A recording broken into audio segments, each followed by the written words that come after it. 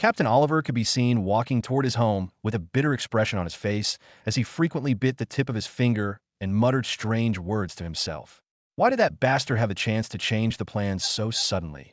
I was on the verge of achieving my goal, he muttered to himself, hatred dripping from his tone. He has managed to win the love of everyone in less than a week, and with that stupid guy providing him with food supply, he will win their love even more. Did I have to find a way to steal that ring? He continued, his tone becoming deeper with frustration. Where is that stupid son of mine? I need him right now. Saying this, he increased his walking pace and took long strides toward his home. As he stormed to his home, he maintained a calm smile on his face. If one saw him, they would find it hard to believe he could harbor hateful thoughts. Sadly, unbeknownst to Oliver, he was being followed, and his identity as the Judas had already been discovered. Far away from him, cloaked magically away from the eyes of passers-by, DeAndre and Alara followed him cautiously. DeAndre had his usual aloof expression while Alara looked worried. That guy is really crafty. No wonder Rowan couldn't catch him. DeAndre turned and said to Alara, "Keep your voice low. He might hear us. We need to follow him and know what his next steps are." Alara elbowed DeAndre and cautioned, Even if we scream at the top of our lungs, he wouldn't be able to hear us." He explained the nature of the magic he was using to her. "Keep quiet." Alara shut him up again as her eyes focused on a man who has been endangering the life of her people by feeding information to their enemies. Seeing that Alara wasn't in the mood for a conversation, DeAndre kept quiet, and both of them walked faster. Though he couldn't help but wonder why she was so tough with him but very gentle with Rowan. Both of them followed Oliver for a few more minutes and saw him arrive inside a small mound house. Seeing that, both of them sneaked closer to the building without entering. "What happened to your face, Judas? Who did this to you?" They could hear Oliver's confused voice as he seemed to be speaking with someone. "Stannis did this," the voice of a young man replied. They could hear the sound of the young man gritting his teeth as he spoke, his hatred evident in his voice. Hearing the name Stannis made Alara's eyes widen, and she shivered with anger. "You know that person?" DeAndre asked, seeing her reaction. "Yes, he is one of the strongest captains in Glenwood and is extremely wicked," she replied immediately. "That means that geezer is not alone. He has another accomplice." DeAndre noted and returned his attention to the conversation. "Stannis. How the heck did you meet with Stannis? Did you travel to Glenwood despite all my warnings? What if Lord Rowan found out?" Oliver berated Judas. "I did not leave Winterseed. That bastard came here at night while you guys were having a meeting. He asked me the whereabouts of 5 Winterseed women who escaped from their village after killing 3 of their soldiers. I tried to explain that there had been a misunderstanding, but he beat me instead and even tried to destroy my balls, and my balls are still hurting right now. Father, I am not sure I will be able to give you a grandchild," Judas explained, anguish clear in his voice. Oliver reacted immediately, really worried about Stannis coming to Winterseed as he understood his bad temperament. It wasn't in their agreements at all. Nevertheless, after ranting and consoling Judas, he told him about his plans. "Try to steal the ring from Lord Rowan while I escape to inform Lord Fagin. Can you do that for me?" "I will, Father, as long as it helps you achieve your goal of leading the village and I become your next in line." Judas replied immediately. A few minutes later, both of them walked out of the hut and left for their separate missions, believing their discussion had been a secret. "Those bastards really have balls of steel to try and challenge Rowan." DeAndre chuckled amusingly. On the other hand, Alara became restless. "We have to act immediately. You can use magic. Take care of them for the sake of our village," she pleaded, but DeAndre refused. "Why don't you want to help?" Alara was confused, tears on the verge of dropping from her eyes. "Rowan has to take care of this himself. I have already overstepped my boundaries by helping him, and I did that because of you, Alara." He flashed her a smile, trying to charm her, but she wasn't fazed. "Let's go to Lord Rowan immediately," she requested. Not reacting to his statement, DeAndre felt bad that she was giving him the cold shoulder, but he had no choice and quickly activated a portal that sent him back to Rowan, who was waiting in the meeting hall. When Rowan saw both of them appear, he immediately inquired about the details of their mission. "It went just as you predicted. He has an accomplice who is also his son." DeAndre was the one who replied first. "The son is on his way here right now to steal the ring while the father is trying to escape the village and leave for Glenwood." He paused before adding, "Also, based on their conversations, one of the captains of Glenwood's army is somewhere around your territory." When Rowan heard the last part, his eyes widened. "Why didn't you mention this part earlier?" he yelled at DeAndre, who only reacted with a shrug. "Lord Rowan, we have to act fast. The captain they mentioned is very powerful and with a lot of battle experience. He is famous in Glenwood as the best swordsman." Alara spoke with worries in her tone. She told Rowan more about Stannis. She even told him about how he has been lusting after them and his plot to take down Lord Fagin and become the ruler of Glenwood. When Rowan asked how she knew, she answered that he always boasted about it to them. Hearing more about this character, Rowan couldn't help but have the sudden urge to kill him. His crazy ambition made him an easy target to manipulate, but his strength and nature made it difficult. Thank you for your help, Overlord. I am so sorry you and your friends have not been introduced to the village yet. When I return from the war, I promise to throw a big party for you all alongside one for our village becoming a free land again. Rowan expressed his gratitude and made a promise. Overlord nodded with understanding. Have you guys eaten? Rowan asked, recalling that he hadn't provided them with food. Rowan, I am a merchant, for crying out loud. Do you expect me to travel without food? There's plenty in the carriage. It might even be more than what you distributed today, DeAndre boasted, flashing a Lara smile. Rowan scoffed at DeAndre for trying to impress his follower in front of him. On the other hand, he was glad she gave him the cold shoulder. Nevertheless, he also wondered how such a small carriage could contain the women and such a large amount of food, and he couldn't help but ask, Ilara, explain to them how big the room was and the amount of food inside it. After hearing her explanation, Rowan was shocked and wanted to get one, but his hope died when DeAndre mentioned the price. Now that he was assured that the women were okay, he bade her farewell, and DeAndre opened the portal as usual. After she left, Rowan discussed with DeAndre and made a few new additions to the supplies he had bought earlier. This time he purchased a few building materials like wood, iron, ores, galvanized, steel, gravels, and others. That he also added more weapons to his collection, some skills, and more food supplies. Sadly, he couldn't purchase any blueprint as he had already purchased some of them earlier. But he wasn't sad about that. After winning this war, he would be able to purchase more goods as he would finally evolve his territory. But that hope was quickly shattered as DeAndre let out a frustrated FCK as he stared at Madair, seemingly interacting with the system. The tournament of merchants is starting now. It was the late hours of the morning, and the village fell into a very doubtful moment, just after the joyful and bright moment they experienced in the morning. Darlin, please come back home safe, Roland's wife, Clarissa, said to Roland with a sad expression on her face. The baby in her hand let out a lovely chuckle as he stretched his tiny hands towards his father, signaling for him to pick him up, clearly unaware of the emotional moment going on between his parents. Roland took his son from her hand and played with him a little before responding to Clarissa with a smile. Lord Rowan is going to lead us to greatness, I believe it. And do not worry about me.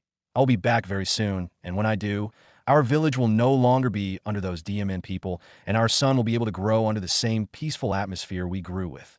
She sighed and prayed in her heart for his safe return and the victory of their village. Roland continued to play with his son. He was still playing with him when two of his soldiers knocked on his door and called him out with panic in their voices. Clarissa looked at her husband questioningly. What is happening? She asked as she took the baby from him. I don't know, but do not panic. Those bratty soldiers are always running and do not know how to call someone out peacefully. He smiled at her and rushed to meet the two soldiers outside. Clarissa went outside with him. When the two young soldiers saw her, they greeted her, and she nodded. Then both of them turned to Roland and said in hurried voices, Sir, we need to go to the south boundary immediately. You have to see what is happening.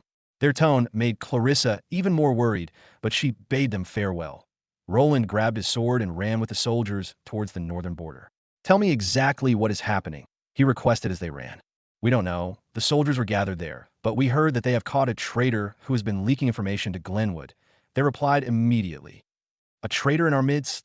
Roland was confused. He has never for once in his life imagined that someone from the village would have the guts to betray them. Could it be him? He wondered as he ran even faster, leaving a big gap between the young soldiers who struggled to follow his pace. As they ran towards the northern border, they met with Captain Josh and Bryce, who were also running in that direction. You guys heard as well? Josh asked Roland and Bryce as he ran beside them. Yeah, there's a F-kin traitor in our midst. I heard if it is true, I will kill that person myself. Bryce let out anger in his voice. Roland didn't reply and kept running ahead. Soon they got to the northern border and saw that a large group of soldiers gathered.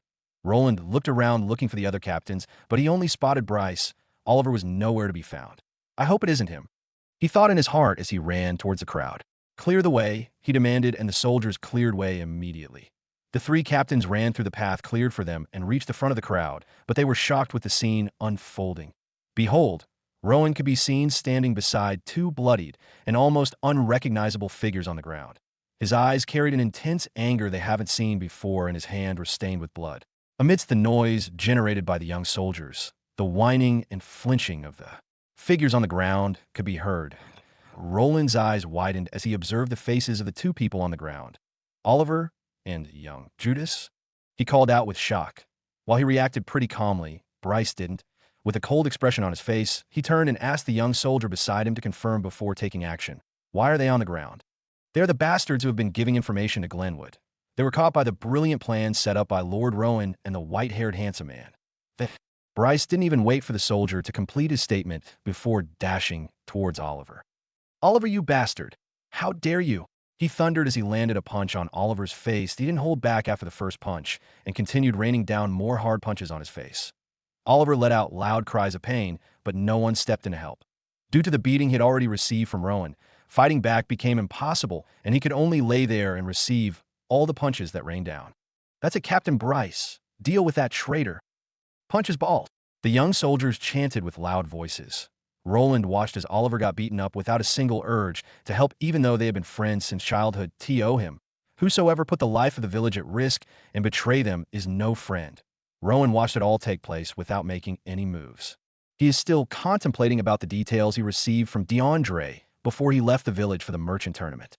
Build your territory and your followers and get stronger as fast as you can, Rowan. The date for the first tournament of Outworlders might arrive soon, and death is not impossible. That was what DeAndre said to him. According to him, transmigrators are referred to as Outworlders by the system. He told him a lot of important details before teleporting out of the village. He left his carriage as a gift to Rowan for their new friendship. As Rowan recalled those details, he made up his mind to do everything to make his territory progress. He returned his gaze to Oliver, and anger blazed in his eyes. Rowan opened his inventory and brought out the dagger he purchased from DeAndre before he left.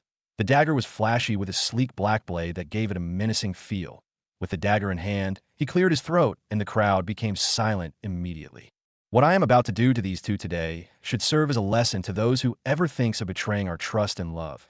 Rowan started as he walked towards the pummeled Oliver and Judas. Bryce left Oliver and Judas and stood at the sideline, watching Rowan take action. Winterseed has been a calm and loving village since its creation, and no one has ever thought of betraying their people. I will not let such stupidity start during my reign, he continued. His words caused the soldiers to look at him with respect and fear as they could feel the deep fury brewing inside him, a sight contrasting his usual loving smile that adorns his face every day. Roland looked at him and tried to speak him out of killing them. Oliver was a childhood friend, and while he hated him for committing such evil, he didn't have the heart to watch him die. Lord Rowan, Oliver has been a good villager since birth. We can't simply kill him. We should imprison him and make him pay for his crimes. He said, we do not have space to waste on them. Rowan replied in a chilly tone. Those who dare to endanger my people will face immediate death. Silence sprawled over the northern border following his chilly words. Not even Roland tried to speak for Oliver and Judas again. Please, Lord Rowan, spare me. Oliver began pleading out as he saw that no one was trying to stop Rowan. He became hopeful when Roland tried to plead with Rowan, but his hope died quickly after Rowan's cold response. As Rowan moved closer to him, Oliver felt as though death was stepping closer, and he kept pleading frantically, please, I didn't know what I was doing, Lord Rowan. Give me a second chance to prove myself. Roland, Bryce, Bruce, Josh, help me. He turned to his fellow captains and pleaded with tears dripping down his eyes. But they all ignored him. Bruce, Bryce, and Josh kept a cold look on their faces. Only Roland showed a semblance of pity, but he didn't try to help such a crucial moment. With death only a minute away, Oliver couldn't help but reflect on all his carefully laid plans and schemes to seize control of the village. He had been so close. Just a few steps away, just a few days from victory, and now everything was slipping through his fingers, shattering right before his eyes. I can't let this happen. I've worked too hard for this. He screamed internally, his desperation rising. The hateful curses and mocking words of the young soldiers rang in his ears, fueling his growing rage. His anger flared, but his body was weak, beaten, and broken. With one last, desperate effort, Oliver gathered every ounce of strength left in his vocal cords and screamed out a name, hoping against hope that it would save him. Rowan was just a few steps away from ending Oliver and Judas when Oliver suddenly yelled out a name at the top of his lungs. Who is Stannis? Why is that bastard traitor calling the name? The soldiers whispered amongst themselves, and even the captains were confused. Bryce looked at Rowan as if requesting permission to attack, but Rowan declined his request. Stannis. Oliver's voice thundered across the northern border. His voice was so loud that even his own throat began to ache, But he didn't stop. This was his only hope of surviving, that if Stannis was really here. As his son said, after hearing his call, he would attack, and the soldiers would be distracted, giving him the chance to escape death. With such a plan in his mind to save his head, he didn't bother slaving his own throat. Juduz looked at his father with puzzlement etched on his face and tried to stop him by yelling, "Dad, why are you calling his name?" But even that wasn't able to stop him. Roland and the other captains looked at Rowan, who stood just a foot away, wondering why he hadn't taken Oliver's life yet. Rowan was standing very close to Oliver. He only needed to swing his hands to kill Oliver and Juduz from this position, but he didn't. He simply stared at them with a cold gaze as his mind wandered. "You think drawing the attention of the bastard hiding in my territory will save you from getting killed? You're even more useless and stupid than I thought.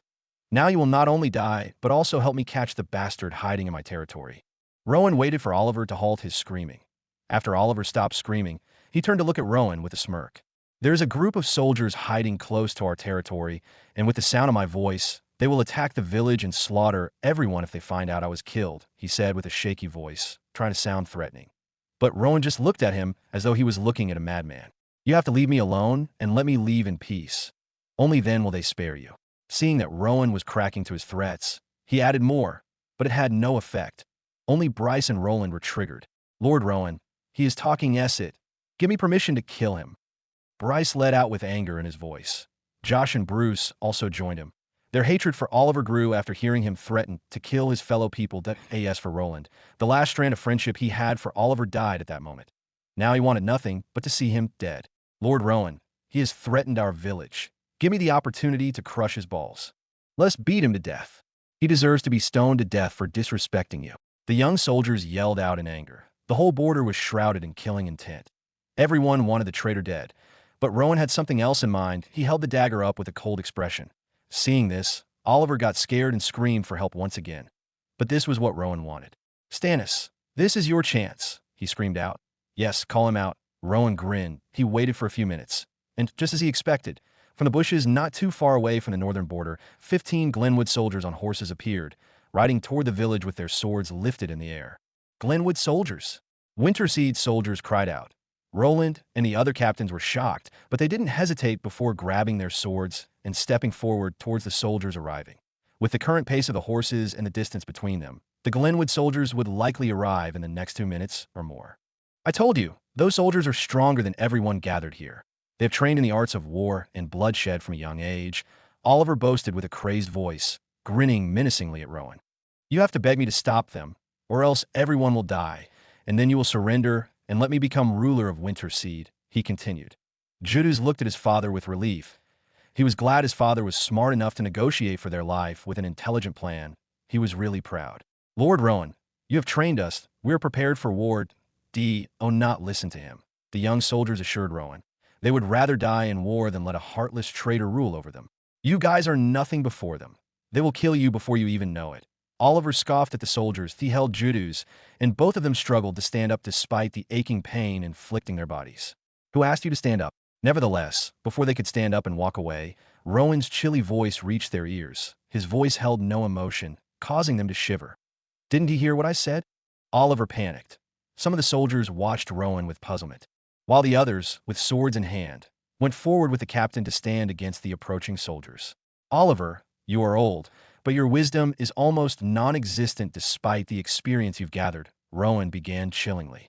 "You betrayed my people, which is already too much and punishable by death. But now you have made it worse by threatening their lives," he continued. Oliver looked at him with fright, wondering how Rowan, who was no more than 19, was able to exude such a scary killing intent. Juduz was more afraid. He hadn't lived enough and was sadly still a virgin. He wanted nothing more than to escape right now and never return. "Why you should be pleading for your life right now, Rowan?" Oliver's voice thundered. "Pleading for my life? I think you've reversed the roles here, Oliver. W? Only I can stop them. You can't do anything."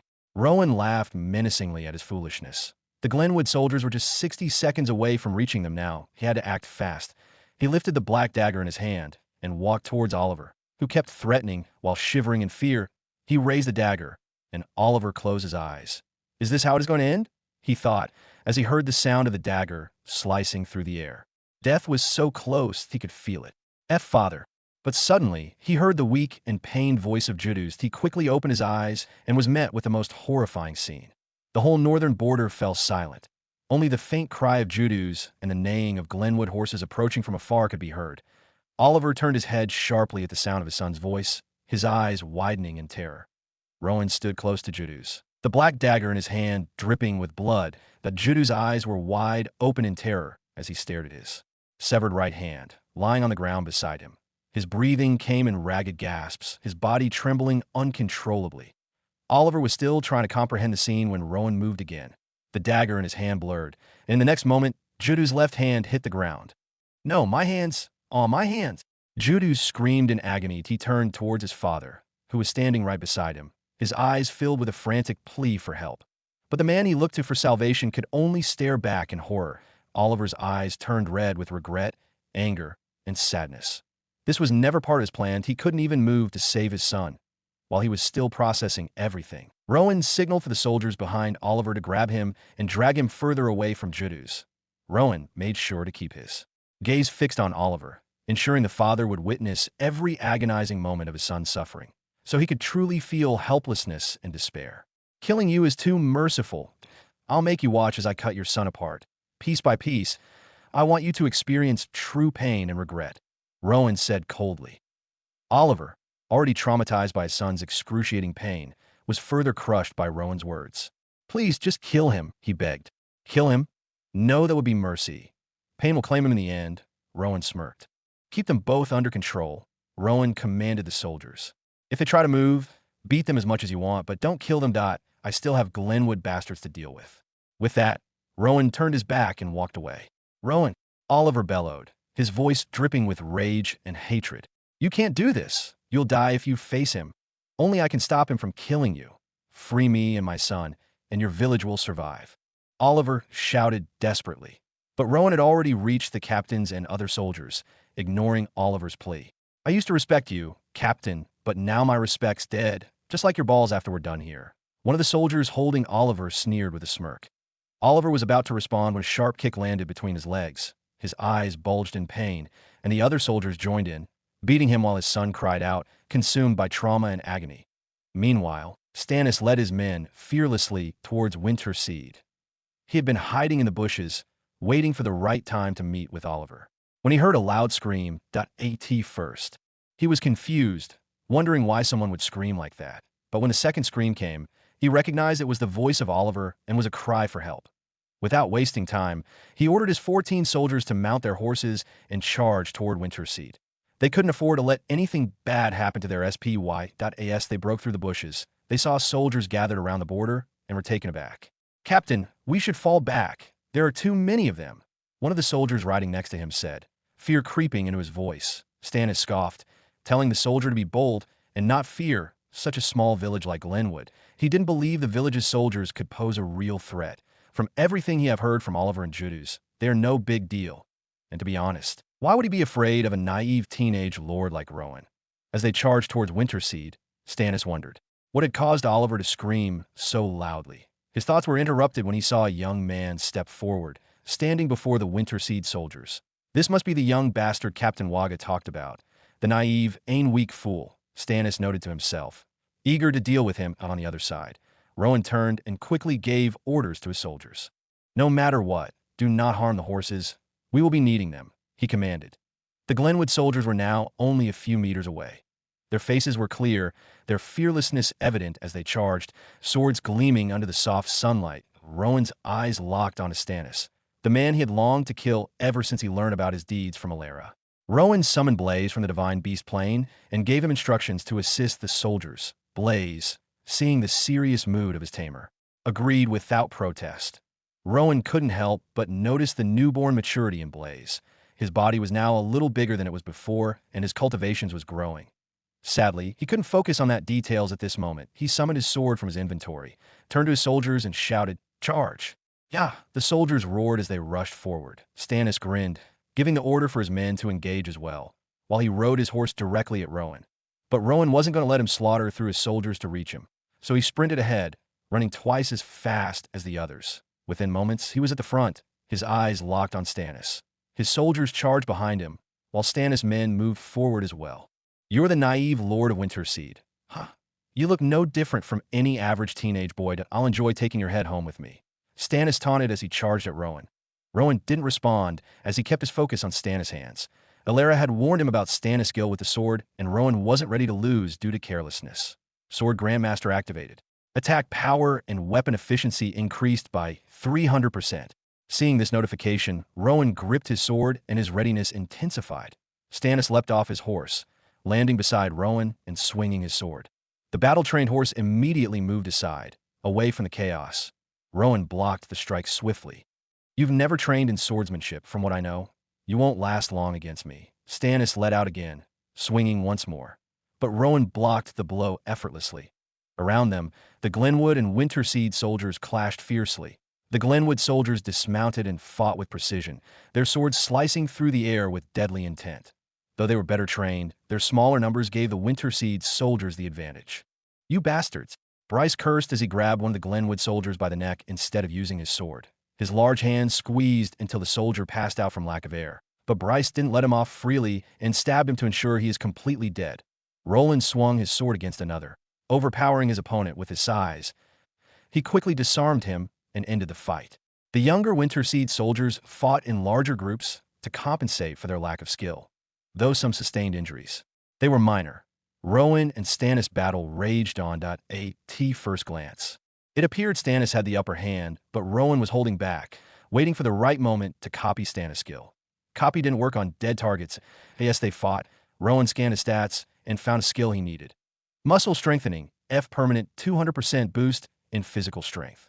Without hesitation, Rowan copied and merged with the skill. You should give up now. I'll let you live long enough to watch me with your women. Stannis boasted, confident of his victory. Uno reverse. Rowan grinned as he blocked the next attack.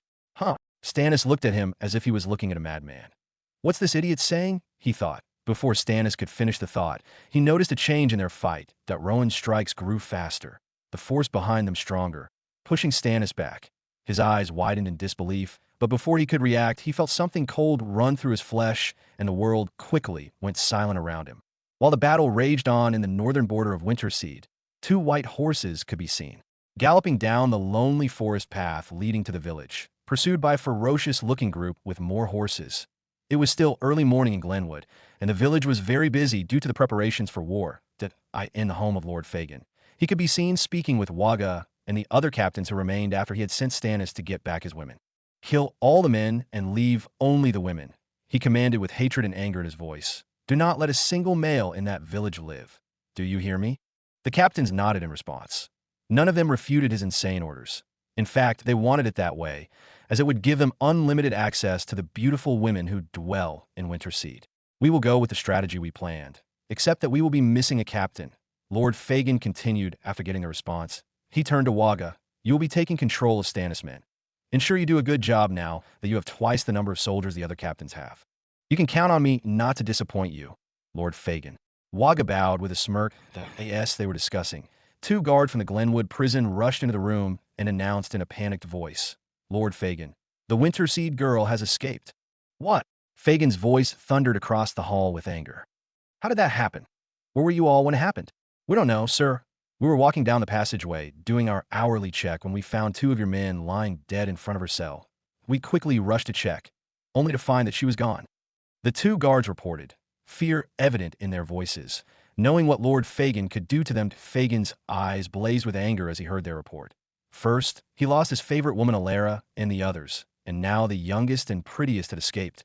How defenseless was his territory for these weak women to escape as they pleased? Wagga and the other captains looked among themselves, wondering how such a woman could kill two well-trained guards and escape without being caught. Someone helped her, Wagga said matter-of-factly.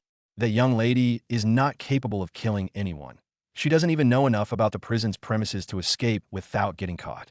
The other captains nodded in agreement. Even Lord Fagin found his words believable. He had been with those women, and they didn't seem like people who could hurt a fly, let alone a well-trained soldier. There was definitely someone helping them.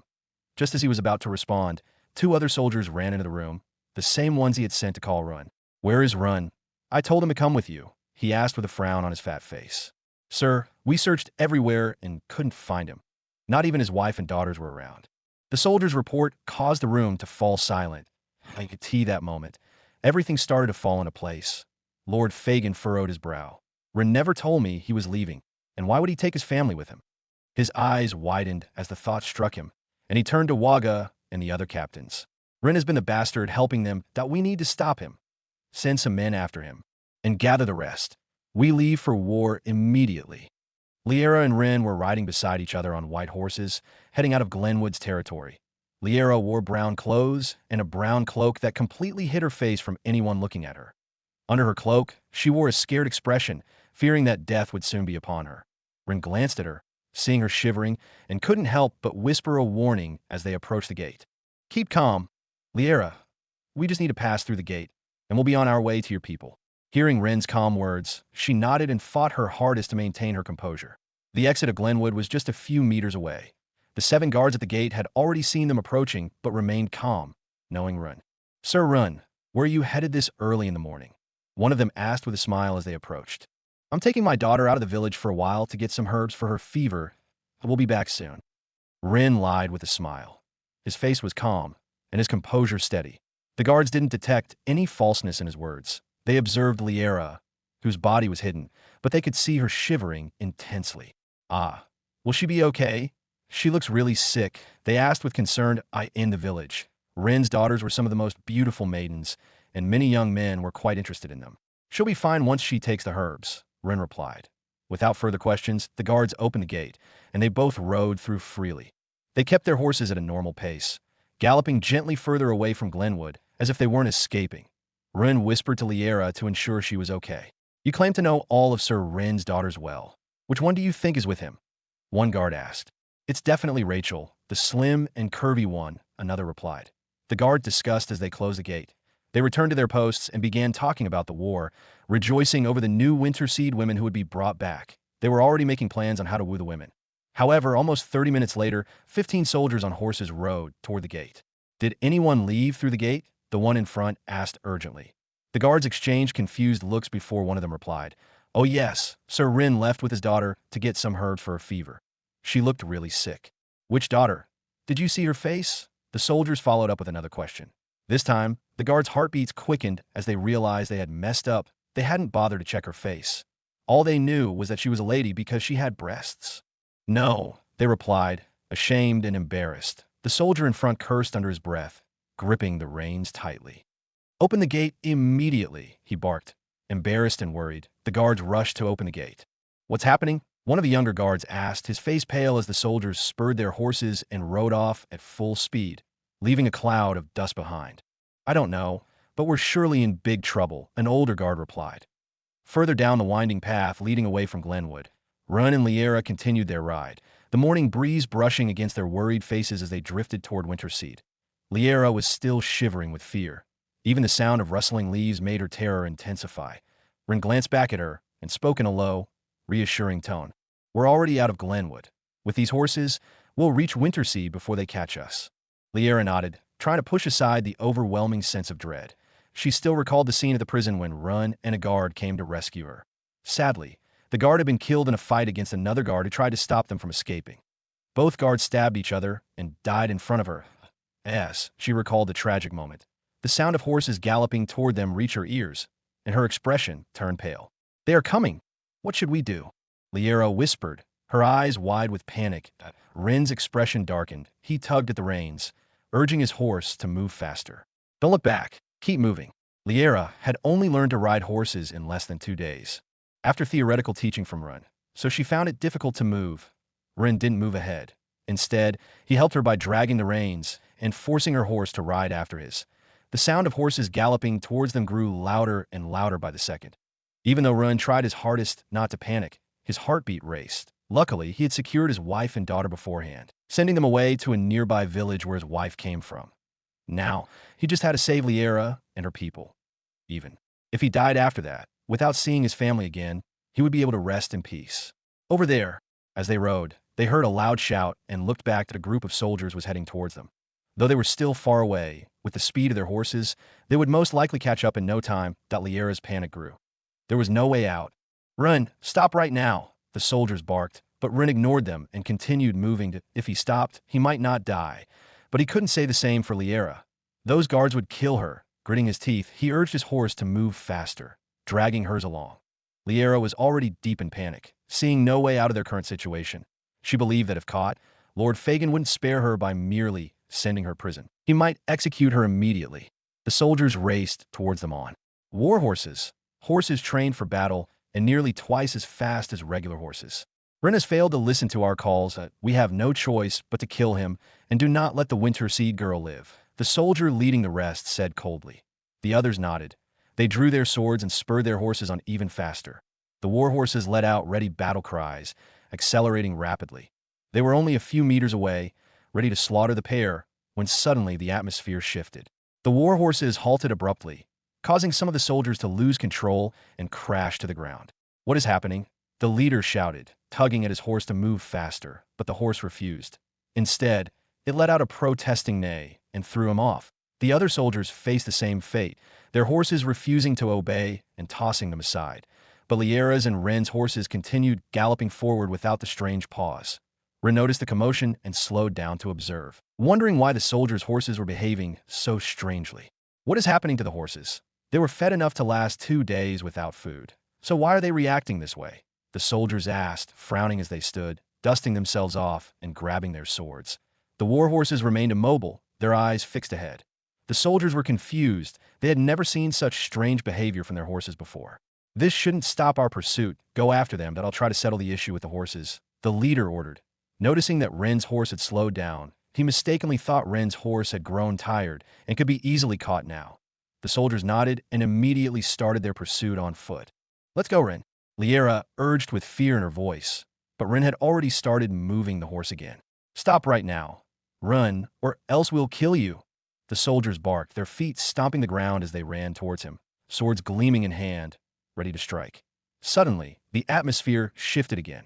The air became chilly, and the wind howled fiercely, growing chaotic. The soldiers hesitated, confused by the sudden change, but before they could react, they found themselves being lifted into the air, spinning uncontrollably in circles. What is happening? I'm flying. My eyes. They yelled in confusion. Even Rowan and Liera stopped, looking back to see what was happening. They were stunned to see 19 men being tossed around by a violent, chaotic whirlwind. Their mouths dropped, and their eyes widened in shock at the sight. The leader was equally shocked. What is going on? First, the horses, and now this strange whirlwind.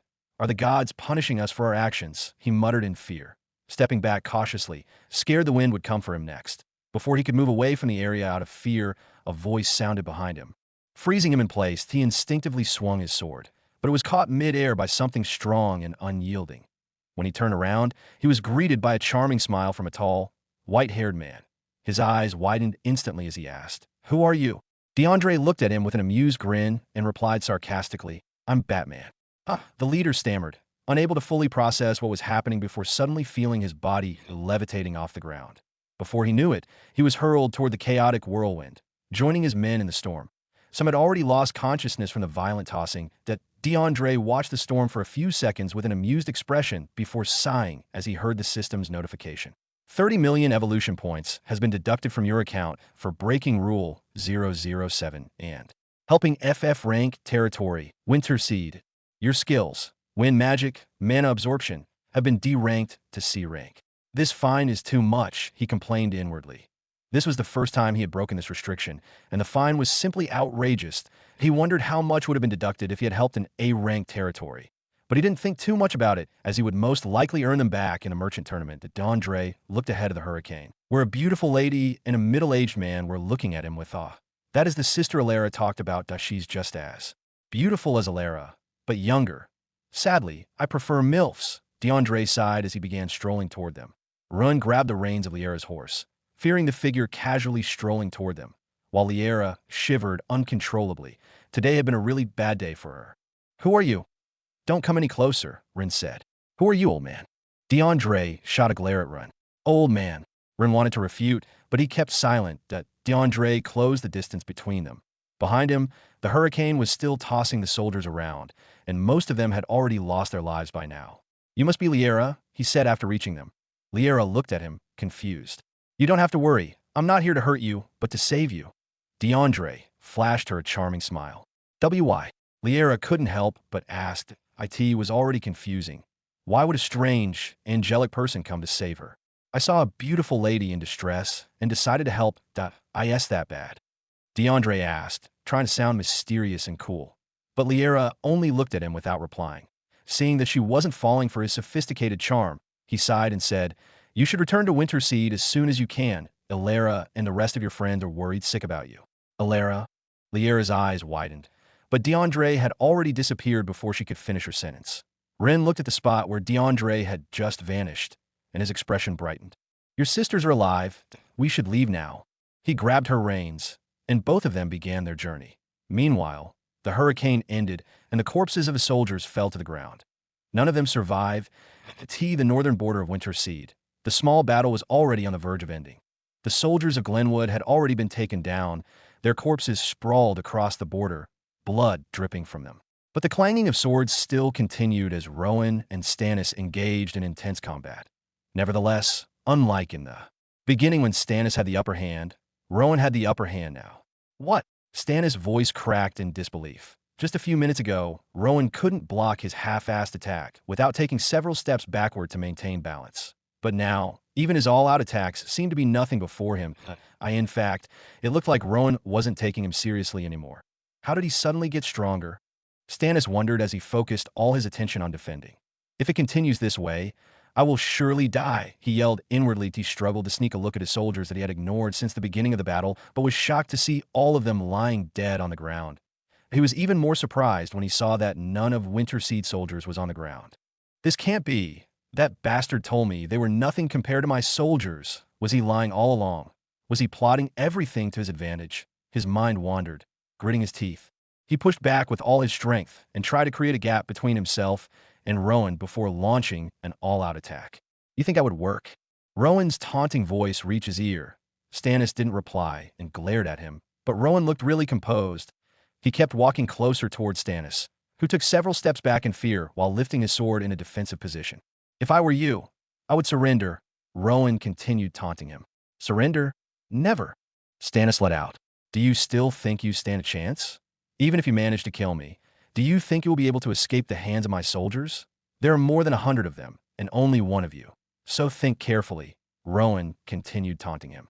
Rowan had decided against killing him instantly as he needed more info on Glenwood, that he believed in the strength of his men, but at the same time, he couldn't overlook the fact that Glenwood had more than 6 times his army. Meanwhile, Stannis considered his options. "He is correct. I can't win against him or his soldiers, and I can't die without completing my goal. What if I use his men to take over Glenwood? Then I can kill him later for the death of my men." Stannis' mind immediately came up with a plan. "Fine," he let out in defeat, tossing his sword to the ground and lifting his hands in surrender. "I will help you wage a good war against my village as long as you promise not to kill me," he offered.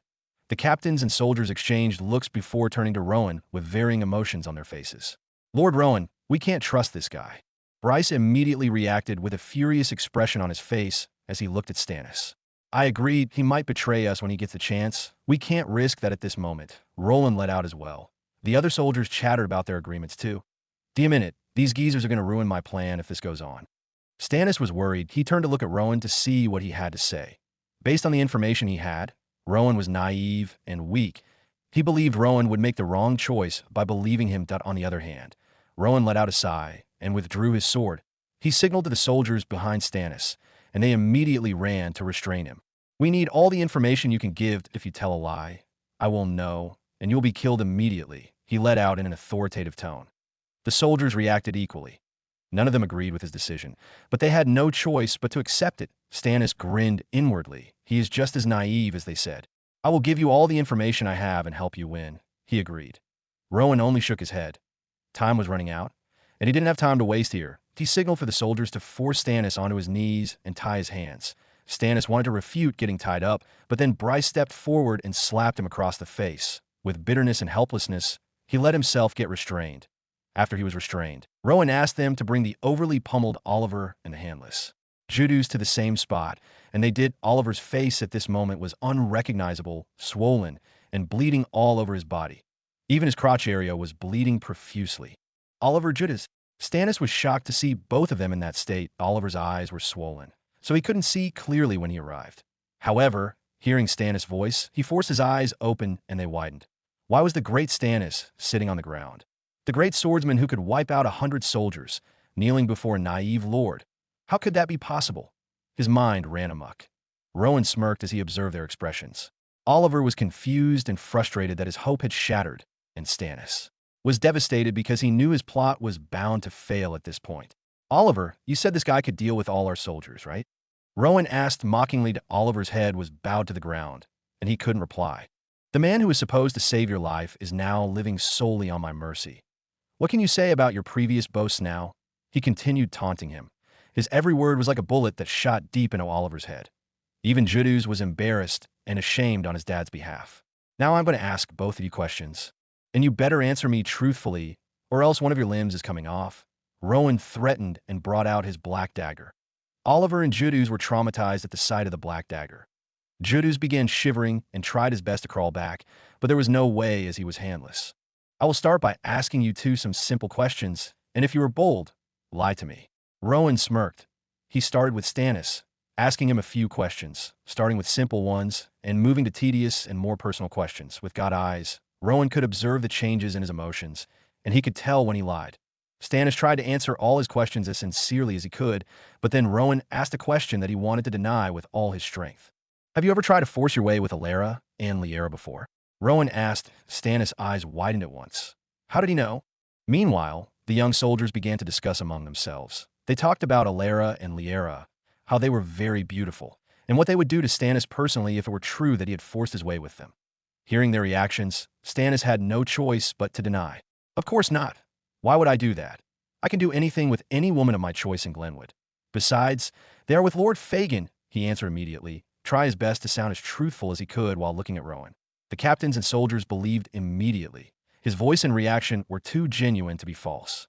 You lied. Rowan grinned, and his dagger moved following his words.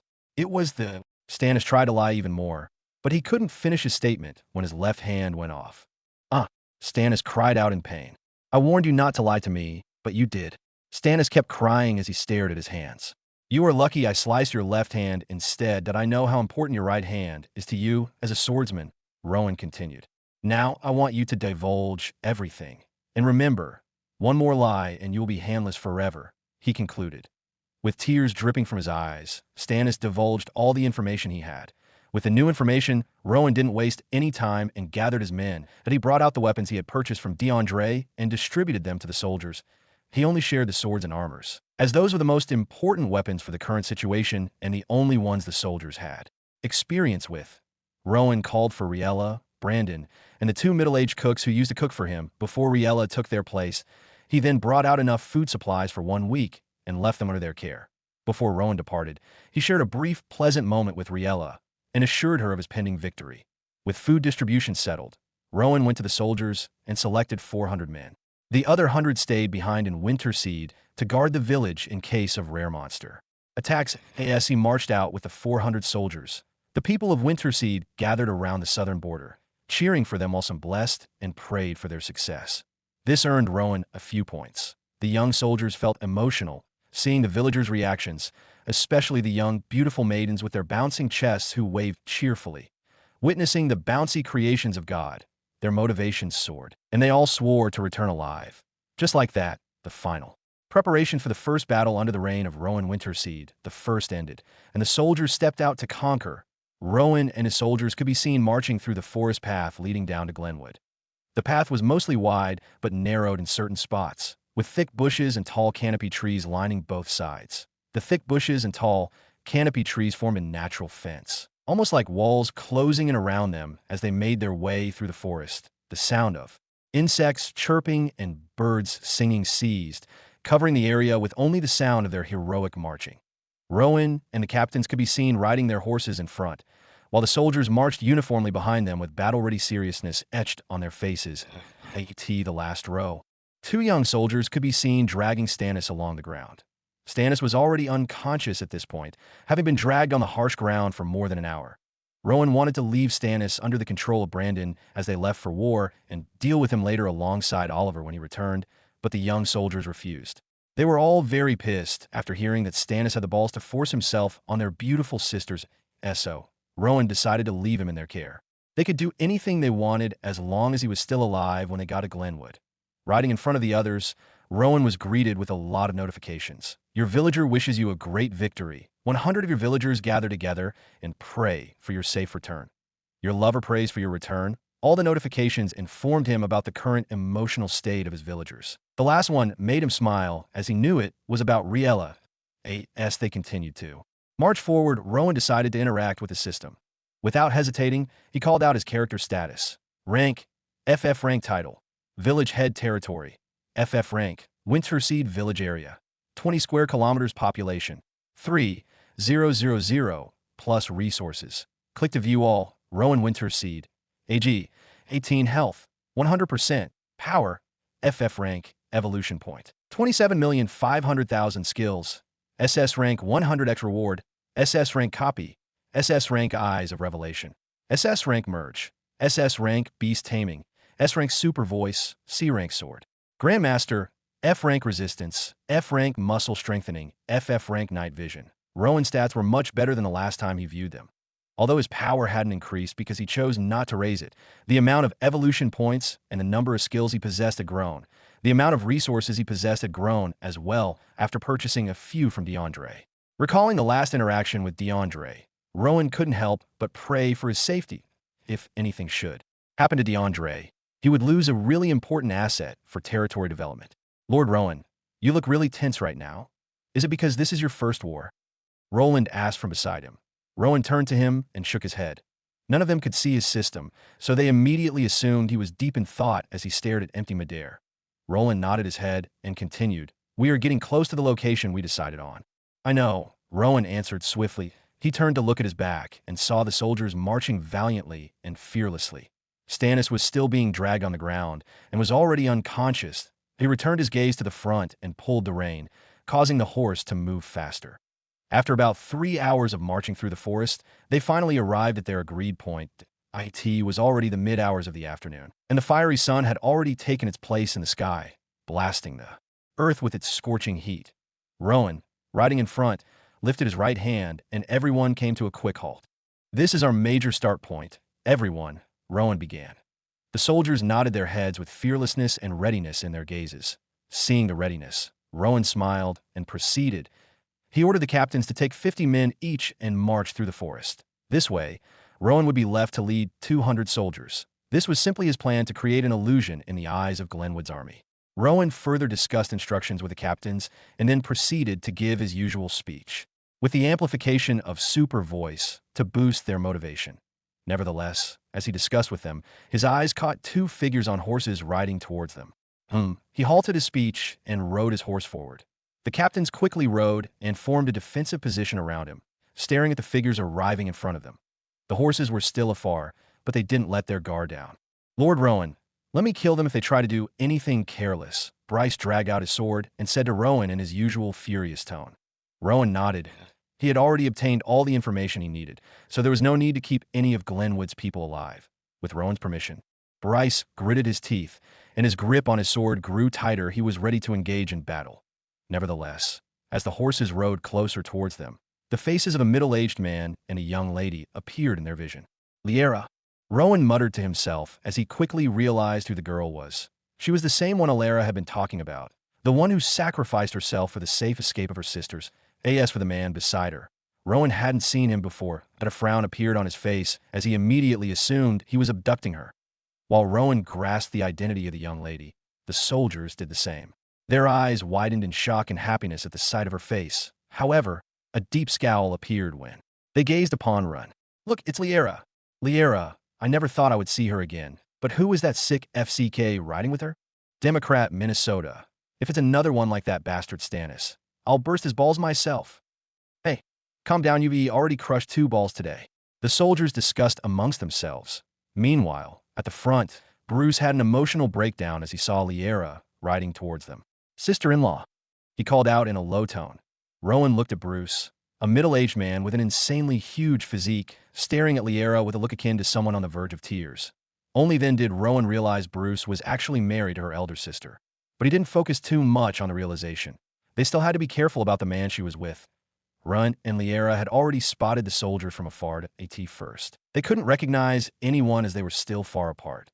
But even so, they kept riding, as long as it wasn't Glenwood's army. They knew they were safe as they rode closer. Liera recognized Bruce's face, and her eyes lit up. "They're from Winterseed. They're my people. We're safe," she said cheerfully. Hearing her response, Rin felt both excitement and shock. He was excited that Winterseed was already preparing for war, but shocked at how quickly they were moving. They were supposed to be unaware, he thought inwardly. Alera and the others shouldn't have reached the village by now, even if they used horses. Plus, Stannis and his men were sent to capture them, making it almost impossible to reach the village and inform them in time. Also, according to the information they received from Oliver, Winterseed had planned to attack when the soldiers came to collect their weekly harvest from the villagers. This meant they weren't supposed to be attacking today at all. But now, Winterseed's soldiers were marching toward Glenwood, which meant they had already been informed. How could that be? Ren had many questions on his mind, but he kept moving forward. He looked at the soldiers and could feel their heated gazes on him, making him realize his precarious situation. "My name is Run, and I am not your enemy." Ren's voice echoed through the forest, causing the soldiers to stiffen, their hands tightening around their weapons. Rowan watched closely, his eyes narrowing as he gauged Ren's sincerity. He activated his inspection skill to quickly observe his stats. From what the status revealed, Ren held no hostility toward them. Still, Rowan couldn't judge his character based solely on his stats. Meanwhile, Liera's eyes darted from the soldier's cautious stares to Bruce, her expression softening as she laid her eyes on him. Without hesitation, she slid off her horse and ran toward him, her face glowing with joy and remorse. Bruce also jumped down from his horse, running toward her with tears streaming from his eyes. As they neared each other, the tension of the moment melted away. Liera threw her arms around Bruce, and tears of joy began to drip from her eyes. Both of them hugged each other tightly. They looked more like father and daughter. While the two of them embraced, the young soldiers advanced toward Ren with hateful glares on their faces. Despite his claim that he wasn't an enemy, none of them believed him. About 5 minutes had passed since Ren and Liera arrived. Most of that time, Liera spent with Bruce, crying her heart out in his embrace. It was a great relief that she was finally out of Glenwood's torturous hands, and now in the arms of her loved ones on the other hand. Ren was being restrained by the soldiers, who gave him heated glares. Ren tried reasoning with them, but they paid deaf ears. Having been betrayed by one of their trusted captain and colleague, trusting others became difficult for them. Far away from the commotion, Rowan sat on his horse and observed the entire scene with a calm expression on his face. He patiently waited for Liera and Bruce to finish their emotional moment before taking any action. Another 2 minutes passed, and Liera finally let go of Bruce and turned to look at Rowan. When she arrived with Run, the only person she had recognized besides Bruce was Rowan, but she hadn't paid much attention to him. Now, however, as she looked at him, she couldn't help but be dumbfounded by how much he had changed. The Rowan of 6 years ago always had a shy and inexperienced look on his face, but the Rowan staring at her right now was the total and positive opposite. "Lord Rowan," she muttered in a low voice. "Liera, it is good to have you back," Rowan responded with a smile. But he didn't have enough time for formalities. His expression turned serious at once as he turned to point at Run and asked, "Who is he?" Hearing his question, Liera quickly realized that she had forgotten about her only helper. When she saw the soldiers holding him down, she immediately rushed to their side to free him. The soldiers let her do what she pleased, but they were confused as to why she was rescuing him. Wasn't he trying to abduct her earlier? They asked themselves, after getting freed from the brutal hands of the soldiers. Rin dusted himself and bowed his head deeply before Rowan. "I am sorry for failing to greet you earlier. And my name is Rendat. I was an advisor to Lord Fagin of Glenwood before betraying him by freeing Liera. I am not your enemy," he said. Rowan looked at him with squinted eyes as he spoke. Then he turned to Liera and gave her a questioning gaze. "He is telling the truth. After Alera and the others left Glenwood, I was locked in a cell to die of starvation. Ren was the only one who fed me and aided my escape, even endangering his life and the life of his family in the process," Liera explained. The soldiers who manhandled Ren earlier felt apologetic after hearing Liera's explanation. After explaining, both Liera and Ren looked at Rowan, anticipating his next action. Rowan sighed and thanked him. "Thank you for rescuing Liera." And then he followed up with a quick question. "But if I may ask, why did you let go of your good life in a powerful village such as Glenwood and decide to help a girl from a weak, backwater village?" Rowan had thought about this after hearing Liera's explanation, that if he was an advisor of Glenwood's lord, Then his life in the village was definitely good. But why would he take such a foolish risk by saving Liera? Although he appreciated his kindness, he couldn't help but wonder the reason for his decision. I am a righteous man, and no matter where I find myself, I try to do the right thing. When I saw that she needed help, as a father with daughters her age, I couldn't let go without helping her, Ren stated with a smile. That is great, but that still doesn't explain your reason for escaping with her. Risking your life just to uphold your righteousness is unreasonable. There must be a deeper intention behind your actions. Rowan followed up without backing down. His questions were so well thought out that even Rowan, who was an advisor known for his wisdom, couldn't help but admire him. He couldn't help but wonder why the spy told him Rowan was naive and inexperienced. Nevertheless, he didn't keep Rowan waiting and gave his answers, stating his reasons for taking such a bold and risky step. He told Rowan how he tried to warn Lord Fagin against his actions, but Fagin never listened and always put the life of the villagers at risk. I don't want myself and my family to die because we're on the wrong side. So I picked your side. I believe you're going to win this war because you are in the right. Before, that was just a speculation in my heart, but seeing you today, I believe your victory is inevitable, Ren replied. After hearing all his reasons, even Bruce couldn't help but nod his head gently. Good. Now we're going to get even more authentic information from someone close to the Lord of Glenwood. Rowan rejoiced inwardly. Yes, he was about to engage in a deeper, strategic conversation with Ren. Liera suddenly opened up and told him about a mysterious white-haired man who helped both of them, and then asked about the whereabouts of Alera and the others. A handsome, white-haired man. Rowan asked with confusion etched on his face. There was only one person who fits that description. Liera, and Ren nodded. I thought he was going to the merchant tournament immediately. When did he get the chance to save them, and why? Rowan pondered. Did he say anything before leaving? He asked. Yes, he told me to hurry back to the village and also said that Alera had arrived in the village already. I asked that the truth? Are they okay? She asked. It was clear that she was worried for her sisters. Rowan immediately cleared her worries and assured her that they were okay and safe. Nevertheless, he couldn't help but curse at DeAndre inwardly, first, when he heard the description of the mysterious man. How cool and flashy his magic was, and how gentle he was with her. The first person that came to his mind was DeAndre, and his guess was confirmed after he heard what he said to them before leaving. Nevertheless, he didn't dwell on that topic too much. He spoke with Ren, inquiring as much information as he could about Glenwood. Ren was pretty honest, revealing everything he knew, starting from the time of the attack and the particular strategy Lord Fagin was going to use. He even tried to suggest a counter-battle formation to conquer Glenwood's army. Ren also went as far as to explain to Rowan how lucky he was that the strongest captain wasn't around. He is the greatest captain and the strongest swordsman in Glenwood, but he was sent away to capture Alera and company since he hasn't returned, and you claim they are okay. That means he was either killed on the way by goblins or got lost in the forest. Without him around, your victory would be much easier, he said. You mean Stannis? Rowan asked.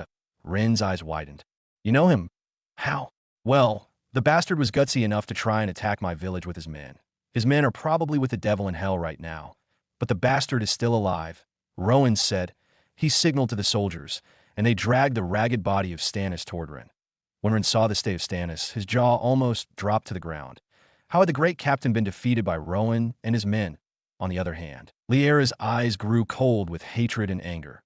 Her fists trembled as the sudden urge to run over to him and squeeze the life out of him surged in her mind. If this guy is your so-called greatest captain and strongest swordsman, then taking down the other captains will be pretty easy, Rowan said with a smirk. But his words fell on deaf ears. Ren's eyes were fixed on Stannis, who was bloodied beyond recognition. His face was swollen, one of his hands missing, his body covered in ghastly wounds, and his cloth armor torn and ragged, making him look like a madman. How many soldiers did it take to bring him down? Ren quickly turned to Rowan and asked with curiosity, Soldiers, are you underestimating the power of our Lord? The soldier holding Stannis said with an annoyed expression on his face. This guy is not worth half the strength of Lord Rowan. If Lord Rowan wanted, he could have killed him when they fought, but he let him live simply because he had use for him. The soldier bragged with a smug look on his face. The more he spoke about how Rowan took him on alone, the more shocked Ren became.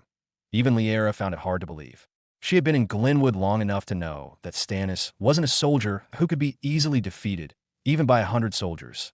But Lord Rowan was able to defeat him and make him beg for his life on his knees. How was that possible? How strong had Lord Rowan grown since she left the village? Lord Rowan, what are you waiting for? March your soldiers toward Glenwood and claim your victory. Ren urged. Rowan smiled. Haha, then it's settled. He turned to his soldiers and quickly made a few changes to their formation. This time, Rowan sent 300 soldiers with the 4 captains into the forest to form a sneak attack squad. While he led the remaining 100, according to the information from Run and Liera, Glenwood's soldiers had already begun marching toward them, and within the next 7 hours, their forces would likely clash. Unfortunately and fortunately, it would be around the mid-hours of the night. The IT was still the late hours of the afternoon. Glenwood soldiers, under the leadership of their fat lord, could be seen marching towards Winterseed with serious expressions on their faces. The army behind Lord Fagin had more than 3,000 soldiers. 500 soldiers rode on horses while the others marched. Lord Fagin and his 8 captains rode their horses, staying at the front. They led the soldiers toward Winterseed to conquer it. After killing Lord Rowan, they believed their village would prosper even more. The number of slaves working their farms would increase, the number of usable women would rise, and their village would become more popular among others. With this motivation in mind, they kept marching forward. Lord Fagin, riding ahead, waved his hand, and 2 soldiers quickly ran to him, handing him a big piece of meat that they had prepared beforehand. Fagin took the large piece of meat and devoured it in just 2 big bites. He then let out a satisfied belch and continued riding forward. Some of the soldiers felt disgusted but couldn't voice it. Even the captains were repulsed by his actions. How could their lord be nothing but a fat tyrant who knew nothing of ruling except conquering smaller villages and taking their women? The past lords had been nothing like him. They were all powerful warriors and true leaders. Nevertheless, Fagin was too obsessed with flattening Winterseed and seizing all the beautiful women for himself to notice the feelings of his soldiers. It had been nearly 3 hours since they had marched out of Glenwood. Due to the large number of soldiers, they had only managed to move a short distance away from their village. Lord Fagin, look over there. One of the captains pointed ahead of them. What? Fagin lazily asked, struggling to move his fat head in the direction the captain pointed. The other captains and soldiers riding at the front had already seen the surprising sight, and their faces were filled with shock. Up ahead, several meters away, 15 horses stood in a dazed state. Close to the horses, 15 soldiers were lying on the plain ground, or so it seemed to them. When Fagin saw this, his gaze immediately turned furious. Those bastards I sent after Liera and that traitor Ren are resting instead of doing their jobs, he shouted in anger. The other captains understood his rage. You, go wake them up, Waga, who was beside Fagin, said to 2 soldiers behind him. The soldiers nodded, pulled the reins of their horses, and rode toward the group of horses and sleeping soldiers. When they arrived, they made their horses stomp on the heads of the men to wake them up. You lazy bastards! How dare you defy the orders of our great Lord Fagin? Wake up this instant and face his wrath. One of the soldiers berated as he stomped their heads, but there was no response. Not even a single movement from the man on the ground. That moment, the soldier noticed the strange state of their leather armor. It looked as though it had been squeezed by something incredibly strong. Strange, the soldier thought to himself, and he stomped their heads even harder. Still, there was no response. His eyes widened as he realized the truth. He turned to look at Lord Fagin and the soldiers, who were watching him with squinted eyes, and said in a loud voice, "They are dead." Gasps erupted from the soldiers. "What do you mean, dead? I told you to wake them up, and now you're making up lies in front of me. Are you courting death?" Fagin was in disbelief and berated the soldier instead. "I am not lying." The soldier responded quickly. He dismounted his horse and grabbed the body of one of the soldiers. Lifting the body up, he let go of it, and it slumped back into its original position without a single reaction. He did the same with the others, and only then did the shocking realization sink into Fagin's reaction was, as expected, overly dramatic. He ordered the captains to inspect the corpses themselves. When the captains returned, their reports shocked him. "What do you mean they died without any wounds?" he demanded, but the soldiers gave no answer. How could they have died without wounds? What had killed them? Why were the horses standing there without any reaction? So many questions filled their minds. This is the work of Run. Fagin finally concluded. That traitor knows how to use herbs to heal, which means he also knows how to use them to kill. He poisoned them, he continued angrily. His conclusion was quickly accepted by the soldiers. They all knew about Ren's ability to heal with herbs, and they also knew that some herbs could be poisonous, which meant Ren could indeed kill with them. Demon, he's most likely taking that Winterseed wench to her people, and then he'll give them all the information about us that we need to move faster and make sure he doesn't get the chance. Even if he does, the people of Winterseed won't be able to fully prepare before we arrive, he said to the soldiers. Based on the calculation from my advisors, we should arrive in Winterseed before midday tomorrow if we stop to rest on the way. But why should we rest? Let's keep marching forward, he roused his soldiers. They let out a loud war cry and clanged their weapons together. We need to reach their village before dawn and attack, while they sleep, Fagin declared with a wicked grin. Without further delay, he resumed leading his men toward Winter Seed to conquer it. They marched past the corpses of the soldiers on the ground. Some tried to take the horses, but the animals refused to budge. That it was as if their bodies were frozen, though strangely, they were still breathing and alive. What could be happening? The soldiers wondered, but they didn't stay to find out and kept marching forward. Meanwhile, in a vast plain where a gathering of powerful individuals stood, DeAndre suddenly recalled something and muttered to himself, "Damn it, I forgot to deactivate the mind break spell on those horses." Nighttime quickly arrived as the army of two villages marched toward each other with different purposes. One wanted to conquer the other to obtain women, while the other wanted to protect his people and improve his territory. Though with different purposes, their goals were similar, which was conquering the opposition. It wasn't the darkest hour of the night yet, as the moon hung up in the sky and provided the earth with its crescent glow as usual. Unfortunately, as the sky turned dark, so did the expressions of Winterseed soldiers, as fear quickly gripped their hearts. Roland and a group of 100 young soldiers moved cautiously through the forest. Unlike the clear path cutting through to Glenwood, the path inside the forest was rough, filled with vines and thorns that made moving difficult. Rowan held his sword and chopped down as much vine as he could while the young soldiers walked behind him. He couldn't help but notice their slowed movements. They had all become inactive, unlike their active selves in the daytime. They no longer chatted amongst themselves, afraid of drawing the attention of monsters. Roland turned to look at the soldiers behind him, who were shivering in fear as they took cautious steps forward. "Walk faster, all of you, your soldiers. Fear is a natural reaction, but you're not its BTCH. Get a hold over fear and make it your BTCH. Only then will you become great soldiers." He tried to motivate them. The soldiers nodded their heads, but the fear in their minds remained. They kept thinking of the negative possibilities while neglecting all the positives. This was the work of fear. Their minds only considered the negatives, like, will a monster attack? What if we get attacked by hobgoblins? What if a group of Raytax attacks like the other day? Will they be able to survive? With these negative thoughts running through their minds, they gradually forgot about the freedom and victory awaiting them. Roland could only sigh and continue forward, swinging his sword to clear off the bushes blocking his path while also creating one for the others. Roland was currently leading the first 100 men in front as they took the left side of the forest. Far behind him and his men, Bruce could be seen leading 50 soldiers on the right side. Bryce and Josh led one group of 50 soldiers. The formation inside the forest was pretty simple. The first group in front had the job of scouting and informing the others of the presence of Glenwood soldiers. Once the Glenwood soldiers arrived, they would send a signal to the group behind them and also to Rowan's group. This was a formation they hadn't experienced before, so it was kind of new. Nevertheless, they trusted in the wisdom of their Lord Rowan. In the clear and wide path, Rowan led his 100 men. Riding beside him were Rowan and Liera. Since he couldn't send them to Winterseed alone, he decided to bring them to war. When he made the suggestion, he expected Liera to refuse, but shockingly, she agreed. In fact, she was joyous about experiencing the war, excited to see the expressions on the faces of the people who tormented her after losing to Rowan. As Rowan rode forward, his eyes were fixed in front.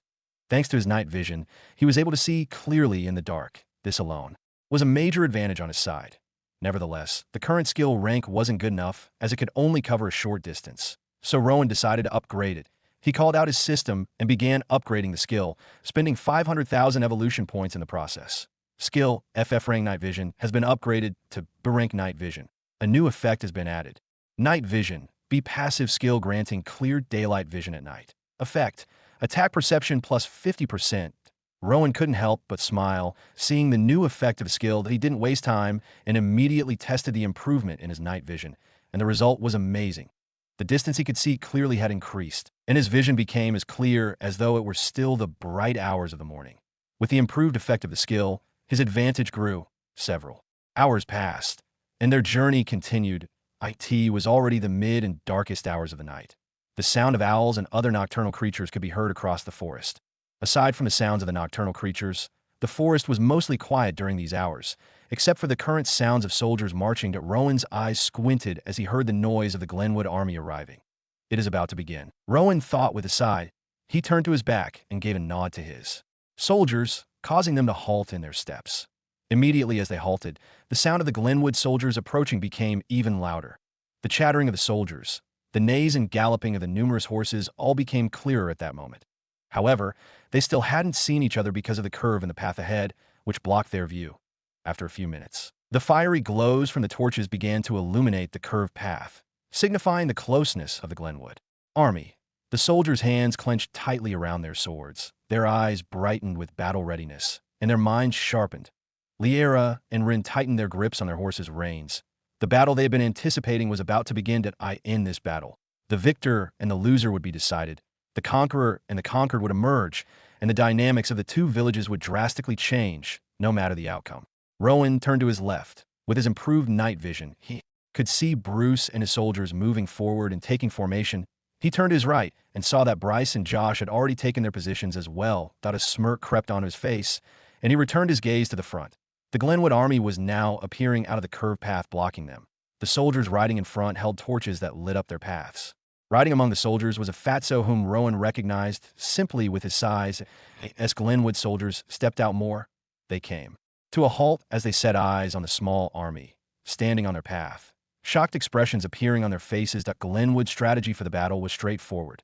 They planned to reach Winterseed as quickly as possible and launch a surprise attack when it was least expected. By doing so, they would avoid casualties on their side and reduce the overall effort needed to secure victory. With the strategy in place, victory was just a single step ahead. However, what they never considered while making this plan was, what if Winterseed was prepared? Thus, when they saw the army stationed far away, their expressions crumbled in shock. Captain Waga and the other captains were the first to spot the soldiers, as they were looking ahead cautiously. Unlike Lord Fagin, who was busy devouring a large piece of meat while riding alongside T first, they thought it was just their imagination, as they never expected an army to be stationed in the middle of the forest. But as they looked closer, and with the help of the dim moonlight, they realized it wasn't an illusion. It was real. What? Why are they here? Waga was the first to react. Didn't that bastard spy say they wouldn't take any action until the day after tomorrow? Another captain asked in disbelief. Does this mean he's been betraying us all this time? Feeding us false information? A third captain speculated. Only after the captains began discussing the situation did Fagin understand what was happening. Tearing his focus from a meat, he looked ahead and saw a small army stationed there. Even though it was 30 times smaller than his own, it still took him by surprise. His expression crumbled instantly, and he cursed. That bastard has been lying to us all along. Turning to Waga, he added, make sure to catch that guy and bring him to me.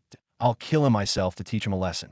While Glenwood soldiers reacted, Rowan smirked and signaled his men to get ready. Then he pulled the reins and rode his horse forward towards Glenwood army. Fearlessly, Glenwood's soldiers barely reacted, even as they saw Rowan riding toward them. They didn't see him as a threat, but rather as prey they could easily defeat. Fagin watched Rowan's approach with disgust. You're just as fat as the descriptions, Rowan mocked as he neared. You! Fagin's bulky frame flinched with rage, but Rowan ignored his reaction and continued moving closer. You and your people should be ashamed for taking control of a small, defenseless village just because their lord was ill. Rowan continued, berating them without restraint. He took every opportunity to mock Fagin's obesity and ridicule their cowardice and foolishness, saying everything he knew would get under their skin. Waga and the other captains argued back, laughing at Rowan's physique, mocking his village, and even ridiculing his father for being an irresponsible man who abandoned his duties, leaving them in the hands of a weak son. Their verbal exchange lasted for about 2 minutes. At this point, Rowan was only a few meters away, standing face to face with Fagin, completely fearless. Fagin scoffed. You talk a lot for a naive fool who doesn't even have full control over his village. I think you meant control over your village, Rowan smirked, then continued. If your village is as strong as you claim, how did 5 innocent and weak women escape? How did your strongest captain, Stannis, lose to me? And why doesn't even your advisor believe in you? Rowan dropped bomb after bomb. In battle, one underhanded technique is to erode the opponent's confidence, shattering their morale and making them lose hope. This forces them to make reckless, unplanned decisions, inevitably leading to a humiliating defeat. This was Rowan's plan exactly. And as expected, his words had a powerful effect. Through his night vision, Rowan saw the disbelief on the faces of Glenwood soldiers when they heard that Stannis had been defeated. It was clear that their faith had been in him. As for Fagin, his face twisted in rage as he barked loudly. So, Rin's with you, huh? I knew it. That bastard. After I'm done killing you and your men, I'll deal with him personally. And as for those women, I'll drag them back and make them suffer like never before." Rin and Liera heard his words, but it only deepened their hatred and anger. They silently prayed for Fagin's swift and painful demise. Meanwhile, Glenwood soldiers grew enraged over Fagin's threats against their beloved sisters. Bruce gritted his teeth, vowing to cut off Fagin's tongue for his vile words.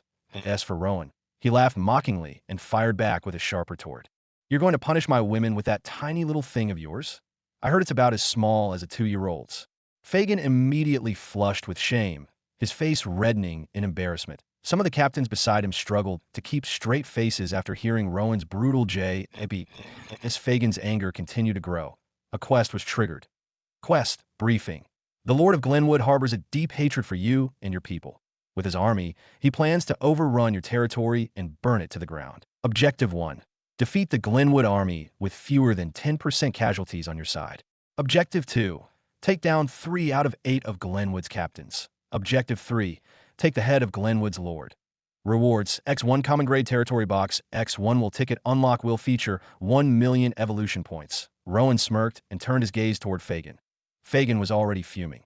His soldiers had drawn their swords, ready for battle. The captains lifted their hands, ready to signal any second. "Since you love to run your mouth, I'll save you for last. I'll let my army slaughter your little group first, and then we'll see if you can keep talking." Fagin grinned. He nodded at Waga. Waga quickly signaled the other captains, who in turn signaled their soldiers. The sound of swords being unsheathed filled the air, spreading across the forest in the dead of night. Rowan lifted his hand to signal his own soldiers, his eyes still locked on Fagin. "Let's have a fair fight," he said coldly. He then rode back to his troops, who were ready for battle. "Draw your swords, men of Winter Seed. Now is the time to prove yourselves worthy, the time to show your strength and make your ancestors proud." The more Rowan spoke, the more his soldiers' confidence surged. Notifications of their rising morale popped up with each word. That Winter Seed's soldiers gripped their swords tightly and took battle-ready stances. As they steadied themselves, thoughts of their families and loved ones filled their hearts. As the faces of those loved ones appeared in their heart, a supernatural boost in confidence and motivation appeared in their hearts.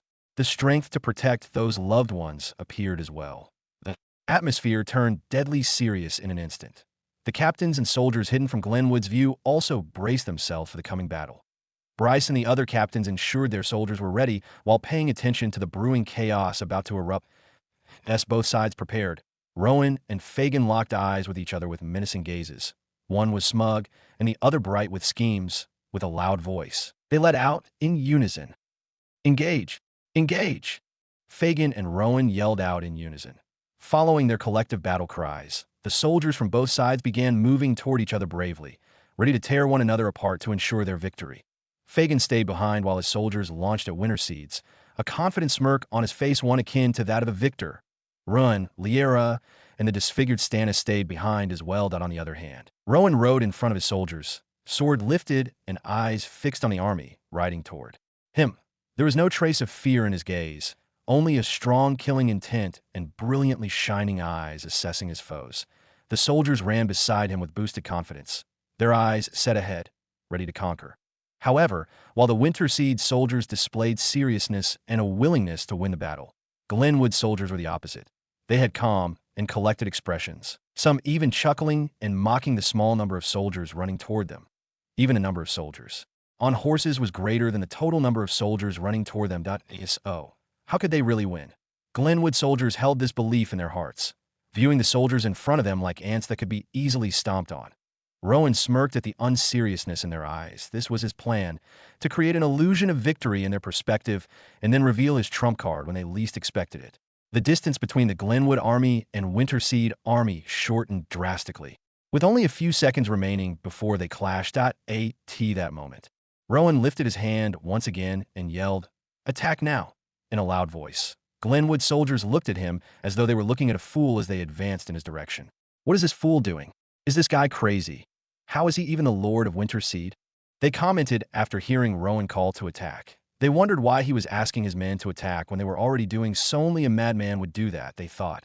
Nevertheless, just seconds after Rowan's shout, loud, rustling noises erupted from the forest, forming a left-right wall around them.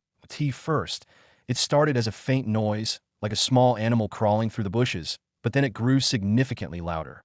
The loud rustling sounds of the thick bushes distracted the soldiers very close to the forest, causing them to fearfully observe their sides, but it was too late.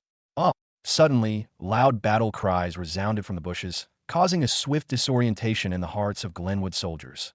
Lord Fagin, who stayed behind, couldn't help but shiver intensely. His fat figure fell off the horse carrying him. The horse, equally terrified, turned its back and fled. Following the battle cries, Winterseed soldiers emerged from the bushes one after another. They sprinted toward their opponents with dead serious expressions and began swinging their swords menacingly. Roland and his soldiers were the first to attack, emerging right at the last line of the Glenwood army, very close to Lord Fagin, who was now struggling to lift his body off the ground. "Attack! Do not spare any of them," Roland commanded. The soldiers under him began stabbing the disoriented soldiers marching from the last lines. With determination to free their village and protect their loved ones, they fought valiantly. Bryce, Bruce, and Josh attacked from the other wings as well. Just a few seconds after the appearance of the soldiers from the bushes, the battlefield became chaotic. One after another. Glenwood men fell to the ground with stab and slash wounds on their bodies. The remaining soldiers tried to fight against the new foes, but it was nearly impossible. They were all stationed to attack the army in front of them, unaware of those from the side, making defense nearly impossible. Rowan watched the chaos brewing, and a victorious smirk appeared on his face that he summoned 2 swords from his inventory and motivated the soldiers once more. "This is it. Our victory is right in front of us. Grab it with all your strength. Show no mercy," he yelled. The soldiers behind him let out a loud "YHHH" and continued forward, clashing against the front line of soldiers fearlessly. Rowan clashed with a soldier on horseback. As the soldier struggled to regain composure, Rowan stabbed him in the chest, killing him. Slayed X1 foe, plus 70 evolution points. Ding! 100x rewards activated, 7,000 evolution points. Rowan ignored the reward from killing the soldier and moved on to his next opponent. With both swords tightly clenched, he felled every foe that came his way. The battlefield descended into chaos. Screams and the clash of steel filled the air as Rowan's ambush took full effect. Glenwood soldiers, confident moments earlier, were now panicking. The calm smirks they had worn earlier vanished instantly as Winterseed forces poured out from the forest, attacking with relentless fury. "What the hell?" one of the Glenwood soldiers yelled, his voice trembling with fear. Waga observed the battlefield with a stunned expression and yelled, "Hold the line! Regroup!" immediately. But the command fell on deaf ears, and no one heard or paid attention to his words as they fought for their lives. Winterseed soldiers didn't hold back at all. They used all the anger they had harbored for the past 6 years under the harsh vassal decree by Glenwood to slaughter, without consideration, Fagin, still on the ground, no longer held the same confident smirk he had earlier. His hands trembled as he watched his army crumble. "This can't be happening," he muttered, wide-eyed, as he struggled to lift himself from the ground. He would have escaped already, but his horse had already fled the battlefield, leaving him helpless. He could only watch with widened eyes that he saw the men right ahead of him getting slaughtered with no defense from them. He watched as his army crumbled slowly. His people, his dream, his life, they all crumbled as the strength of his army diminished with each passing second under Sir Night time. Winterseed Village _ after the exit of Rowan and the gallant men of the village. The villagers gathered outside their homes. The streets of the small village were filled with a large crowd of worried villagers. Children, women, and the elderly all crowded the streets, sacrificing their night's rest to worry and pray for the victory of their beloved lord. The village square was crowded. The most, with around 40% of Winterseed's population gathered around that area. Not a group of women could be seen kneeling on the ground, facing the moon that hung in the sky as though it was some sort of deity. They shut their eyes, and their mouths moved as they whispered words of prayers. Even the little children who had grown accustomed to the hardship inflicted by Glenwood wished hopefully that it would end, and that could only be achieved if their lord won. Normally, the villagers were scared of getting out of their homes in the middle of the night for fear of monster attacks. But today, their fears sank to the back of their minds, and they stepped out. Due to the large number of people outside their homes, the village became rowdy and almost chaotic. The village square, Riella and Brandon could be seen trying their best to calm the worried hearts of the villagers. Riella approached the younger ladies and little children, cautioning those who caused a nuisance and consoling the worried. Brandon did the same. A corner of the village square, a middle-aged woman hugging 2 beautiful young girls around the age of 5 could be seen. Riella, who had just finished speaking with 2 young ladies, quickly approached them to calm them down. "Mommy, will Daddy come back?" one of the young girls asked her mother.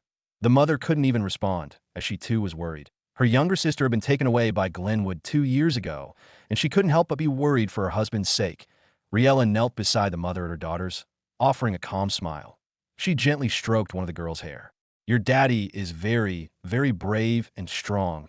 He's with Lord Rowan, fighting for us. He will come back very soon. The mother glanced at Riella, eyes full of worry, just like everyone in the village. Seeing the worried face of the mother, Riella squeezed her shoulder and reassured her. She then played with the little girls a little to calm their little minds. This only took a short story of a strong knight fighting to protect his daughter. After calming them down, she smiled in relief and walked away as she approached yet another group of grieving villagers. She looked at the sky and closed her eyes for a short minute. Come back safe, Rowan. It was the middle of the night, and the morning hours were drawing closer. The dark sky had already begun gaining some hints of its usual morning brightness. However, unlike the pending brightness of the sky, a chaotic and dark scene of a bloody battle was taking place below. Men swung their swords with the sole purpose to kill, that a few unlucky ones got the receiving end of the sword, while the lucky ones dealt damage. The forest was shrouded in the clanging sound of swords, the cries of soldiers losing or pleading for their lives, and the sound of the victorious letting out a loud chant after slaying their enemies. Roland and Bruce could be seen slashing through Glenwood's army. Roland was badly injured, and his clothes were covered in blood, but he gritted his teeth and kept slashing through the soldiers. The heaven-given strength boost that came with being a father kept him standing. Slaughter all of them. Spare no one, he called out to his soldiers with gritted teeth. Not too far away from him, the other captains did their job. Bryce was covered in blood as well, but he kept moving while laughing maniacally like a demon. Just his laugh added a layer of fear in the hearts of Glenwood soldiers. I end this battle. Winterseed soldiers, though small in number, became bloodthirsty demons, while Glenwood became nothing but scared little pussies. About 1 hour had passed since the beginning of the battle, and Glenwood had suffered the most losses. Their corpses lay on the ground in pools of their own blood. Sadly, they weren't the only ones who suffered losses, as some of Winterseed's soldiers also lay on the ground, dead. In the middle of this chaotic battlefield was Rowan, standing amidst Glenwood's soldiers, who tried their hardest to focus on him. But fear seized their attention, causing them to lose focus as soldiers attacked from all angles, rendering them useless in the process. Rowan grinned as he twisted his right sword into the heart of the nearest soldier. Another Glenwood soldier tried to attack him, swinging his sword, but Rowan easily predicted the move thanks to his night vision. Haha, even with my SSS-Rank power, y'all are still no match for me, Rowan boasted as he pulled his sword from the soldier's chest. The soldier's eyes had already gone blank, his hands weak, and his weapon had dropped from his grasp as he clutched his chest in shock. The fear of death clearly visible, he let out a small, struggling sound as he collapsed to the ground. Rowan felt the usual surge of motivation, but wasn't bothered and proceeded to attack another soldier. His sword drifted venomously through the air and slashed his opponent's neck open, causing blood to spill on Rowan's face. He wiped the blood from his lip and continued pushing through the crowd of soldiers toward their lord, who cowardly remained behind. Thanks to the lord's fat body, escape was impossible, and Rowan didn't even bother to hurry. After killing the soldiers around him, Rowan swiftly opened his challenge window. Quest, Objective 1. Defeat the Glenwood army with fewer than 10% casualties on your side. Current casualties, 6%. Status, unfinished. Objective 2. Take down 3 out of 8 of Glenwood's captains. Status, completed. Objective 3. Take the head of Glenwood's lord. Status, completed. Seeing the current casualty stats, Rowan's eyes widened in shock and remorse. According to the stats, at least 24 out of the 400 men he brought with him had fallen to Glenwood. FCK, he cursed, swiftly attacking the soldier, sprinting toward him. None of my soldiers need to die anymore, he muttered to himself. Controlling the battle at this point was almost impossible with his current strength. But there was one option that Rowan's eyes turned cold as he gazed at the large number of Glenwood soldiers still standing. He called out to his system in a low tone. Evolve power. Ding. Spend 1 million evolution points to evolve. Confirm. Yes/no. Yes. Rowan confirmed without hesitation. As soon as he did, the familiar notification sound echoed in his mind. Almost instantly, a wave of agonizing pain ripped through his body, forcing him to drop his swords. His fingers twitched as the pain overwhelmed him. Rowan crumbled to the ground. Gritting his teeth, his body felt numb, his vision fading into darkness. The sounds of swords clashing and men screaming around him dimmed as his hearing weakened. The pain was unbearable. He collapsed to his knees, his mind barely registering the ding sounds ringing in his brain. Evolving, 0%. Boosting physical strength, 3%. Boosting physical defense, 8%. Boosting vitality, 20%. Forming evolution core, 27%. Balancing evolution core, 47%. Bryce, fighting nearby, noticed Rowan's condition, and his eyes widened in shock. The manic grin on his face vanished, replaced by sheer panic as he sprinted toward Rowan. Lord Rowan, he shouted, racing to his side. He quickly reached Rowan, grabbing him before he collapsed further. As he supported him, Bryce could feel Rowan's vitality draining, his strength fading rapidly. Lord Rowan, what's happening? Bryce asked frantically, looking into his leader's nearly lifeless eyes. But Rowan didn't answer. He didn't even hear Bryce's desperate question. Nearby, Waga and his men spotted Rowan's weakened state and saw an opening. They charged forward without hesitation, eyes fixed on the vulnerable lord. Seeing them advancing, Bryce gently laid Rowan on the ground, grabbed his sword, and faced the incoming enemies without a trace of fear. Come at me, cowards! Bryce snarled, his voice thick with anger. Some of the nearby Winter Seed soldiers heard their captain's call and immediately rushed to assist. In moments, 10 men had formed a defensive wall around Rowan, who lay helpless and barely conscious on the ground. Your lord is down. You bastards will join him soon enough. Waga sneered. Laughing coldly, he turned to his men and whispered orders. They split up, attempting to mimic the same strategy Rowan had used against them earlier. Attack! Protect Lord Rowan with your lives, Bryce commanded before charging directly at Waga. The Winter Seed soldiers responded immediately, forming a tighter defensive circle around Rowan. Their eyes gleamed with determination as they prepared for the oncoming fight. Clang. Waga and Bryce's swords clashed violently. Where's your confidence now, knowing I'll slay your beloved lord? Waga taunted as he swung his blade again. Bryce didn't waste words. He parried the attack and quickly launched a counter. But as he swung, a sharp pain shot through his injured arm, causing him to falter. Waga noticed the hesitation, and his confidence surged. Ha, you're no match for me now. Sensing Bryce's weakness, Waga intensified his attacks, swinging with brutal strength and ferocity. Bryce was forced onto the defensive, struggling to hold his ground. Bryce clenched his teeth as pain flared in his body with each of Waga's strikes. He staggered back, nearly losing his footing more than once. I have to protect Lord Rowan, he screamed inwardly. If he failed now, all their efforts would be for nothing. The freedom they had fought so hard for would remain an unreachable dream, and Winterseed would fall to even greater suffering. Meanwhile, Rowan remained motionless and vulnerable on the ground, his body limp. The soldiers forming the defensive circle around him fought fiercely, clashing swords with Glenwood soldiers who saw an opportunity to strike. You won't touch Lord Rowan unless you go through me, one of the Winterseed men shouted, gritting his teeth as he blocked yet another blow. But the Glenwood soldiers gave them no mercy, launching continuous attacks that allowed no time for recovery. One of the Winterseed men was struck down, falling lifelessly beside Rowan's body. His blood formed a pool beside Rowan. This time, the Glenwood forces had learned to exploit their superior numbers, leaving Winterseed no chance to regain their footing.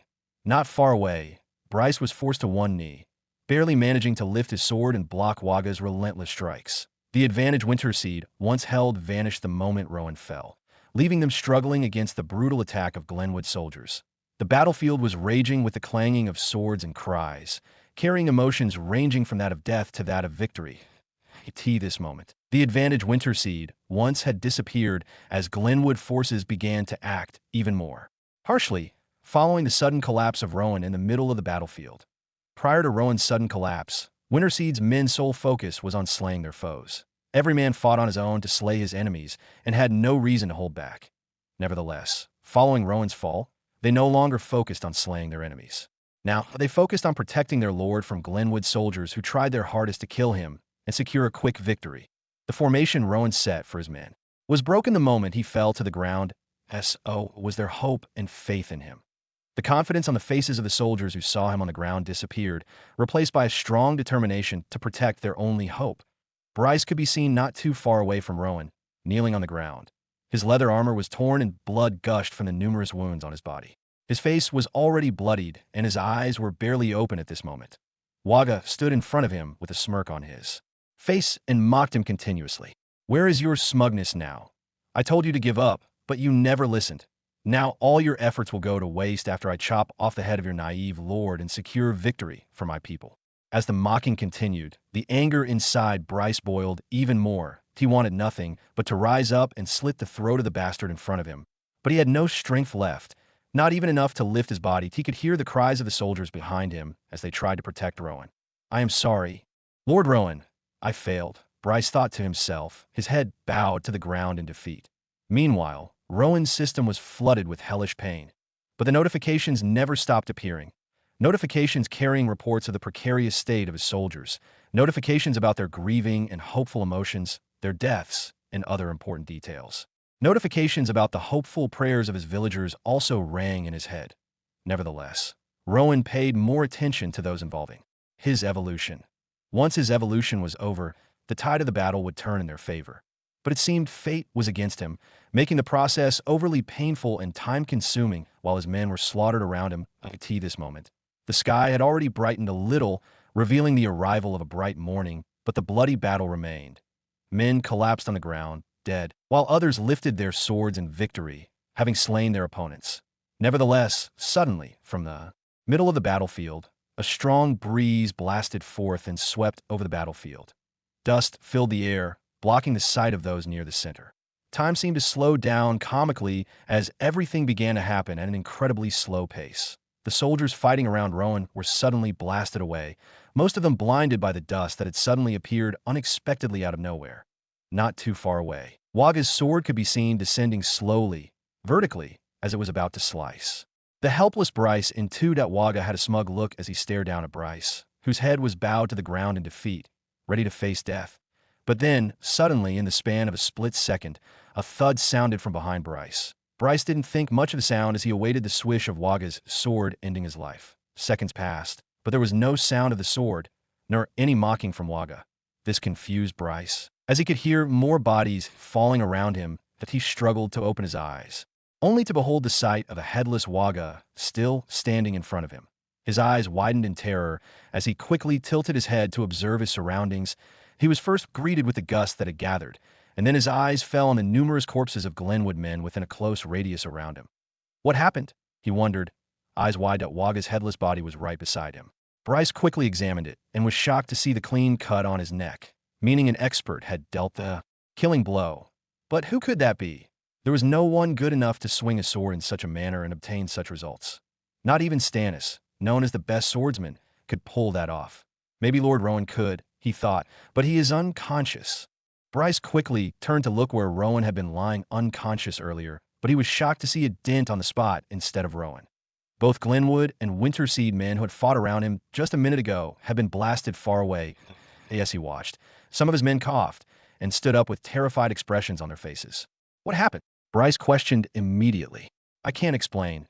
We were fighting just a few seconds ago, and then we were suddenly blasted away. I think something happened to Lord Rowan. One of them explained, his voice revealing just how confused he was at that moment. Bryce tried to understand his soldiers' accounts, but no matter how hard he tried, everything just seemed more bizarre. First, there was a fast-moving figure sprinting through the battlefield, and now their lord was gone. What was happening? He wondered. Ah, demon, demon! Everyone, run away! The Lord of Winterseed has turned into a demon. Oh no, he is heading this way. Somebody help! Ah! Captain Waga has been killed by the demon. All the captains are dead. Everyone retreat. Retreat! As Bryce and his men tried to understand the bizarre situation around them, the terrified cries of Glenwood's men across the battlefield thundered. They turned to observe the chaos and were horrified by the scene unfolding before them. Bryce and the men who protected Rowan earlier watched the new state of the battlefield with shocked expressions on their faces. Their eyes and mouths were wide open as they observed intently.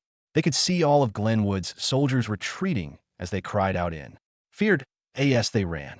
They even mentioned the name of Rowan and called him a demon, which made Bryce and his men, as well as every Winterseed soldier, stare in total confusion, wondering if their opponents had suddenly gone crazy. Even the horses had begun to escape the battlefield. Some of Glenwood's men fell on the ground and were trampled upon by their own comrades, and even the horses. Bryce and the others spotted a figure sprinting madly after the retreating soldiers.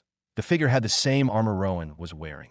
Before he collapsed, which made their eyes widen, they saw the supposed figure of Rowan suddenly accelerate at an impossible speed as he arrived before the soldiers, who had their backs turned against him.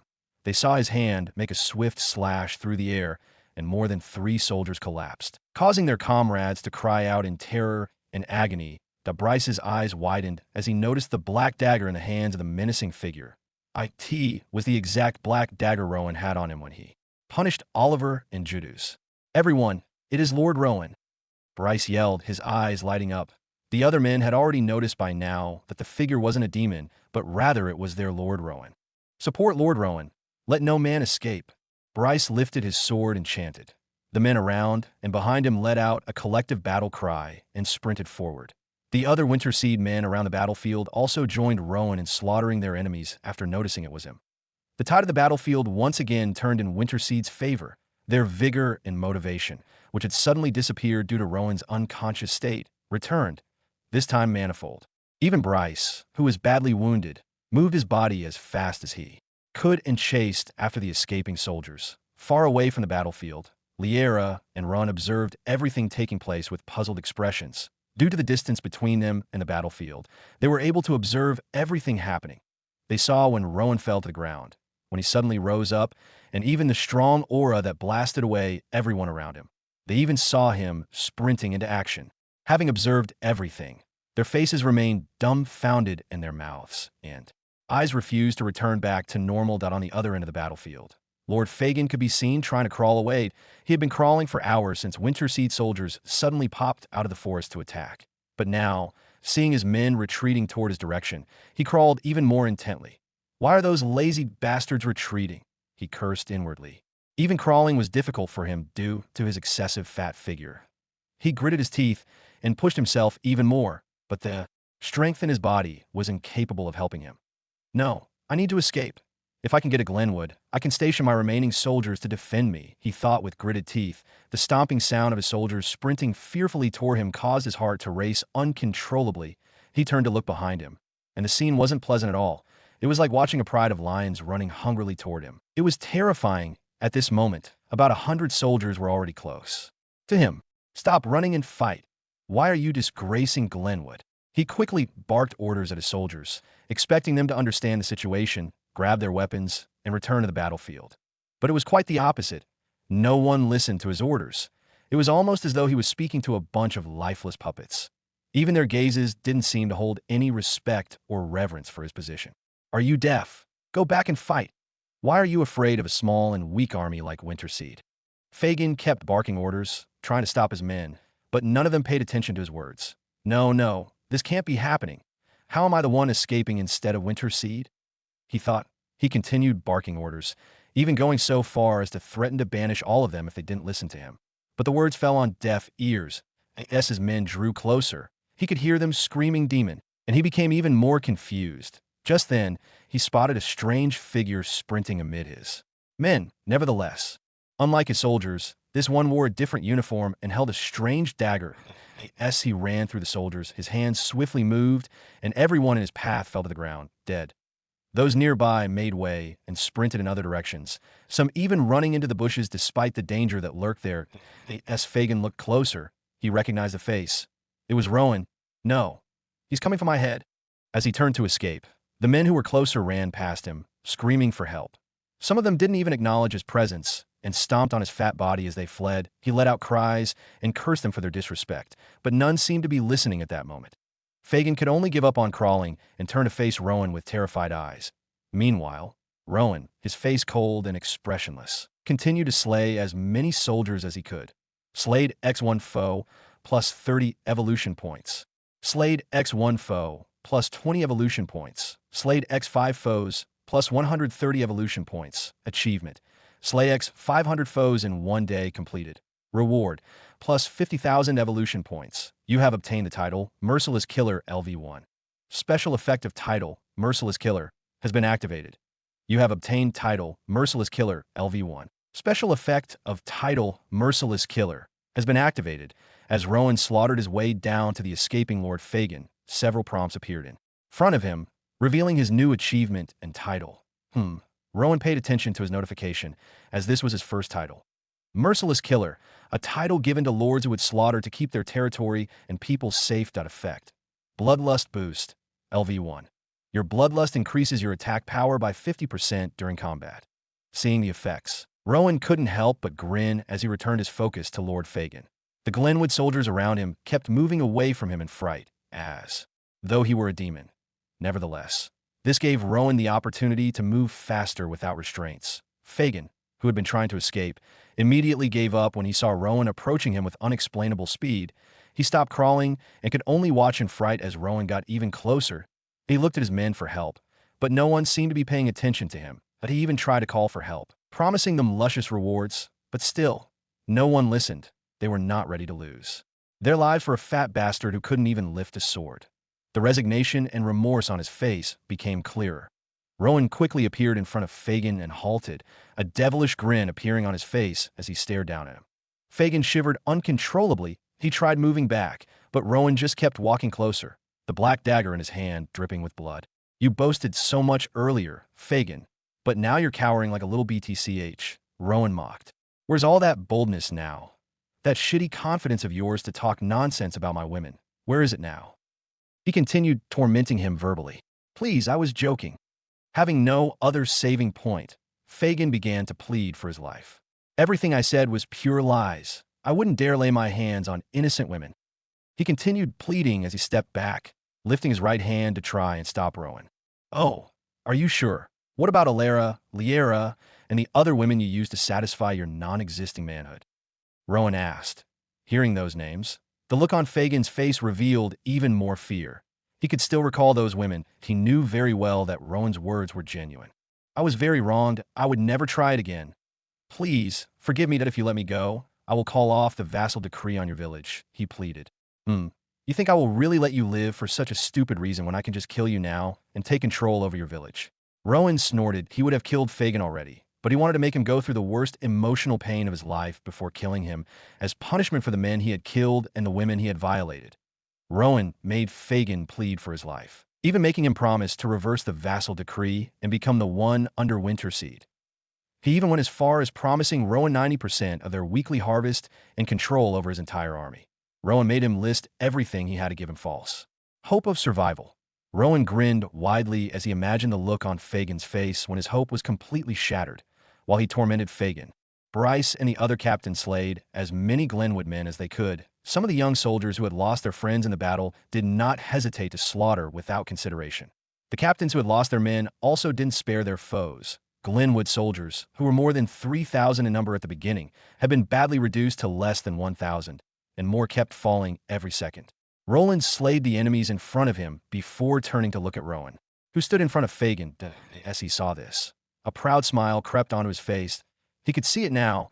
The fate of the village was definitely going to be better. Roland quickly recalled how the village was 2 years ago when no one had a single hope of escaping Glenwood's strength. But now, it was all going to change for the better. "Do you really want me to spare you?" Rowan asked with a smile on his face. Fagin immediately nodded his head vigorously. "Yes, I want you to spare me. I will do everything it takes. Anything." "Are you sure?" Rowan asked. "Yes. Name anything you want me to do or bring for you, and I will fulfill it immediately. I'm telling the truth." "How about handing over the Staff of Authority to me?" Rowan asked with a calm smile. The Staff of Authority is one of the few things Rowan needed to upgrade his territory. The IT is the sole and ancestral proof of one's leadership over a territory. The Staff of Authority is always protected by its owners. Sometimes, even after killing a lord, it will take ages before one finally gets a hold of their Staff of Authority. Rowan didn't want the stress of having to turn the whole of Glenwood upside down to find the Staff of Authority, so he made plans to obtain it without hassle. Nevertheless, his question came as a big shock to Fagin. His Staff of Authority is the only thing protecting his position as Lord of Glenwood. Once it's taken away from him, even the lowest-ranked soldier could kill him and take his position. "My Staff of Authority?" He repeated the question as though he didn't hear it right the first time. "Did I stutter when I said it the first time?" Rowan asked with a deep frown on his face, his eyes radiating a menacing, killing intent that made Fagin shiver in fear. No, you didn't." Fagin immediately waved his hands in apology. "But," he stuttered afterward, trying to explain the severity of Rowan's request. "But what, fat pig? Are you going to sacrifice your Staff of Authority now and live, or do you want to die?" Rowan lifted his dagger, causing Fagin to shiver in fear. "Okay, I'll give it to you. Please, spare my life." He accepted. Rowan grinned, hearing his response. Without wasting time, he grabbed Fagin by the shirt and forced him off the ground. Thanks to his recent evolution, lifting Fagin, who was almost the same weight as an adult bull, became easy as lifting an infant. After lifting him off the ground, Rowan quickly made a loud, authoritative announcement to every individual on the battlefield, causing both Glenwood soldiers and Winterseed soldiers to stop in their tracks and listen to him. "If you want to keep your lord alive, drop your weapons and surrender," Rowan announced with a smirk after calling everyone to an abrupt stop. The soldiers of Glenwood stood frozen. Terror and confusion etched on their faces as they looked at Rowan. Rowan's strength and the bloodlust radiating from him left them paralyzed, unsure whether to obey his words or make a run for it. Should they trust his words and surrender, or abandon their lord to save their own skins? Rowan watched them closely, reading their fear and doubt. His smirk widened. "I know you're all thinking about running away right now, and you might also be wondering, why should I risk my life for this fat fool? But listen carefully. If you try to flee, I'll kill your pathetic lord right here. Then, I'll march to Glenwood and slaughter everyone. Old, young, it won't matter. Everyone you care about will die because you disobeyed my orders. If I were you, I wouldn't take such a risk." The more he spoke, the more the fear dug deeper into the hearts of all Glenwood soldiers on sight.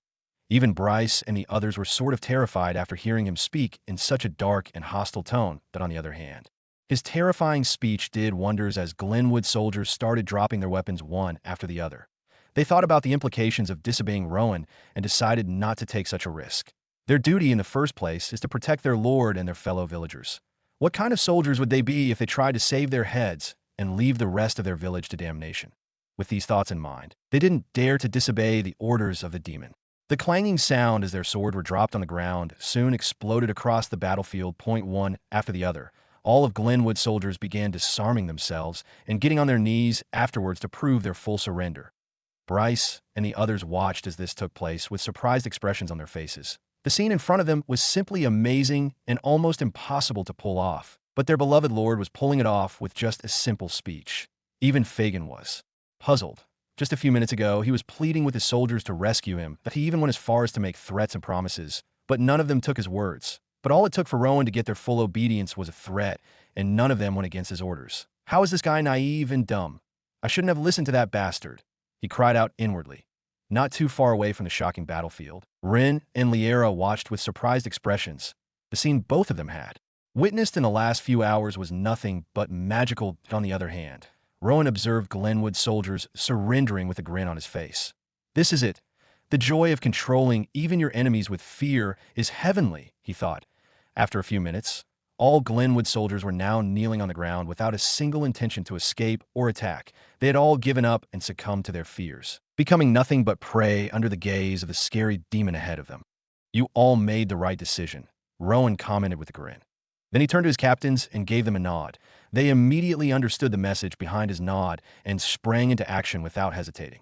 Everyone grabbed their weapons. Bryce and Roland ordered their men at once. They all went in the midst of the kneeling Glenwood soldiers and took the weapons in front of them, unarming them and leaving them with no single means of defending themselves. On the other hand, Josh and Bruce gave orders to their men to bind their hands with the rope Rowan had given to them before the battle. Sadly, the amount wasn't enough to bind all of Glenwood soldiers, so they immediately went to the bushes to grab some fiber plants to use as makeshift ropes to bind the soldiers. Unarming and binding Glenwood soldiers took them more than 30 minutes. After they were done, Rowan began his next line of action. He ordered his men to start moving Glenwood soldiers as they marched forwards towards Glenwood. They immediately carried out their orders. They ordered Glenwood soldiers to make several lines, then began marching them toward the direction of their own territory like slaves. Rin rode towards Rowan as fast as he could and gave him his horse to ride because there were no other horses around except the one Liera rode on. Rowan gave him a nod of approval as he took the horse from him and climbed on it. Then he gave him the order to grab Fagin and drag him along as they began marching towards Glenwood at tea this time. Morning had already reached, and the bright morning sun was already up, radiating its glorious glow upon the forest path. The scene below was quite mesmerizing and chaotic at the same time today. Gallant figure rode on a white horse, leading a group of more than 1,000 men towards Glenwood. It was morning hours in Glenwood, and the people could be seen moving around with smiles on their faces. Unlike Winterseed, people who got up very early to take care of their farms and go about other daily tasks, the people of Glenwood were the total opposite. The streets were filled with little children running and playing around, men making casual conversations, women putting on nice clothes to reveal their high class. and others. None of them were busy or had the need to be a group of men sitting in front of a nice house converse with each other. I did not have to visit my farm every day from now on. Once Lord Fagin returns with the new slaves from Winterseed, I will finally be able to leave a relaxing life of not worrying about the weeds on my farm, but rather the harvest those new slaves are going to bring for me. One of the men let out with a hearty laugh. Ha! That is my farm will also be taken care of by those slaves as well, and I will have a lot of time to spend with my new wife that I'm going to explore her every single free time I get, another added. I can't wait to see the beautiful Winterseed women Lord Fagin is going to bring with him. The men discussed with hearty laughter, their every word revealing how much they trusted and believed in the might of their army to defeat Winterseed. None of them shared a single doubt because they believed their victory was set in stone.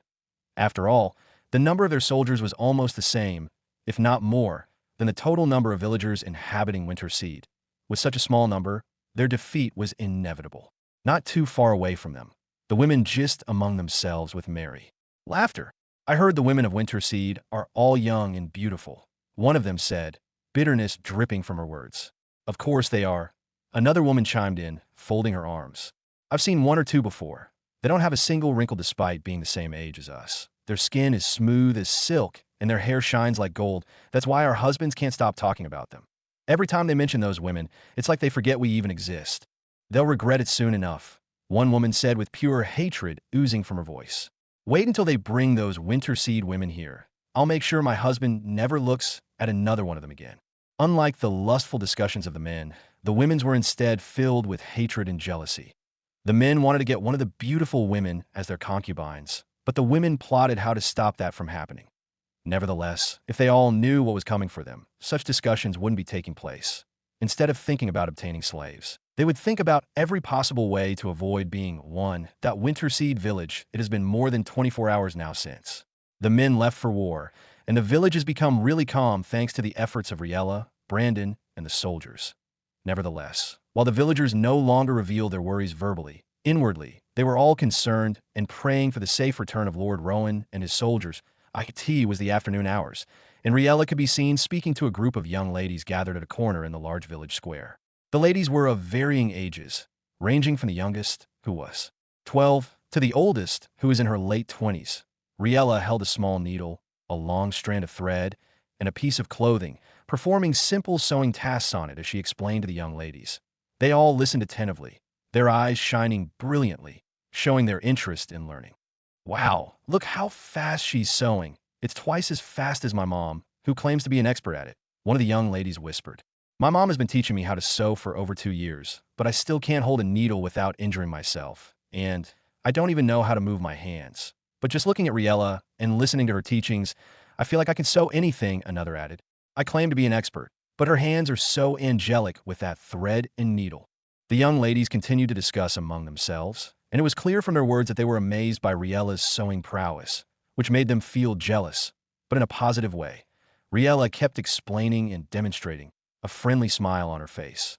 Every time she looked at the young ladies and observed their expressions, her joy increased, and her desire to teach them grew even stronger.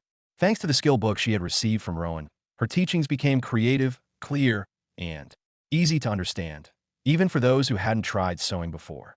Even the 12-year-old girl looked enlightened as she watched her. In the beginning, Riella couldn't believe her own ability to explain with so much creativity and energy. The moment she opened her mouth to teach, her natural timidity vanished, replaced by the confidence of a skilled teacher. She had been teaching for more than 5 hours now, but she felt no sign of tiredness, either mentally or physically. Nevertheless, while the joy of teaching blossomed in her heart, her worries about Rowan's safety didn't cease. Far away from the ladies, Brandon and the soldiers observed her with smiles on their faces. Brandon was proud to see Riella smiling and doing something she loved, that he saw her as his own daughter. So seeing her happy gladdened his heart. As for the young soldiers, they smiled because they felt proud of their lord for winning such a beautiful woman. Lord Rowan is a badass when it comes to women, they all thought in their minds. Glenwood, it was evening, and Glenwood was as calm and peaceful as ever. The men were still outside, drinking and celebrating the arrival of new slaves to work on their farms, and the beautiful women they could woo all day with their excessive free time. The women were still plotting how to punish the new beauties, while the children played happily to the gate. The guard sat down and drank, already celebrating the victory of their lord and one in the village showed any signs of worry as they continued with their merriment. But it would soon come crashing down as the villagers continued with their celebrations. Suddenly, a loud trumpet blasted across the entire region of Glenwood, reaching everyone. The people who had been sitting and talking stood up abruptly, looking at each other with confused expressions. So soon? They shouldn't be back until at least tomorrow, and that's if they didn't relax along the way. One of the men said, his expression confused, but the others around him didn't share the same confusion. Are you underestimating our military? They must have arrived already and wiped out Winterseed in less time than expected. This is something to celebrate, one said with a proud smile. The trumpet signals their return, and as the people of Glenwood, we should not ignore its meaning that let's go welcome them, another reminded the group. The men left their drinks and hurried to the village entrance. The women did the same, as did the little children. Everyone in the village at that moment was headed toward the entrance to welcome their gallant men. They all had smiles of merriment and curiosity on their faces, eager to see their lord's return. If there were a camera zooming over the village right now, it would capture a scene of people flocking toward the gates like ants. They soon arrived at the entrance, and their expressions crumbled at once when they saw the scene before them. Their eyes quickly widened in terror. Guards were lying on the ground in pools of their own blood. Glenwood's soldiers were bound and led into the village like slaves, accompanied by a strong, fierce-looking group of men. Worst of all, their beloved Lord Fagin was being dragged like a cursed slave to in front of the large group of strangers and fellow villagers pouring into the village. A young, handsome man was riding a white horse. He had a sweet and charming smile on his face, but it seemed to hide something demonic beneath, scaring everyone. What is this? One of the men who had been celebrating earlier whispered to his colleagues. This is impossible. We lost? How? Someone nearby said in terror. That young man must be the Lord of Winterseed. He doesn't even look older than 18. How did he manage to defeat our strong soldiers? Another added in disbelief, seeing the terrifying strangers marching into their village. Even the little children became frightened, clinging to their parents' legs. Both the men and women were terrified. Everything they'd hoped for had crumbled right before their eyes. Rowan observed their various reactions with a calm smirk. You have entered enemy territory. Glenwood Village. You are 60% away from conquering this territory. Good luck. The people of Glenwood stood far away from the gate and watched as Rowan led their soldiers and dragged their lord shamefully into his own territory. The looks on their faces right now were that of extreme terror, confusion, and surprise. None of them dared to speak out of place at this moment. Rowan observed their expressions as he rode closer towards them with a scheming smile on his face. After reaching a good distance, he halted and signaled for the men behind him to halt as well.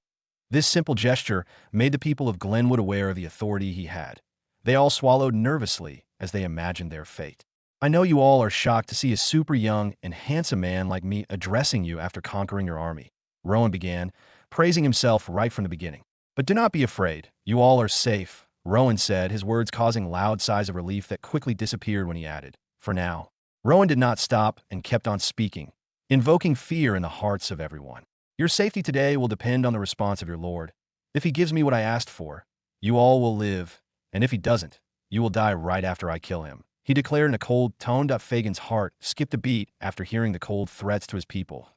He was already beyond disgraced at this point, despite his military power and years of experience. He had lost to a young lad who wasn't even 20 yet. Fagin's only hope at this point was giving the staff of authority to Rowan.as. Long as Rowan didn't reveal what he was asking for, Fagin might be able to hide the fact that he no longer had it and continue ruling over his people. Nevertheless, this little hope was shattered. The Glenwood people were still reacting to Rowan's last words, whispering among themselves, expressing their fears and confusion, when Rowan silenced them with a simple hand gesture. Do you all want me to reveal what I want? Rowan asked in a playful voice. Fagin's eyes widened after hearing his statement. No, please, he pleaded immediately. If Rowan revealed it, not only his position, but his life would be threatened.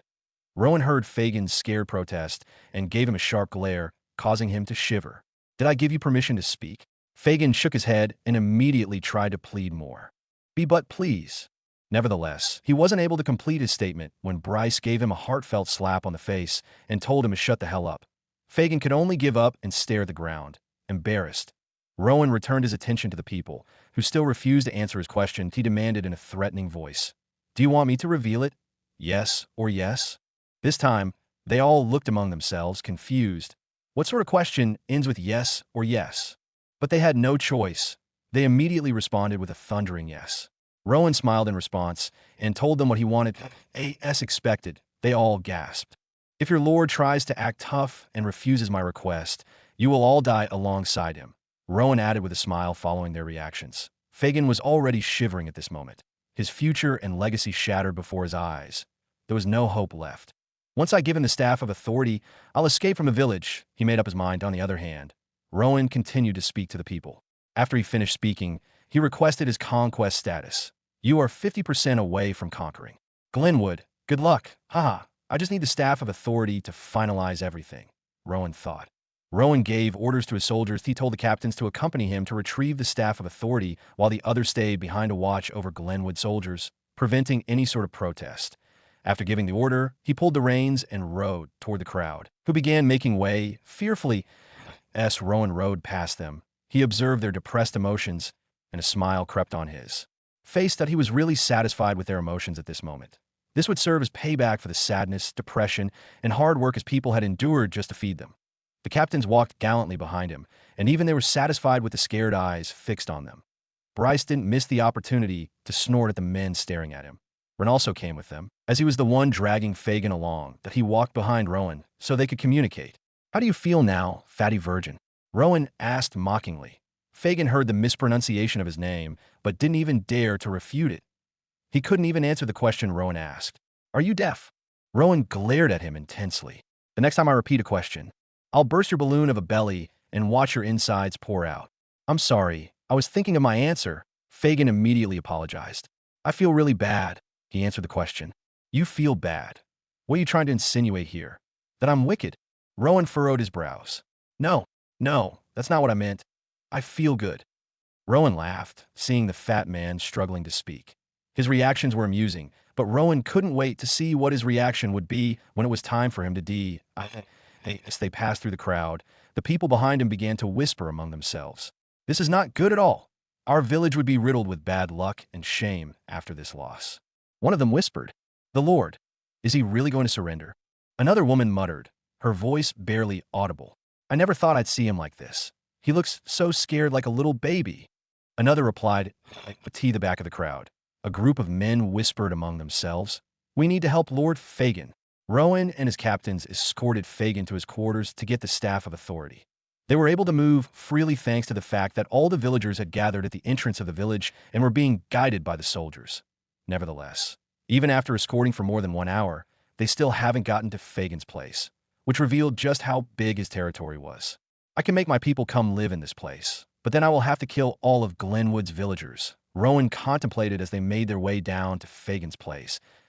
If killing would ensure the evolution of his territory and the happiness of his people, he wouldn't mind killing even 1,000 innocent people with his own hands. Sadly, he needed more people to evolve his territory, which made the idea a really bad one. Rowan brainstormed many ideas to solve the issues, but he finally made up his mind to think about it after obtaining the staff of authority. After escorting for another hour, they finally arrived at a building that stood out from all the other buildings they had seen. So FART was bigger, with nice wall paintings, and there was a fence and gate protecting it, which wasn't present at the other houses. Rowan and his captains didn't even have to question Fagin before confirming that this was his place. This is it, Fagin spoke up. I know, you wasted a lot of resources building this place. Rowan snorted. Fagin didn't respond, already too afraid of Rowan. We don't have all day. Get inside and bring me what I asked for, Rowan said, giving him a slap on the back of his head. I will, give me a minute. Fagin responded immediately and pushed his fat body forward. He tripped and fell to the ground, unable to move his body properly due to exhaustion. How the heck did your people let you rule them when you're this weak and useless? Rowan asked, unable to help himself. If Fagin were placed in a fight with a 10-year-old, the 10-year-old would most likely emerge victorious. Ren, take him inside and make sure he doesn't try to escape or do something stupid. Ren nodded and helped Fagin up from the ground before dragging him toward the house. Fagin was breathing hard, as if he had just escaped a lion's den. Rowan and his captains waited outside. Rowan ordered his men to form a defensive perimeter around the fences to prevent any unplanned actions from Fagin. Fagin gave directions while Rowan dragged him along. You were my best advisor. I even made sure your family lived the best of lives. And still, you betrayed me, Fagin said with a hateful tone. You deserved it, Ren snorted. I warned you from the start, but you never took my advice. You never appreciated any of the hard work I put into my position because my advice always went against your stupid plans. So I figured I'd pledge my loyalty to someone smart enough not to reject my advice, Rin continued. And if you think you lost because I betrayed you, you're underestimating Lord Rowan. He had everything figured out from the beginning. Even without my involvement, he would have won, Rin concluded, pushing Fagin to move forward. Fagin heard this and couldn't help but shiver with hatred. You disobeyed the laws of our ancestors just because I didn't listen to you. You should be ashamed of yourself, Fagin responded. Rin couldn't help but laugh, finding Fagin's response amusing.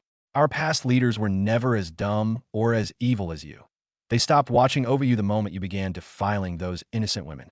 Rin and Fagin went back and forth with their conversation, that Fagin's words were filled with hatred and disappointment, while Rin responded only because he felt like it. He had long since given up his loyalty to Fagin. He had only followed him before because he hadn't had the perfect opportunity to tell him the truth and leave. Seeing that Rin wasn't showing any remorse or respect, Fagin tried to strike a deal. Help me escape, and I'll promote you that you'll be in a position where no one in Glenwood is above you. Accept me, I'll give you authority over half the village. How does that sound? Rin gritted his teeth at the offer. You're a fool if you think I'll accept your ridiculous offer. If you believe I'll help you, then you're dumber than I thought. But Rin, think about it. Half of Glenwood at your feet, that you'll have power, respect, anything you want. Rin scoffed, tightening his grip on Fagin's arm. Do you think that will work on me? After everything you've done? Power under you means nothing. That I'd still be serving a fool, and I'm done with that. Desperation crept into Fagin's voice as he continued. We can split the wealth. I can even make sure your family lives like royalty, whatever you want. Just let me walk away. Rin stopped abruptly, turning to face Fagin with cold, sharp eyes. Walk away? You're bargaining with the wrong person. That you're the reason Glenwood fell apart. And now you expect me to save you for scraps of power? You don't understand. Fagin stammered. Rowan will kill me. He'll kill all of us. If I don't give him the staff, it's over. I can still help you, Rin. Just let me. Fagin kept pleading with Rin for his life, knowing he had no chance and that Rin had no reason to be loyal after everything that had happened. Fagin even went so far as to offer to help Rin marry as many women as he wanted. But this only angered Rin more. He threw Fagin to the ground and started punching him. At the entrance of Glenwood, the people were still gathered, and the soldiers remained bound, kneeling on the ground before the Winter Seed men. However, amidst the crowd, chaos was brewing that a group of men were plotting to sabotage the peace.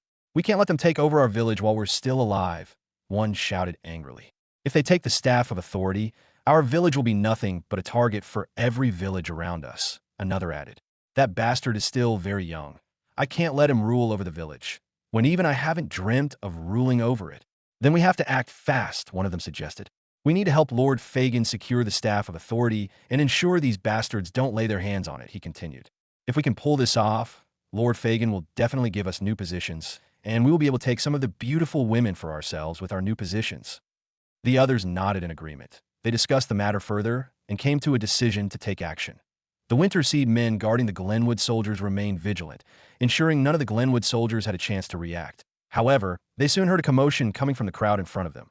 They turned their attention to the crowd and saw people misbehaving. Some young men were pushing each other, breaking the line. Others were fighting, and a few ran around, generating enough noise to irritate the soldiers.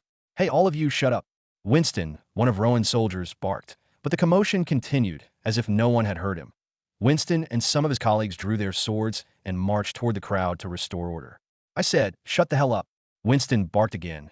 This time, the front rows of the crowd settled a little. The youths who had stepped out of line returned to their positions, and things calmed down somewhat, though not to the level of quiet from before. One of the soldiers raised his sword, his eyes scanning the crowd. If you know what's good for you, stay quiet. Another soldier added, his voice sharp, anyone else causes trouble, and they'll answer to us directly. The crowd murmured, but the sight of the Winter Seed soldiers' weapons was enough to quiet most of the unrest. Meanwhile, amidst the crowd, the group that had planned to sabotage Rowan's plans nodded to each other, pleased with the success of their distraction. They slipped away from the crowd and moved toward the buildings behind them. With the soldiers focused on maintaining order, they were able to sneak away without getting caught. We need to reach him before they take control, one whispered as they moved through the narrow paths between houses. I'd rather die than let these bastards take our village without a fight, another said through gritted teeth. We'll make sure they don't get the staff of authority. Fagin may be weak, but he's still our lord. If they take the staff, Glenwood is as good as gone. The others nodded in agreement, their footsteps silent as they made their way toward their destination, determined expressions on their faces. Only after beating Fagin to his satisfaction did Rin let him go.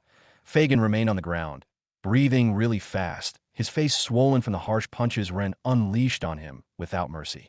Rin glared at his flinching figure on the ground before grabbing him up again and pushing him toward his secret chamber, where he claimed the staff of authority.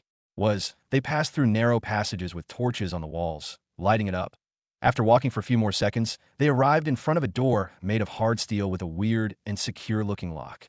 "This is the secret chamber," Fagin said immediately after they arrived. "What are you waiting for then? Open the door and bring out the staff of authority," Rin snorted. But Fagin didn't budge and only stared at the door, lost for words and unsure of what action to take next. "You are wasting time. You want another round of beating to get your shit together," Rin threatened. Only after hearing the threats did Fagin make a move and pull out a key from his underpants, handing it to Rowan.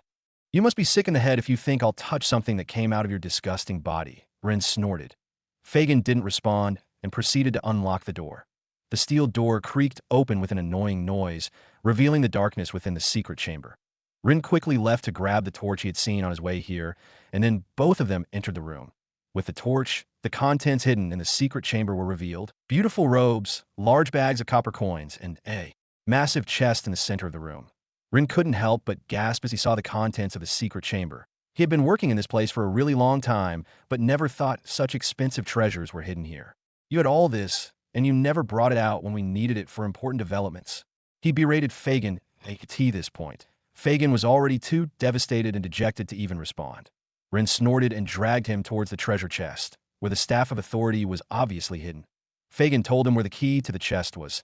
It was in a secret opening in the wall. Rin took it and opened the chest with it, but was left dumbfounded afterward. Both Fagin and Rin stared at the empty chest, their expressions dumbfounded.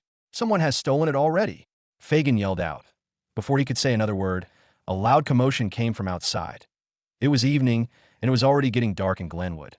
Outside Fagin's place, Rowan sat on his house, analyzing the houses around him, observing the structures and materials used in building them as he made plans to replicate the design in Winter Seed. Nevertheless, as he brainstormed ideas, a group of men came running towards him with machetes, axes, and other farm tools, which were being used as weapons in this situation. Rowan counted, and they appeared to number more than 50. "You filthy rat, get out of Glenwood immediately and return to your godforsaken village. You will not succeed, you little brat. You will pay for killing my son in battle." The men yelled, hatred and anger thundering in their loud voices as they approached Rowan. Bryce and Josh saw the men approaching and quickly unsheathed their weapons, ready to engage in battle. Oliver and Bruce, who were at the back guarding, also heard the commotion and quickly made their way towards Rowan. "Lord Rowan, stay back, we will deal with them for you," Oliver said as he positioned himself in front of Rowan. But Rowan signaled him to relax as he rode his horse forward toward the men. The men halted just a few feet away from him and pointed their weapons at his face. "We will kill you and your captains here if you don't leave Lord Fagin alone. The staff of authority does not belong to you or your village." They barked at him while maintaining more than 12 feet of distance away from him. Rowan observed them with a scowl and asked, "Are you done barking?" "What? This brat, you not know how to respect your elders?" They reacted instantly. Thankfully, they succeeded in pissing off the already furious Bryce even more. "Brat?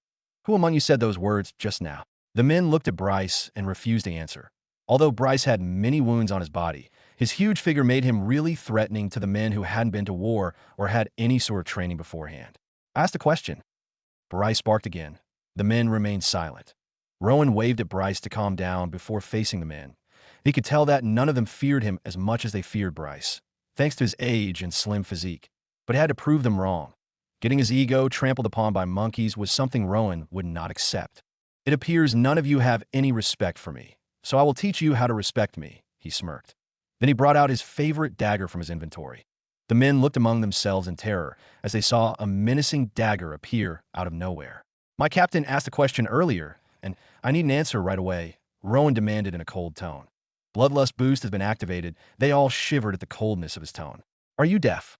Rowan barked at them. Immediately, the men who had acted impulsively earlier pointed at the culprit in fear. The culprit looked at his fellow men, his eyes widening. He couldn't believe they had sold him out so easily. "But why should I be afraid of him?" He looks no older than my last son, he concluded inwardly, and stepped out with his machete. I said it, he declared boldly, and continued. What are you going to do? Sadly, he wasn't able to complete his statement when the dagger in Rowan's hands darted toward him at a menacing and inevitable speed. His eyes widened, and he tried to react, but it was too late. The blade of the dagger stabbed his neck, and he immediately began to choke, grabbing his neck and trying so hard to breathe, but it was impossible. His body slumped on the ground, and he gave up the ghost. No, he killed Baba Solo. Baba Solo is dead. The men behind him reacted fearfully, their eyes widened in terror and their bodies shivering. Rowan observed their expressions with a scowl as he ignored the measly 5 evolution points he gained for killing the bastard lying on the ground. Just a mere 5 evolution points? So useless, he noted inwardly and signaled to one of the men. Bring my dagger to me.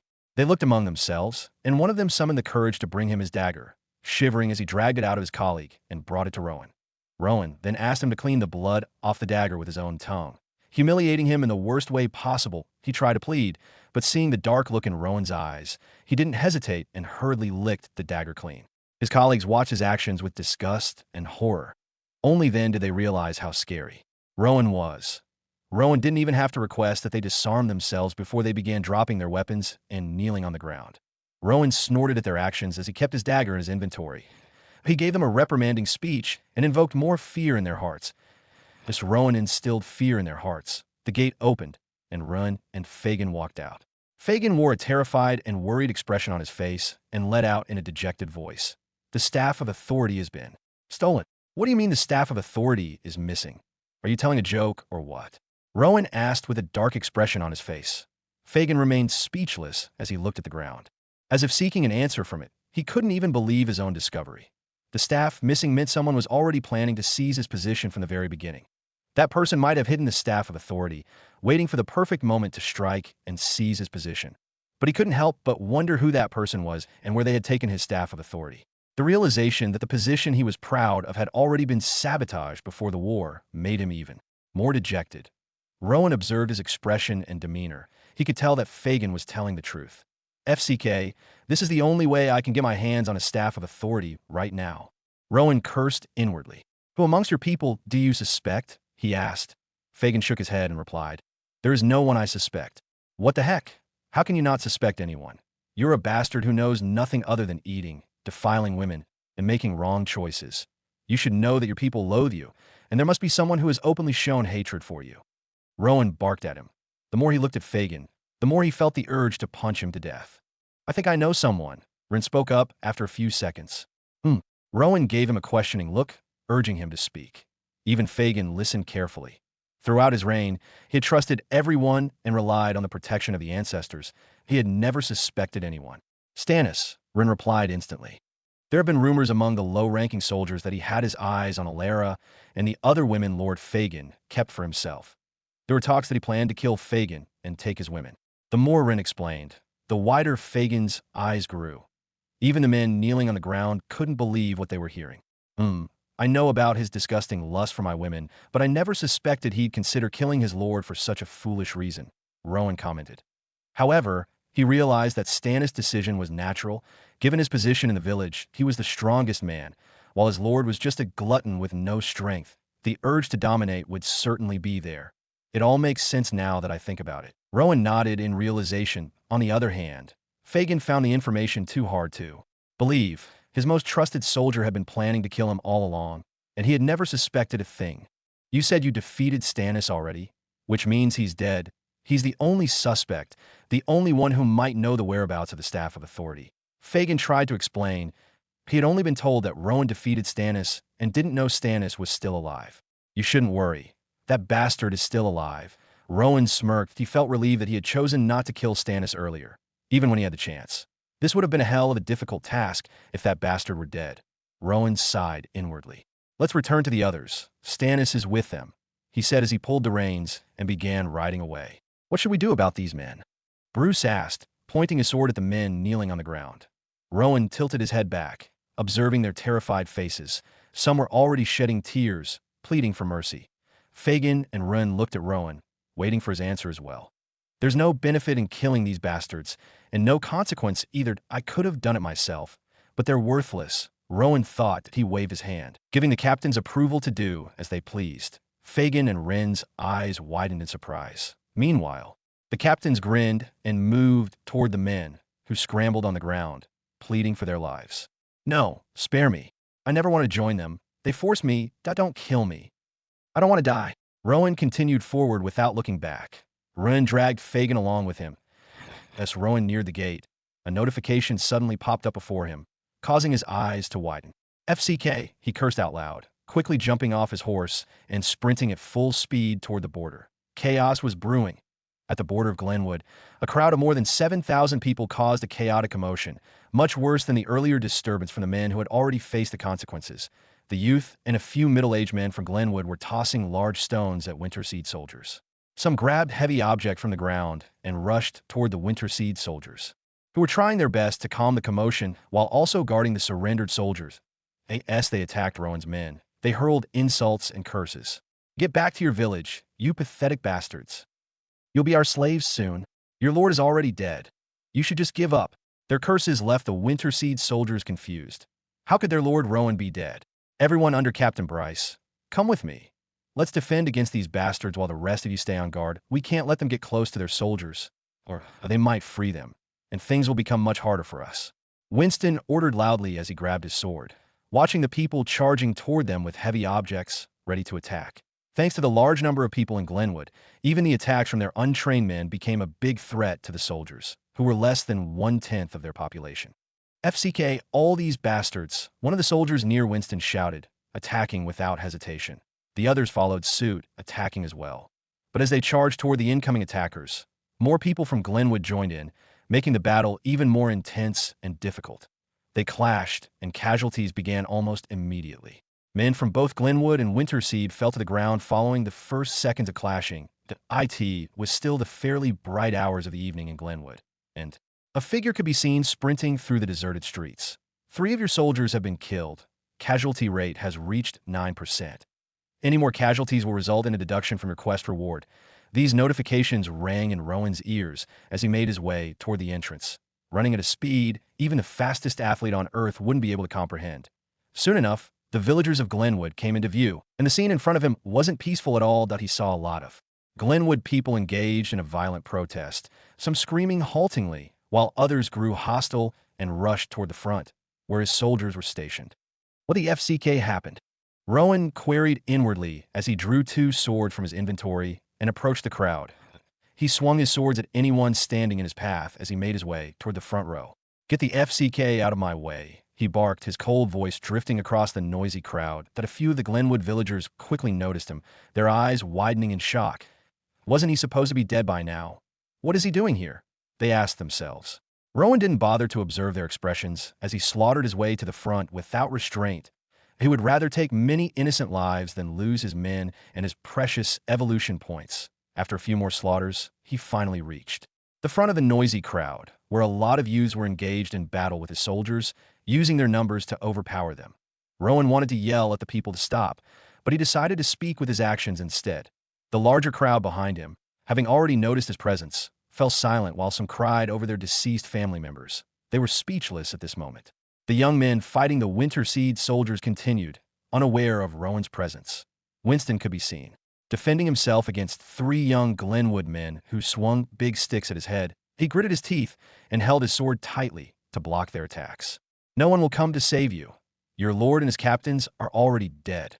The young men cursed as they swung their heavy sticks, each attack laced with hatred. "Who told you that?" Before they could launch another strike, a sinister voice came from behind, followed by a swish, the last sound they ever heard as their lifeless bodies slumped to the ground. Winston looked at the corpses of the 3 young men, then turned to Rowan. "Thank you for saving me, Lord Rowan. These bastards started rioting all of a sudden, and we had to break formation to defend ourselves."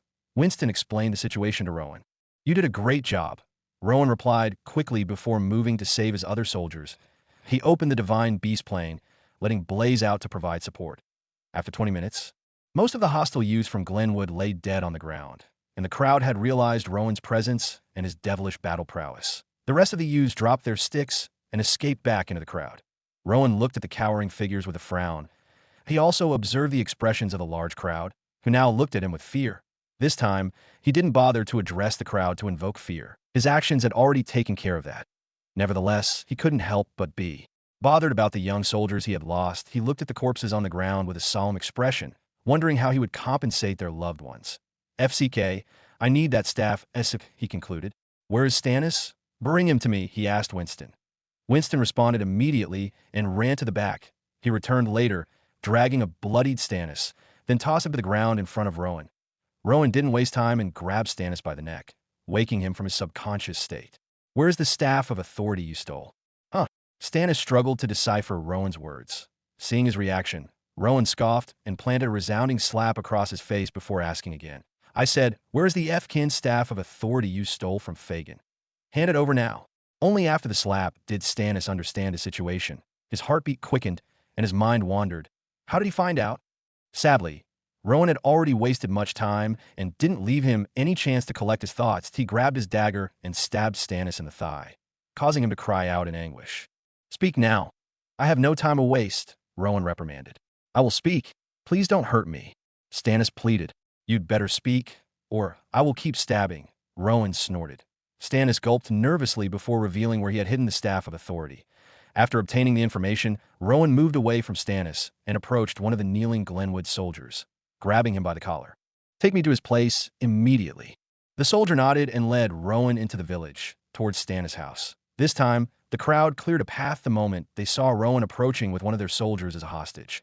After Rowan passed the crowd, he noticed Run and the others arriving. Bryce and the other captains rushed toward him to find out why he had suddenly taken off like that. Rowan didn't have time to explain and simply told them to go see for themselves. He also ordered Roland to hold Fagin and wait for him in front of the crowd. He gave a few more instructions before dragging the soldier along.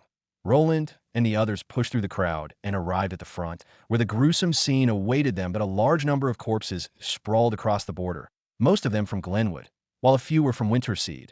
They all had the same question Rowan had when he first arrived. Meanwhile, Rowan didn't stop until he stood before Stannis' place.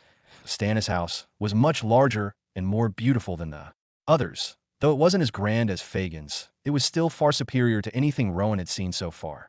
The house had no fences, just like the other houses. Rowan observed the perimeter of the house for a few seconds. Open the door, he ordered the soldier, who obeyed without hesitation. The soldier shivered as he approached the door and reached to open it, but didn't budge. He turned nervously toward Rowan and reported in a low tone, Sir, it's locked. I guessed as much. Rowan snorted. He pushed the soldier aside and strolled toward the door. Clenching his fist, he slammed it into the door, creating a large hole. He then tore the door apart with his supernatural strength, causing the soldier behind him to stare in astonishment. After tearing the door open, Rowan stared into the dark interior for a few seconds. Luckily, Rowan had night vision and could see the interior clearly and brightly, unlike the soldier. Nevertheless, even with his clear view of the inside, Rowan didn't let his guard down. This bastard has the most valuable item in his house. He definitely has some sort of protection against intruders, he noted to himself before turning to the puzzled soldier. Step inside, he ordered coldly. Why, yes, sir. The soldier didn't think twice about Rowan's command and started toward the house.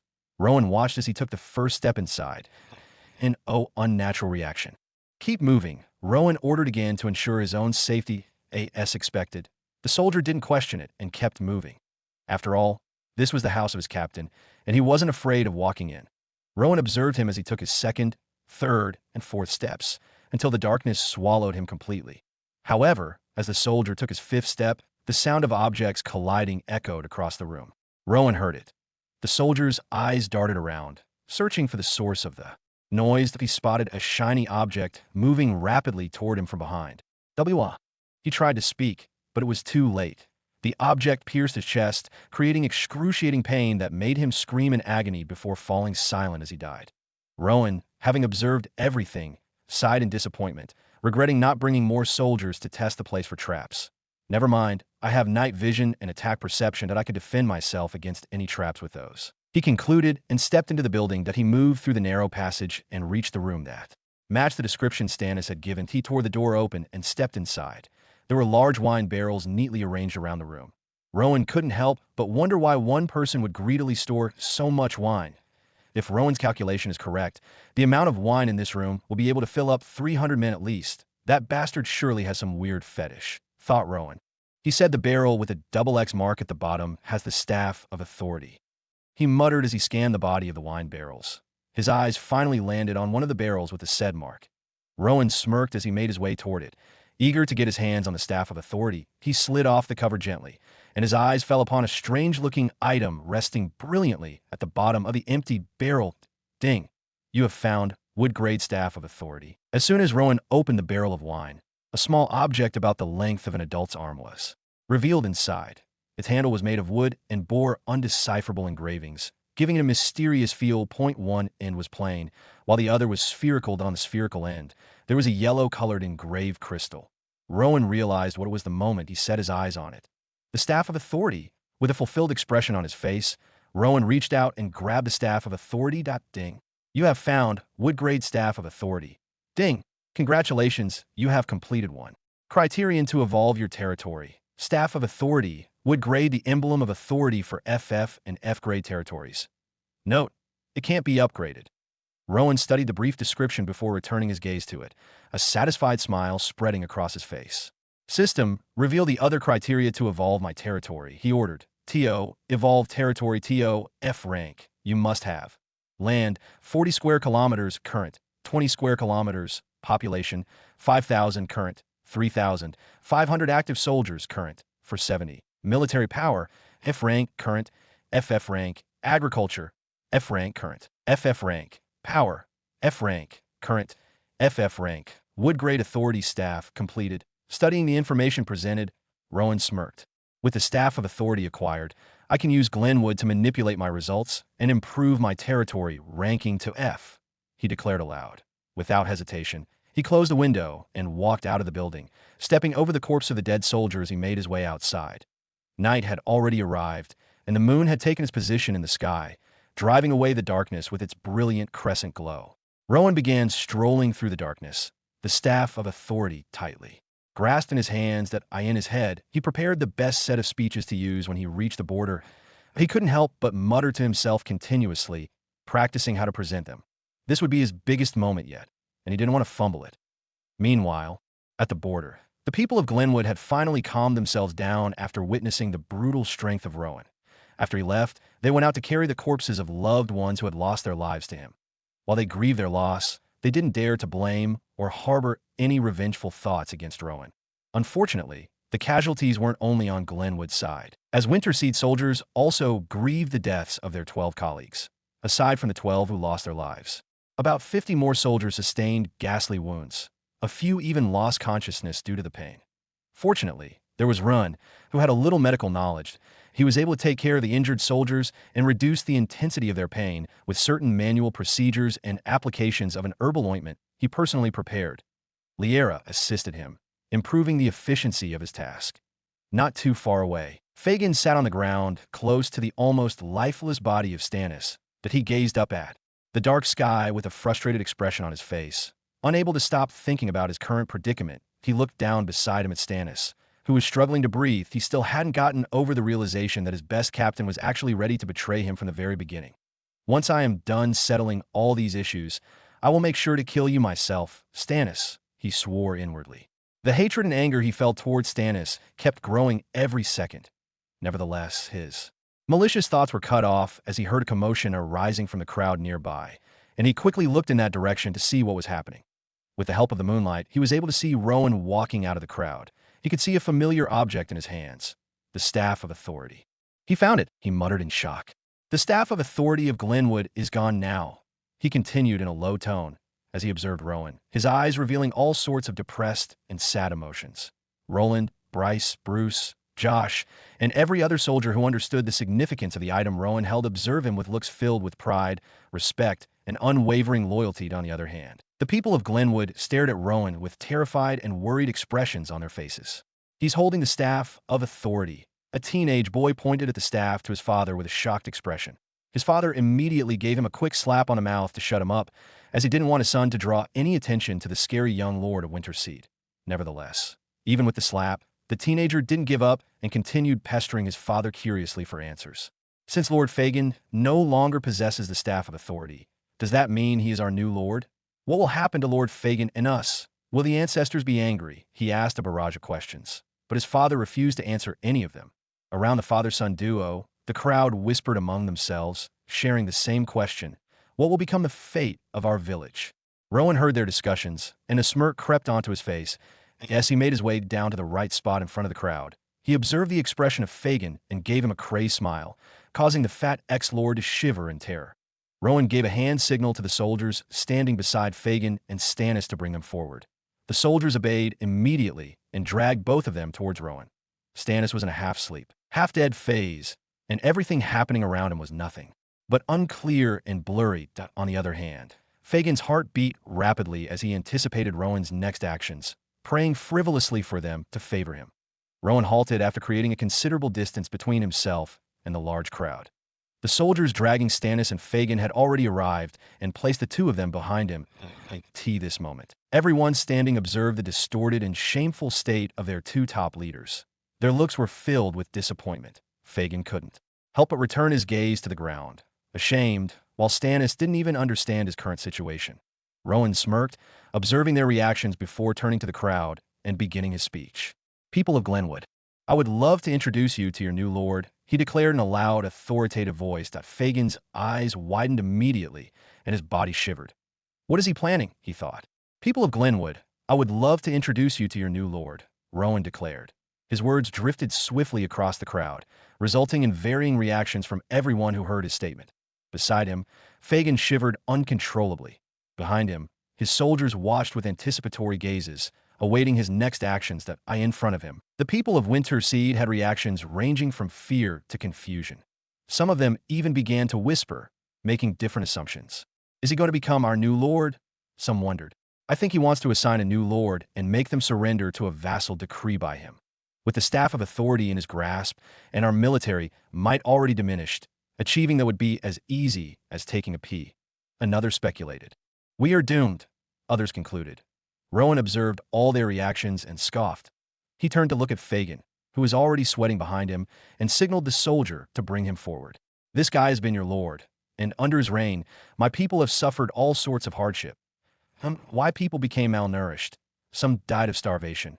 Babies and mothers became fatherless and husbandless. They went through all these and many more. Rowan began. His words sank into the hearts of everyone, especially Fagin. It was as though he was standing before judges and his crimes were being listed. The more Rowan spoke, the more Fagin felt like his life was close to ending. Fagin imagined himself in Rowan's position.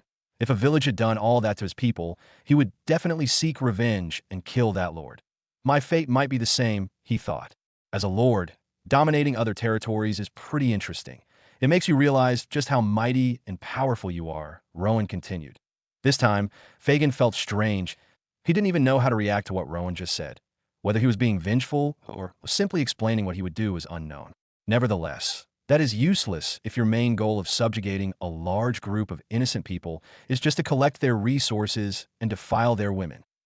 This time, Rowan's voice became cold and louder, causing the crowd to gasp and Fagin to shiver even more.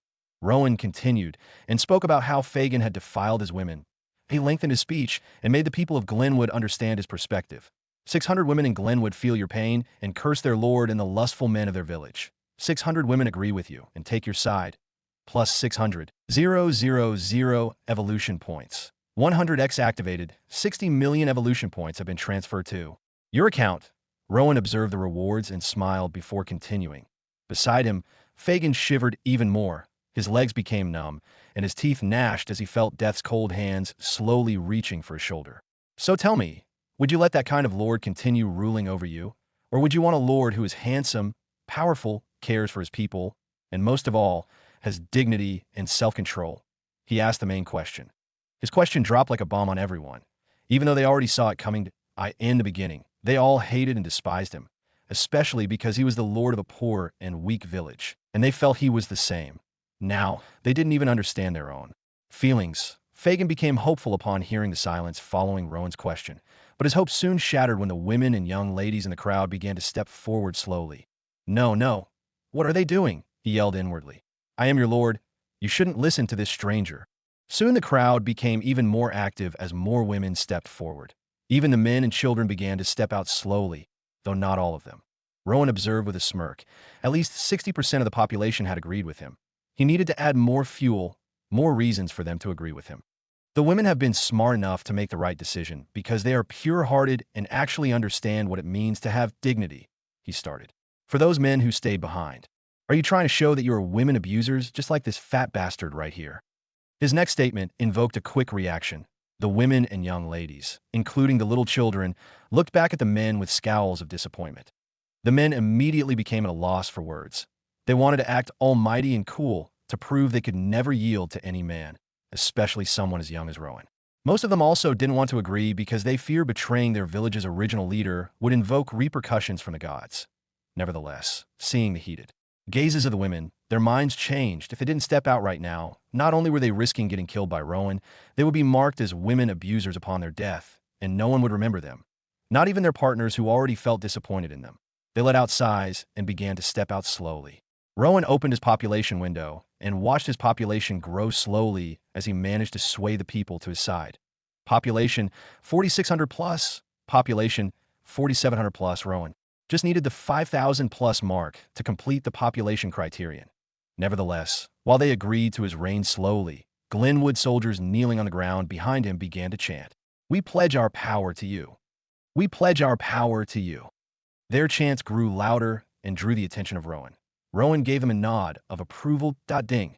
Congratulations, you have completed the population criterion to evolve your territory. Ding. Congratulations, you have completed the military criterion to evolve your territory. Ding. Congratulations, you have completed territory size criterion to evolve your territory. You have won over the support of 98% of Glenwood population and military. Congratulations, you have conquered Glenwood. You have received title Conqueror. It was nighttime, and the people of Glenwood could be heard shouting their acceptance of Rowan's reign. The voices of children, women, men, and soldiers combined to create a thundering cacophony that spread across the area. Fagin watched as his people chanted Rowan's name with respect and fear, something he hadn't experienced throughout his long reign of course, as a lord. His people had chanted his name numerous times, but it had never held this much emotion. They only did it because they were forced to, not because they wanted to. This, he muttered, finding it difficult to speak. Roland and the other soldiers watched their lord's back with pride shining in their eyes. The scene unfolding before them was both amazing and divine. That moment, they realized their lord was not a simple man, but someone capable of capturing the necessary emotions from everyone, including his own enemies. Run and Liera felt the same. Liera continued looking at Rowan. She couldn't believe that the same young Rowan of yesteryears, who always hid behind his father during large gatherings, would have the courage and power to invoke such emotions from men far older and more experienced than him. She couldn't help but feel sad that her other sisters, who were captured by Glenwood, weren't here to observe the scene. The chanting of the people continued, quickly transforming from chants of acceptance to chants of Rowan's name. "We hail Lord Rowan," their voices thundered. Rowan listened to the chanting of his name with a smile on his face. He observed the happy and delighted faces of the crowd before turning to look at Fagin, who couldn't believe his own eyes at that moment. When Fagin felt Rowan's gaze on him, he quickly asked the question that had been bothering him. "You have my staff of authority and my people already. Will you please let me go? I will leave this village and promise never to return." But his words were met with a mocking chuckle from Rowan. Fagin's eyes widened immediately. While Rowan chuckled, what he heard was the maniacal laugh of a reaper ready to take his soul. Rowan didn't even pay attention to him and turned to the people, basking in their chants for a few minutes before silencing them with a simple wave of his hand. Everyone stared at him with smiles on their faces, awaiting his next words. "You made the right choice accepting my reign, and I promise you will not regret it, as we will keep growing stronger and better each day that passes by," he started. "On the other hand, I will be using my authority as your new lord to set a new standard for all the men who think like these two," Rowan said as the soldiers dragged Fagin and Stannis forward. "These two do not deserve to continue living after the sins they have committed. They have not only committed sins against you people, but against your ancestors, and those sins from now on will be punishable by instant execution." Rowan's words spread across the area quickly. Fagin's eyes widened, and tears began falling from them. "Please, you said you would spare me if I gave you the staff of authority. I did that. And you even took my people and territory away from me." Fagin began speaking frantically, pleading for his life. Rowan didn't even bother to look at him. He drew his sword immediately, the sharp blade glistening under the moonlight. Fagin's body began to shiver. Stannis saw the cold blade, and he too began to shiver as the realization dawned on him. "Cover the eyes of your little ones," Rowan commanded. The women and men immediately did as he said. All the innocent little children were prevented from witnessing the traumatizing execution. Although they had already experienced the battle earlier, beheading someone they had known and respected since they were born might create some sort of trauma, which Rowan sought to prevent as best as he could. The soldiers made Fagin and Stannis kneel on the ground. Bowing their heads, Stannis intended to resist, but the pain in his body stopped him. Fagin's huge build also made it pretty difficult to break out of the tight clutch of the soldier, pressing him down. "Today, I deliver the justice my people deserve," Rowan yelled. Roland and the soldiers lifted their swords and chanted a thunderous, "Justice for Winterseed." The people of Winterseed observed the process silently. "Please do not kill me. I beg you, have mercy on me," Fagin cried out in a loud voice. "Do not let him kill me, your lord. I've done a lot for you all," he continued. Rowan snorted, lifted his sword, and sent it flying, delivering a clean execution. Stannis' head fell from his body and rolled under Fagin. Fagin saw the head of his captain, and his eyes widened in fear. He began to plead once again for his life, but it was too late. Rowan executed him even before he could let out a single word. Fagin's lifeless body slumped to the ground. A heavy silence enveloped the crowd for a brief moment. The world seemed to hold its breath. Then, from the midst of the villagers, a single voice shouted, "Justice for Winterseed." "Hail Lord Rowan!" Another joined in. Soon, everyone erupted into a unified chant, their voices merging into a powerful anthem that echoed through the night. "Justice for Winterseed! Hail Lord Rowan!" The thunderous chorus washed over Rowan like a tide, filling him with a mix of triumph and humility. He turned to face the sea of faces, men, women, and children, all looking to him with hope and reverence. Their eyes reflected the glow of the torches, but also something brighter, faith in a better future. Rowan continued smiling as the quest completion notification popped up in front of him. Quest completed successfully. Rewards: X1 common grade territory box, X1 wheel ticket, 1 million. Evolution points. You have unlocked wheel feature, 100x rewards activated, X100 common grade territory box, X100 wheel ticket, X100 000 evolution points have been added. The smile on Rowan's face widened as he reviewed the rewards before him. The appearance of the rewards and the chanting made his smile widen even more.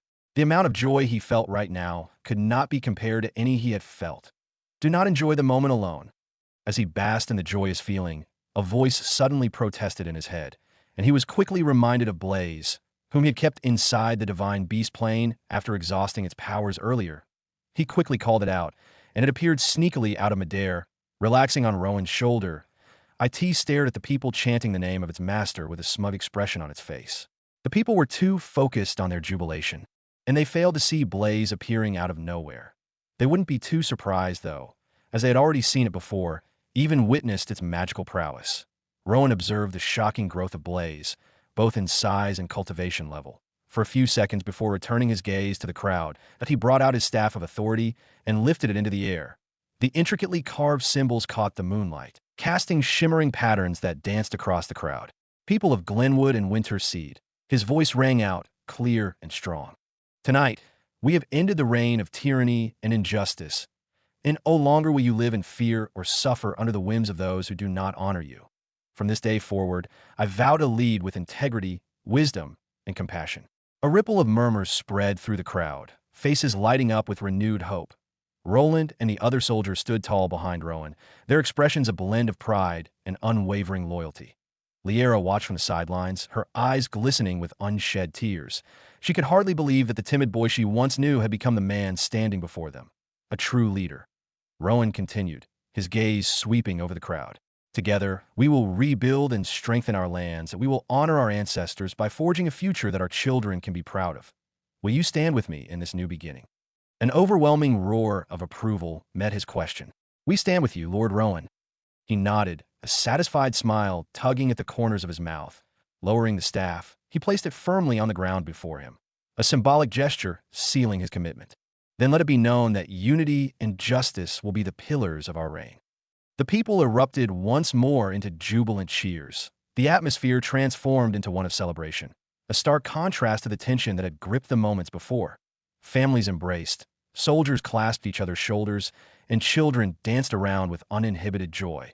Amidst the revelry, Rowan took a moment to observe his newfound domain. He felt a hand on his shoulder and turned to see Roland standing beside him, a respectful distance away. You have made the name of Winterseed great again, greater than what your father could ever imagine, Roland said quietly with a smile. It was still nighttime in Winterseed, and the villagers were already in their homes, fast asleep. Quite different from the previous night when most of them had spent their time in the village square, worrying and praying for the safety of their days. Meanwhile, at the southern border, a tall, imposing figure could be seen approaching the village, dressed in ragged clothes and clutching a small bottle containing a glowing, opaque liquid. He suddenly halted and observed the village with a calm smile. I am finally back with the milk. Lord Rowan still hasn't returned. At the southern border of Winterseed, a group of soldiers stood guard, discussing among themselves. He will be back soon, I'm sure of it, and he will definitely return victorious, another soldier responded to his worried comrade. The journey to Glenwood takes at least 2 days. We should expect their return starting tomorrow, added another. As they continued their conversation, they suddenly heard the sound of footsteps approaching. They immediately took battle positions, their hands gripping the hilts of their swords as they scanned the dim path ahead. The forest around them seemed to hold its breath as the crunch of leaves underfoot grew louder, closer. Each man tensed, the weight of anticipation heavy in the air. Through the darkness, they saw the figure of a man approaching. Who goes there? They called out, squinting their eyes as the figure continued toward them. Since it was the dark of the night, they found it difficult to decipher who it was. The figure continued moving towards them without stopping. They were only able to tell he was human due to his walking steps. Identity yourself. One of the soldiers yelled again. Hey, keep your voices down. They heard a hoarse and faint voice as the face finally became clear. Their eyes widened immediately. Lord Dragon. The jubilation in Glenwood continued throughout the night. Even as everyone returned to their homes after Rowan's brief announcement, the celebrations did not cease. After declaring his reign, he revealed his intention to change the name of Glenwood to Winterseed, as it was now under his rule, and no one dared oppose the change. In fact, they all loved it. Upon returning to their homes, they didn't bother going inside, but remained outside to celebrate with their neighbors. Only Rowan and the soldiers remained at the border. Rowan ordered his soldiers to free Fagin's former soldiers, who had now become his own. After they were freed, they immediately bowed before Rowan and performed their traditional method of swearing loyalty to a new lord. After the brief oath, they greeted him as their new leader and proceeded to socialize with Roland and the others. The tea took only a few minutes for them to become acquainted. Seeing the excitement, Rowan quickly sent some soldiers to Stannis's place to bring the wine he had found. The 40-plus soldiers returned with more than 12 large barrels of wine and a large number of wooden mugs. Rowan gave the go-ahead, and they all began drinking to their satisfaction. As they drank, Blaze, who stood beside Rowan, eagerly begged for a drink. Rowan tried to warn him that it was alcoholic, but he refused to listen, so Rowan let him be. Blaze ran off and approached Bryce, who was gulping down 2 large mugs of wine. Bryce was shocked to see Lord Rowan's magical pet standing beside him. Looking up with the cutest eyes he had ever seen, he quickly understood what Blaze wanted and gave him some wine. Blaze quickly downed 2 large mugs of wine, causing all the soldiers to stare at him with puzzled gazes, wondering what sort of stomach he had. After gulping 2 more large mugs, Blaze began staggering around with a drooling expression on his face. Rowan could only shake his head and find a nice spot to sit. He found some wooden stools beside the gate and sat down. He wanted to observe his stats and see how much he had improved. Rowan, Liera approached him as he walked towards the gate. Rowan turned to her with a calm smile on his face. How are you doing, Liera? I'm good. Thanks to you, Liera replied as she walked beside him towards the gate. Thank you for standing up for our people and ending the suffering we have been forced to endure, she said appreciatively in a low voice. No need to thank me, that I was just doing my duty, and I'm proud of the work I've done, Rowan replied. They chatted back and forth as they approached the gate. Liera was curious about the state of her sisters and the mysterious handsome man. Rowan explained to her who DeAndre was and how he had helped the village. He wanted to tell her that he was also a pervert who was trying to get Alara, but decided against it. He didn't want to spoil the fun of his new friend, as he had a lot to gain. After Liera's curiosity was satisfied, she bade him farewell and began walking away. Rowan seized the opportunity to study her character status. Name, Liera. Occupation, practicing herbalist special skill. Herbs mixing, theft. Status, excited. Rowan was pleasantly surprised. This was the first healing-type class-related skill he had seen in a while. As he studied her class, Rin ran towards him to speak, and Rowan was shocked to see his class as well. Name, Rin. Occupation, Herbalist, special skill. Herbal knowledge, D. Status, proud. Since Rowan met Liera and Run, this was the first time he had settled down to observe their character statuses, and thus he was surprised by these new discoveries. He hadn't been at the border earlier when both of them helped the injured soldiers with their herbalist knowledge, so finding out made him even more curious to understand their class. Rin spoke to him and thanked him for accepting him into Winter Seed and believing in him. I'm sure you have a lot of advisors in your village and have no need for one extra advisor, Rin said with a nervous smile. Nevertheless, aside from advising, I have other skills that would be of great importance to you. He told Rowan about his specialization in herbalism and how he could help him with it. Of course, he wasn't aware that Rowan already knew about his skills. Rowan acted as though this was his first time hearing about everything. Are you trying to tell me that you can identify which herbs can heal specific symptoms and which herbs can damage whatever organ you want? Rowan acted surprised. Rin felt really proud seeing the surprised expression on Rowan's face. Yes. My forefathers were genius medicine practitioners who spent most of their lives in the forest picking herbs and identifying their various uses. Their knowledge has been passed down from generation to generation and has been modified several times. Sadly, Glenwood doesn't value our craft that much. Rowan listened to his every word with a smile before promising to make him the head of health and welfare in the whole of Winter Seed. Rin's eyes widened, and he immediately knelt on the ground to thank Rowan. I am honored to receive such a position from you. Lord Rowan, that I promise not to let you down. Rowan nodded. I'm a man who loves good work. If you perform well, you'll be promoted and rewarded. The more promises Rowan made, the happier and more motivated Rin became. Rin thanked him profusely for several minutes before returning to drink and celebrate his new position. Meanwhile, Rowan proceeded to copy his skill. Skill, herbal knowledge. Copied successfully. Do you want to merge now? Yes/no. Rowan immediately chose to merge as the skill integrated with him. Strange and profound knowledge about everything he needed to know about herbs, ranging from identifying them to mixing them, entered his mind. Rowan suddenly felt as though he had been studying herbs for more than a decade.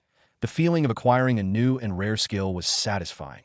Now that he had more than enough evolution points, he couldn't wait to acquire and evolve as many skills as he wanted. As his mind rejoiced, he quickly called up his system and requested the criteria to evolve his territory once again. TO, evolve territory, TO, F rank. You must have. Land, 40 square kilometers completed. Population, 5,000 completed. 500 active soldiers completed. Military power, F rank completed. Agriculture, F rank current. FF rank. Power, F rank completed. Wood grade authority staff completed. There's only agriculture holding me back, but that doesn't matter. Why agriculture is low, because Glenwood sees my river, thus affecting the fertility and production of the farmlands. Rowan contemplated. Now that Fagin was gone and Glenwood was under his control, the river automatically belonged to him, and with the water, his farmlands would yield even more. More than 50% of the issues affecting his village had been solved with this new victory. All Rowan needed now was to return home to his people and begin developing his territory as fast as he could with all the resources he had acquired from DeAndre and Glenwood. Development would become easier now. I can't wait to try merging with the blueprint I purchased, he thought with a smile as he approached the gate and sat down. The celebration continued until midnight before everyone retired to their homes. Roland and his captain slept at Fagin's quarters, while the other soldiers joined their new colleagues in their homes. They needed a rest, as they would begin their journey back to Winter Seed tomorrow. The next morning arrived quickly. The morning sun rose and took its usual place over Winter Seed 2, blessing the newborn territory with its heavenly radiance. The people of Winter Seed 2 rose quite early, earlier than they had under the reign of the late Fagin. However, they didn't get up early to leave for their farms or perform other tasks. Instead, they used the time on their hands to prepare nice meals for their new lord. A lot of women gathered together to prepare their most delicious meals, while the men brought the game they had hunted and stored beforehand. They all worked together, preparing the best dishes as a welcome to their new lord and the soldiers that came with him. This was to pay their initial respect and showcase their love for him. The streets were filled with noises and the delicious aromas of numerous cuisines. The atmosphere was joyous. Meanwhile, at the late Fagin's quarters, Rowan and his captains woke up quite early to discuss. Inside the big sitting room, Rowan and the captains could be seen sitting down, facing each other and discussing. Lord Rowan, your position has improved. No longer are you the village head of Winter Seed, but the lord of a dual fief, Roland said with a smile. The lord of a village is called a village head, and a lord who rules over two villages is called the lord of a dual fief or fief chief. Rowan already knew about this, but acted surprised and thrilled by the details. The captains looked at him with faces brimming with hopeful and proud smiles that Rowan's position increasing also meant that theirs had improved as well. They would control a larger military base, and their authority would extend over more people than in Winterseed. That on the other hand, Rowan had decided to rename Glenwood, calling it Winterseed 2. He had already made his decision to let one of his captains become his assistant and rule over Winterseed 2 instead while he took care of the other. He made this intention known to his captains. I did not want to leave your side, Lord Rowan. Being your captain is better than any other position. Bryce instantly rejected the idea. Same with me. I would love to remain a captain and help train the younger generation. Roland also rejected. Same, Bruce and Josh added. All of them rejected his offer. I understand that you all want to protect and serve me. But as you know, I'm already strong enough to protect myself. I want someone I trust to oversee this village for me. And you four are the only people I trust. Rowan sighed. He really needed them to agree with his proposal, but he didn't want to force them. The captains refused once again, and Roland made a suggestion. You want Ren to take over while we return? Rowan asked with a frown. Yes, Lord Rowan, that I've only known him for a few days, but I can tell that he is sincere and loyal. Also, he knows more about this village and the villagers than any of us. He is a better person for that position, Roland explained. Rowan listened and couldn't help but agree with him.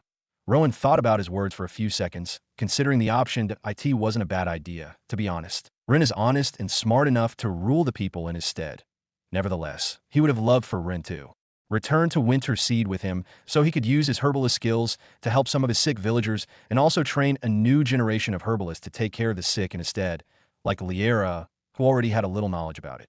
I already copied herbal knowledge, but I don't have that much time on my hands to go into the bushes, find, sort, and mix herbs to treat the sick, and I do not have enough time to teach others either, Rowan sighed. Rowan had a lot of tasks to accomplish once he returned and didn't want more tasks to be added. After thinking for a long time, he finally arrived at a decision. That is settled. Ren will rule over in my stead. The captain smiled upon hearing his decision. It was a big relief knowing they had no need to leave his side. Rowan asked one of the soldiers stationed outside to call Ren for him. The soldier left immediately to deliver the message. Almost 30 minutes after the soldier left, Rowan heard the commotion outside and strolled out with his captains to observe. When they got out, they were greeted by a large group of women holding large baskets brimming with delicious, steaming food whose aromas wafted across the area, quickly reaching their noses. Rowan couldn't help but feel his stomach rumble at the sweet aroma. Lord Rowan, this is our little token of appreciation for purifying our village and becoming our new lord, the women said in unison.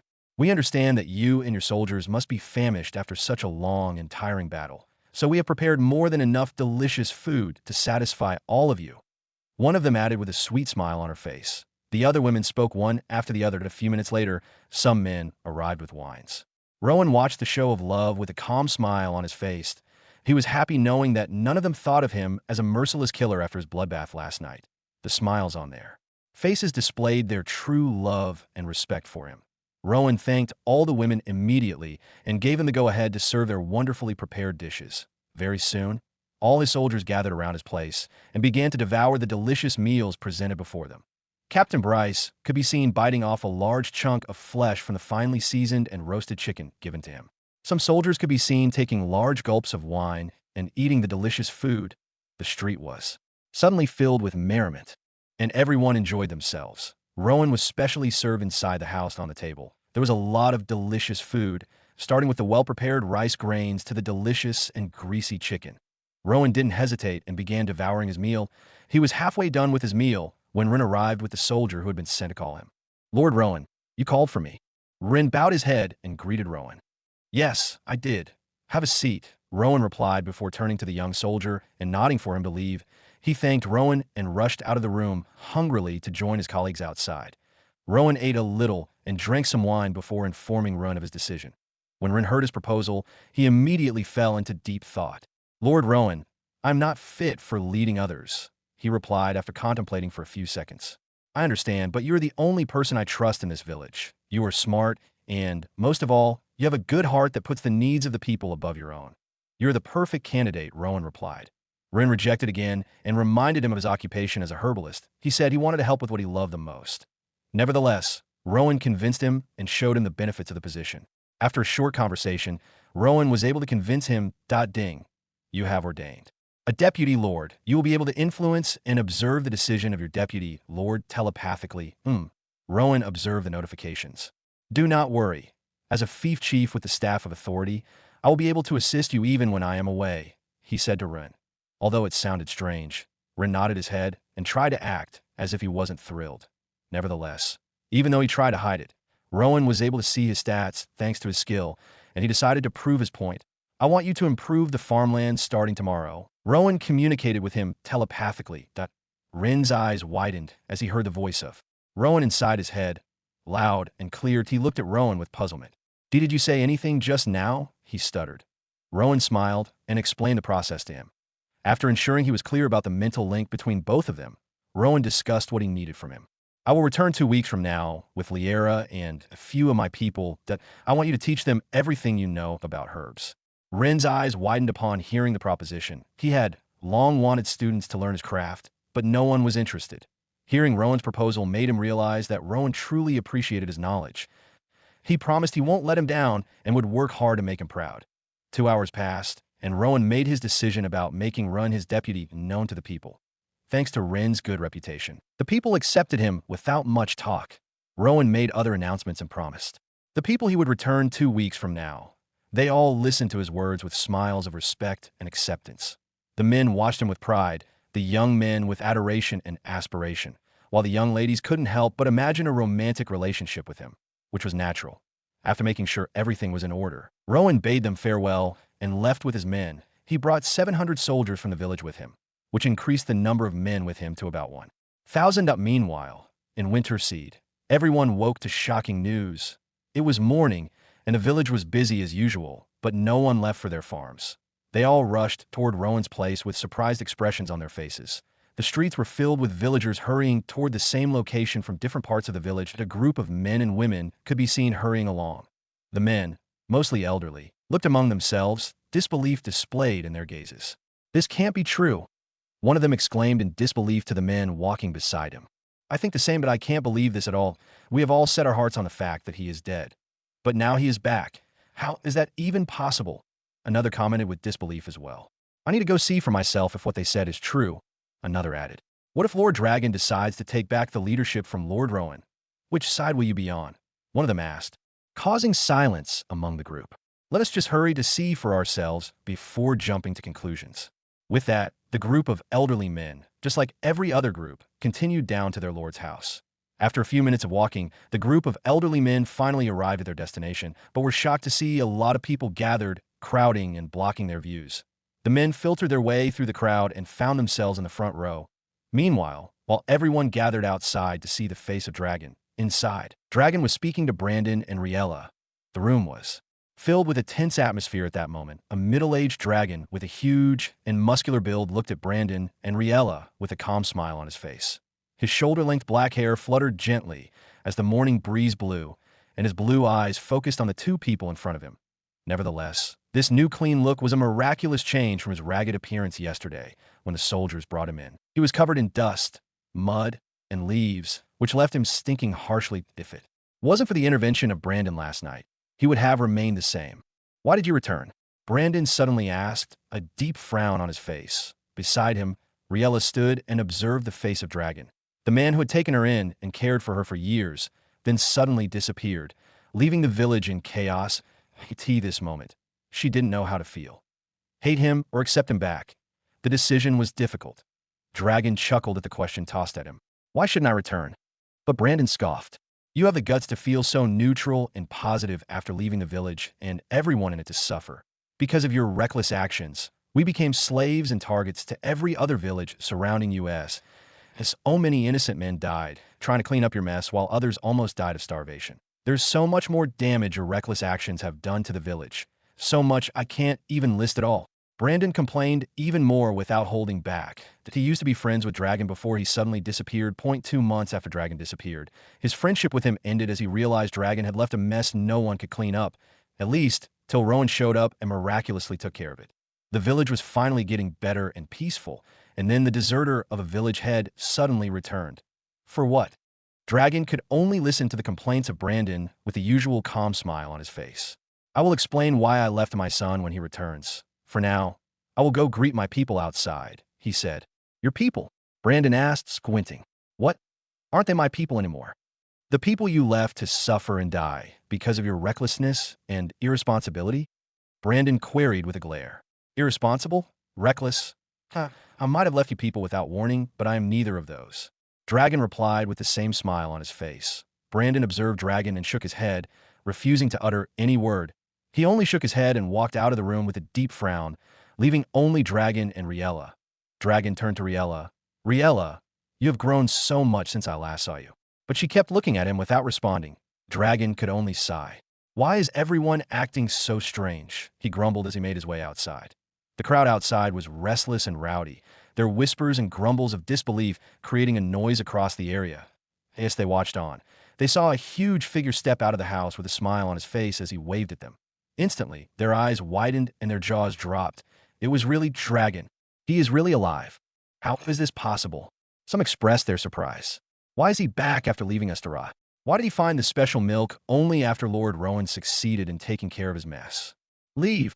Others expressed their hatred and disgust without holding back. Very soon, the whole place was covered in chaotic noise. The elderly were both shocked and disgusted at the presence of their irresponsible former village head. The youth were disgusted at him, while the young children only observed him with curiosity. They all knew about the tales of Dragon Winterseed, the lost lord, but had never seen him before. Brandon stood at a corner in the crowd and observed the chaos building up against Dragon. He turned to observe the expression on his face. Behold, Dragon still had the same calm smile on as his eyes darted from one face to another. Why is he still smiling? Brandon gritted his teeth. On the other hand, Dragon waved at the people once more before speaking. It is good to see you all after such a long, stressful time. His words fell on the crowd, and they quickly picked them up and threw them back at him, hatefully. It is not good to see you. You are not welcome at all. Go back to the forest where you belong. Who knows what you've been up to? Probably impregnating some innocent monkeys. Why are you still standing? Leave. Lord Rowan is a far better leader than you will ever be. At this moment, none of them held back, and it made Brandon smile. Yes, show him how much of a loser and irresponsible bastard he is, he thought. Even with all the harsh comments from the people, Dragon's smile still didn't wear off. Instead, it became brighter and brighter as the noise increased. He continued to strike up conversations with the people, even though none of them paid attention to his words. Once he noticed their noise reducing, he would try to speak, resulting in even more aggressive uproars, but those didn't even seem to break his smile. His unbreaking smile made Brandon and the others wonder if he had suddenly developed some sort of psychological problem or if he had hit his head against a wall before arriving. Dragon observed the rioting crowd for a few more seconds before heaving a loud sigh and muttering to himself. If only they knew the hell I went through in my 6 years away from the village. He gave them one more nonchalant wave before proceeding inside the house with a calm expression on his face. The smile on his face disappeared the moment he was out of sight, replaced by a contemplative expression. Brandon observed the back of Dragon for a few seconds before leaving the area with a group of 20 soldiers to the village square, as usual, to prepare for the distribution of food for the day. After releasing all their pent-up anger and stress, the villagers left and returned to their various workplaces. None of them had a single strand of forgiveness in their hearts, as they couldn't accept Dragon after all he had done. Riella left as well. She gathered the ladies learning tailoring under her, and they headed to the village square, where they had been holding their daily classes for the past 3 days. In the past 2 days, more than 10 out of the 30 ladies learning under her had finally grasped the basics of tailoring and become efficient in it. For those who had already mastered the basics, their sewing speed became faster as well as their creativity. Riella also gained her advantages as well from teaching. First off, her timidity began lessening the more she conversed with others, and her tailoring skills and creativity also improved. Aside from those, her reputation in the village also improved, and most of the young ladies began to see her as a role model. Riella was excited with the positive changes happening around her. It made her want to help more around the village and become useful to Rowan. After the short and aggressive meeting with their former deserter of a lord, the day went by swiftly in Winterseed, and evening quickly arrived. The evening wasn't anything like the usual quiet and peaceful ones they experienced with Rowan around. Their mood had been shattered and broken beyond words. Women, children, and men all walked around the village with frowns on their faces. Hateful discussions about dragons spread through the village like an airborne disease, and even the little children couldn't help but hate Dragon after seeing how their parents reacted to his return.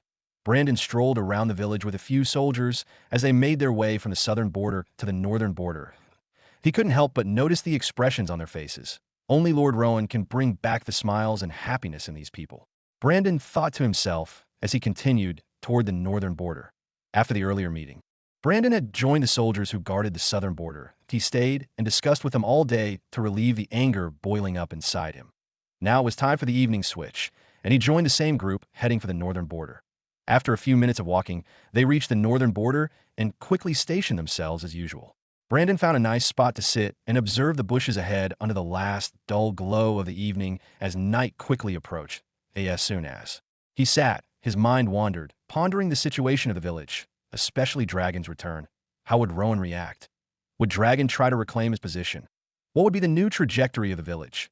Brandon sank deep into his thoughts as evening was engulfed by the darkness of night. So many footsteps. Can you all hear that? His wandering thoughts snapped back as one of the soldiers suddenly alerted his colleagues with a shaky voice. I could see that moment. The sound of heavy, human-like footsteps arrived and spread across the area. The sound was akin to a powerful army marching towards them, causing the soldiers to brace themselves. This is not a simple footstep. A large number of soldiers are definitely marching towards us, Brandon exclaimed as he stood up, staring ahead with worry evident on his face. Could it be Lord Rowan? One of the soldiers asked. It could be, but the intensity of the footsteps doesn't sound like something 300 soldiers can make. It should be more than 1,000. Brandon said worriedly. The soldiers gulped upon hearing his words and immediately took positions. While the soldiers at the border tensed up against an imaginary army of 1,000 soldiers, Rowan and his men made their way down to Winterseed. Rowan could be seen riding in front, his eyes shining brightly as he observed his surroundings with a smile on his face. Liera joined him, currently sitting behind with her hands wrapped around his waist for support, her face brimming with smiles as she got ready emotionally to reunite with the people she knew and grew up with. The soldiers marched beside them with calm expressions on their faces. They moved tirelessly thanks to the food supply Rowan distributed among them a few hours ago. Winterseed is not far anymore. I will get to see the faces of my people after a long time and farm a lot of evolution points from them. Haha. Rowan laughed inwardly that it had been almost 24 hours since he set out with the soldiers for Winterseed. Due to the large number of people with him, the journey became way longer than expected. But now they were only a few minutes away from the village. Rowan couldn't help but be merry inwardly. He pulled the reins and rode his horse faster as he emerged from the forest into the small bushy area. This moment, he could see the border of his territory closely and the soldiers stationed. There, finally, he muttered and rode forward. The soldiers behind him marched faster as well, especially the Winterseed soldiers who couldn't wait to reunite with their families. Rowan could see the soldiers guarding the border breathing heavily with battle-ready expressions on their faces, and only then did he realize it was nighttime and others couldn't see as clearly as he could. "It is me, Lord Rowan Winterseed," he yelled in a clear voice to ease the tension among his soldiers. "Lord Rowan is back!" The soldiers yelled with great joy as they tossed their weapons on the ground and began jumping around happily. Brandon observed the joyous moment, and a smile quickly appeared on his face. He did it. He really came back victorious, as expected. He muttered to himself with pride, and that moment. He felt so much joy that tears began dripping from his eyes. "You three, go inform the others to gather at the village square to welcome Lord Rowan." He turned to the happily dancing soldiers and commanded. The soldiers left immediately without complaint. In fact, they were happy the others would hear the good news from them. The other soldiers kept jumping around merrily, while Brandon watched the arrival of Rowan with so much pent-up emotion. Rowan was the first to arrive at the border. He leapt down from his horse quickly and helped Liera down. He then turned to look at the approaching figures of Brandon and the other soldiers. "Rowan," Brandon cried out in a loud, emotional voice as he hugged him. "You've done it finally. You have taken away the sorrows of the people and brought back our long-lost, cherished freedom," he said amidst the hug. His voice was filled with emotion, like a father congratulating his son after a great achievement. Rowan accepted the hug with a smile while gazing at the happily approaching soldiers. "Welcome back, Lord Rowan. Lord Rowan, you are the real savior of Winterseed," they said one after the other as they approached. The soldiers also went to greet the captains and congratulate them on a successful battle. As they welcomed the captains, the soldiers couldn't help but notice the new faces among the large number of soldiers approaching the border. Surprise quickly etched on their faces as they inquired from the captains, who explained the situations briefly. While the soldiers reunited with Rowan and the captains, They didn't fail to notice the presence of Liera and immediately went to greet her. Liera was all smiles as she reunited with them. Liera, where are Alara and the others? Did anything happen to them? They began asking while welcoming her. Thankfully, Liera had already heard from Rowan that no one in the village was currently aware of the presence of Alara and the others, so she picked her answers wisely and told them they were okay at tea that moment. More soldiers began to gather at the border, and soon it was crowded with a large number of them. However, despite the large crowd, not all the soldiers had arrived yet, as many could still be seen standing in the distance. The atmosphere at the border was exciting, but nothing compared to the village's point. 3 soldiers ran through the village while screaming at the top of their lungs about the arrival of Rowan. Their voices spread across the village like wildfire. Doors flung open instantly as villagers ran out of their houses and began dancing for joy, celebrating their new freedom. Inside one of the huts, Clarissa, Roland's wife, was feeding her baby when the voices of the soldiers reached her. Her eyes widened. She wrapped her baby in soft clothes and rushed out of the hut. She was instantly greeted with streets now filled with villagers celebrating. Some danced, some knelt and thanked their ancestors, while others celebrated with loud voices. The mood was electric. Gather at the village square to welcome Lord Rowan. The voices followed immediately. Nevertheless, even without this, the people had already begun their sprints towards the village square. Riella was up, working on some torn clothes when she heard the voice. Her heart skipped a beat, and she made her way to the village square. Meanwhile, in Rowan's place, Dragon sat on the bed staring at the glowing, opaque liquid in the small bottle with a serious expression as his mind recalled numerous dark events. But then, the voices of the soldiers blasted from outside, and he realized his son had returned. He didn't get up from the bed and only smiled wryly and muttered in a proud voice, "He really did it. That's my son." Within minutes of Rowan's arrival, the village square was filled to the brim with villagers, even though it was nighttime. Several campfires and torches were lit to illuminate the area. Not a single person missed the arrival of their lord, as it marked the beginning of a new era they couldn't afford to miss. While the people gathered at the village square, Rowan approached the meeting house discreetly with the captains and Liera. Parked beside the meeting house was the carriage D'Andre had gifted. "Rowan, are you ready to meet them?" Rowan asked Liera with a smile. Liera nodded, but she was a little confused as she observed the carriage, wondering how such a small structure could contain 5 adult women. It would be uncomfortably tight for children, let alone adults. Even the captains couldn't help but question the possibility. Rowan observed their worried and confused expressions and smiled. Walking closer to the carriage, he knocked on the door to inform Alara and company before opening it. Instantly, their faces turned pale, with shock as the magnificent interior of the carriage was revealed. Not only was the space inside unbelievably big, it was also very beautiful. They could see decorative lights illuminating the room and big, beautiful, comfy beds that looked otherworldly in their beauty. Alara and the other women, who were already alerted by Rowan's knock, stood at the entrance of the carriage with smiles on their faces. However, their expressions froze for a few seconds when they saw Liera, and immediately they ran out to hug her. "Liera, you are alive. It is good to see you back, Liera.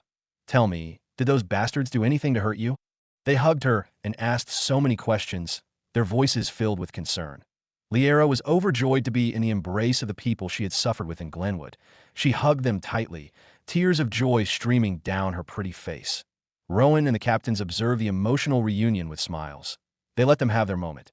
After separating from the hug, Alara approached Rowan and hugged him as well. "Thank you for bringing her back and ending the suffering of our people, Rowan. I simply performed my duty as a lord. No need to thank me," Rowan replied, smiling as he accepted the hug. After Alara stepped back, the others came and hugged him as well. "It is time to reveal your presence to the people," he said with a smile after accepting their hugs. They smiled and nodded before strolling toward the village square. Oh wait, appearing to the people in a grand, cool, superhero entrance wouldn't be bad at all, he thought, and suddenly stopped the others. He suggested they take the carriage and ride toward the village square in it. While this was mostly unnecessary, the desire to fulfill one of his grandest dreams didn't stop Rowan from doing it. The village square was still buzzing with discussions and emotions when the loud, angelic neigh of horses echoed across the area, causing the people to tilt their heads backward. They saw the mysterious horse-drawn carriage that had been resting beside the meeting house for a long time approaching them, and they quickly cleared a path for it. The horses pulled the carriage forward at a fast pace, neighing as they moved. The villagers watched the carriage with curious and confused eyes. They were only aware that it belonged to the mysterious angelic white-haired man. But what was he doing here? The carriage stopped at the raised platform at the front of the village square. It halted in a position where the door was away from the curious eyes of the people. As they watched, they heard the creaking sound of the carriage's door opening, and their eyes were almost blinded by the brightly shining light that blasted forth from the door. Even though they weren't facing the door directly, the light's intensity still amazed them. What is happening? Who is that? Is it that angelic man? Some of the young ladies whispered among themselves as they recalled the handsome face of DeAndre and couldn't help but blush. If Rowan knew what these ladies were thinking right now, he would definitely lay curses upon DeAndre. The curious crowd remained silent and observed. Rowan emerged from behind the carriage, his figure illuminated by the warm glow of torches surrounding the village square. His presence was commanding, his gaze steady as he walked toward the lifted platform. Every step he took resonated with purpose, and the villagers felt a surge of anticipation as he ascended the steps. A profound hush fell over the crowd. The night air became thick with emotion. Faces turned upward, eyes reflecting hope and admiration. Families held hands tightly. Children peered from behind their parents, and elders nodded approvingly. Reaching the top of the platform, Rowan stood tall, his silhouette noble against the starlit sky. For a moment, silence reigned. Then a lone voice thundered, "It is Lord Rowan." It was followed by another thunderous chant of his name, and then another, until the square erupted in a chorus of cheers and applause. The villagers began chanting his name. "Hail Lord Rowan the Blessed, the Conqueror, and the greatest freedom fighter." The chants thundered across the place, and the emotions of the people intensified. Some of them stared at Rowan with their hands and heads lifted, tears dripping from their eyes. Rowan observed with a calm smile on his face as he enjoyed the emotional moments. All your villagers look at you with brilliantly shining eyes. All your villagers are emotional. Your followers see you as the ray of hope. You have broken your former record and obtained a new achievement for controlling the emotions of 4,000 plus people with your hard work. 40,000 evolution points have been rewarded. 100x rewards activated. 4 million evolution points have been rewarded. As the emotions poured out from the people, so did Rowan's rewards. The smile on Rowan's face brightened as he began waving at the people. A lonely corner of the crowd. Dragon observed Rowan with a proud smile on his face. Rowan's plan worked perfectly. Not only did he complete one of his earthly goals in a grand style, but the amount of evolution points he gained from it was just too rewarding, making him smile. Nevertheless, enjoying their reaction as best as he could, he finally announced his victory and the major developments that took place in Glenwood. He shared stories about the war, how the evil lord of Glenwood died at his hands, how he subdued the army, and how he made the people his followers. His tales were impressive, and even Dragon couldn't help but gasp while listening to his son's achievements. It was just too much for someone who wasn't even 19. Yet, when I was his age, my only goal was leaving the village as soon as I could to explore the world outside. But here he is conquering kingdoms and gathering followers. If his mother were alive, she would be very proud, he thought with a smile. But this peace, how long will it last? How long will he be able to keep the village unaware of the horrors and magnificent discoveries? Should I tell him now? He asked himself as he fell into deep thought, recalling several dark scenes that he shook his head to forget. I will wait for a perfect time to tell him, he concluded inwardly, folding his hands and leaning on the fence to hear his son's emotional speech. Rowan, still unaware of his father's arrival, continued speaking as usual. After sharing the story of his war, he brought the women onto the stage, and the crowd was ecstatic that Bruce's wife ran out of the crowd to embrace Liera, her little sister. While weeping, the families of the other ladies, except Ilara, came to welcome them. Ilara stood in a corner and observed the scene with a faint smile as she had no family to welcome her. But she didn't harbor a single bit of jealousy against her friends. She gazed upon the jubilating crowds. 2 elderly women and a few middle-aged women went to hug her. Ilara, my heart goes out to you. Your father and grandfather died protecting us from those evil night creatures, but they never gave up on you. They knew you would return one day. One of the elderly ladies consoled her amidst the hug. Hearing their stories, Ilara burst into tears and hugged them tightly. She had been holding it all back since the beginning, but now she couldn't anymore. The women did their best to console her, even inviting her to their home to eat after tonight's event. After the ladies were introduced, the captains came up as well, and the crowd erupted as usual, happy that none of the captains had died. The news about Oliver's betrayal had already spread like wildfire across the territory, so no one actually considered his absence. Rowan gave everyone a chance to receive proper welcomes from the people, including the soldiers. After all this was done, he began announcing his plans. After my victory over Glenwood, I was able to obtain a lot of interesting resources that will aid our village. We will commence the reconstruction of houses tomorrow, open the rivers that those bastards locked from us, grow more crops, make more clothes, and construct wonderful machinery. Our village will experience a lot of supernatural growth, he announced. Yeah, long live Lord Rowan of Winterseed. Long live the blessed and the conqueror. They chanted. Rowan gazed upon the crowds, and his eyes landed on Riella, standing in the midst, looking up at him with affection. Also today, I will fulfill my promise to my wonderful friend and fiancé. Rowan smiled. His voice caused the crowd to turn silent for a few seconds and then erupt into whispers. Riella looked at Rowan with a flushed face. Dragon's face froze immediately. What the? How is he getting married so soon? I didn't even think about marriage until I was 25. But Rowan continued. She will be my first companion on my path to becoming the greatest lord to grace this world with his magnificent presence and the strongest there will ever be. Please, everyone, give a round of applause for Riella. His voice was like a bomb that exploded through the crowd, even though they already expected both of them to become a couple.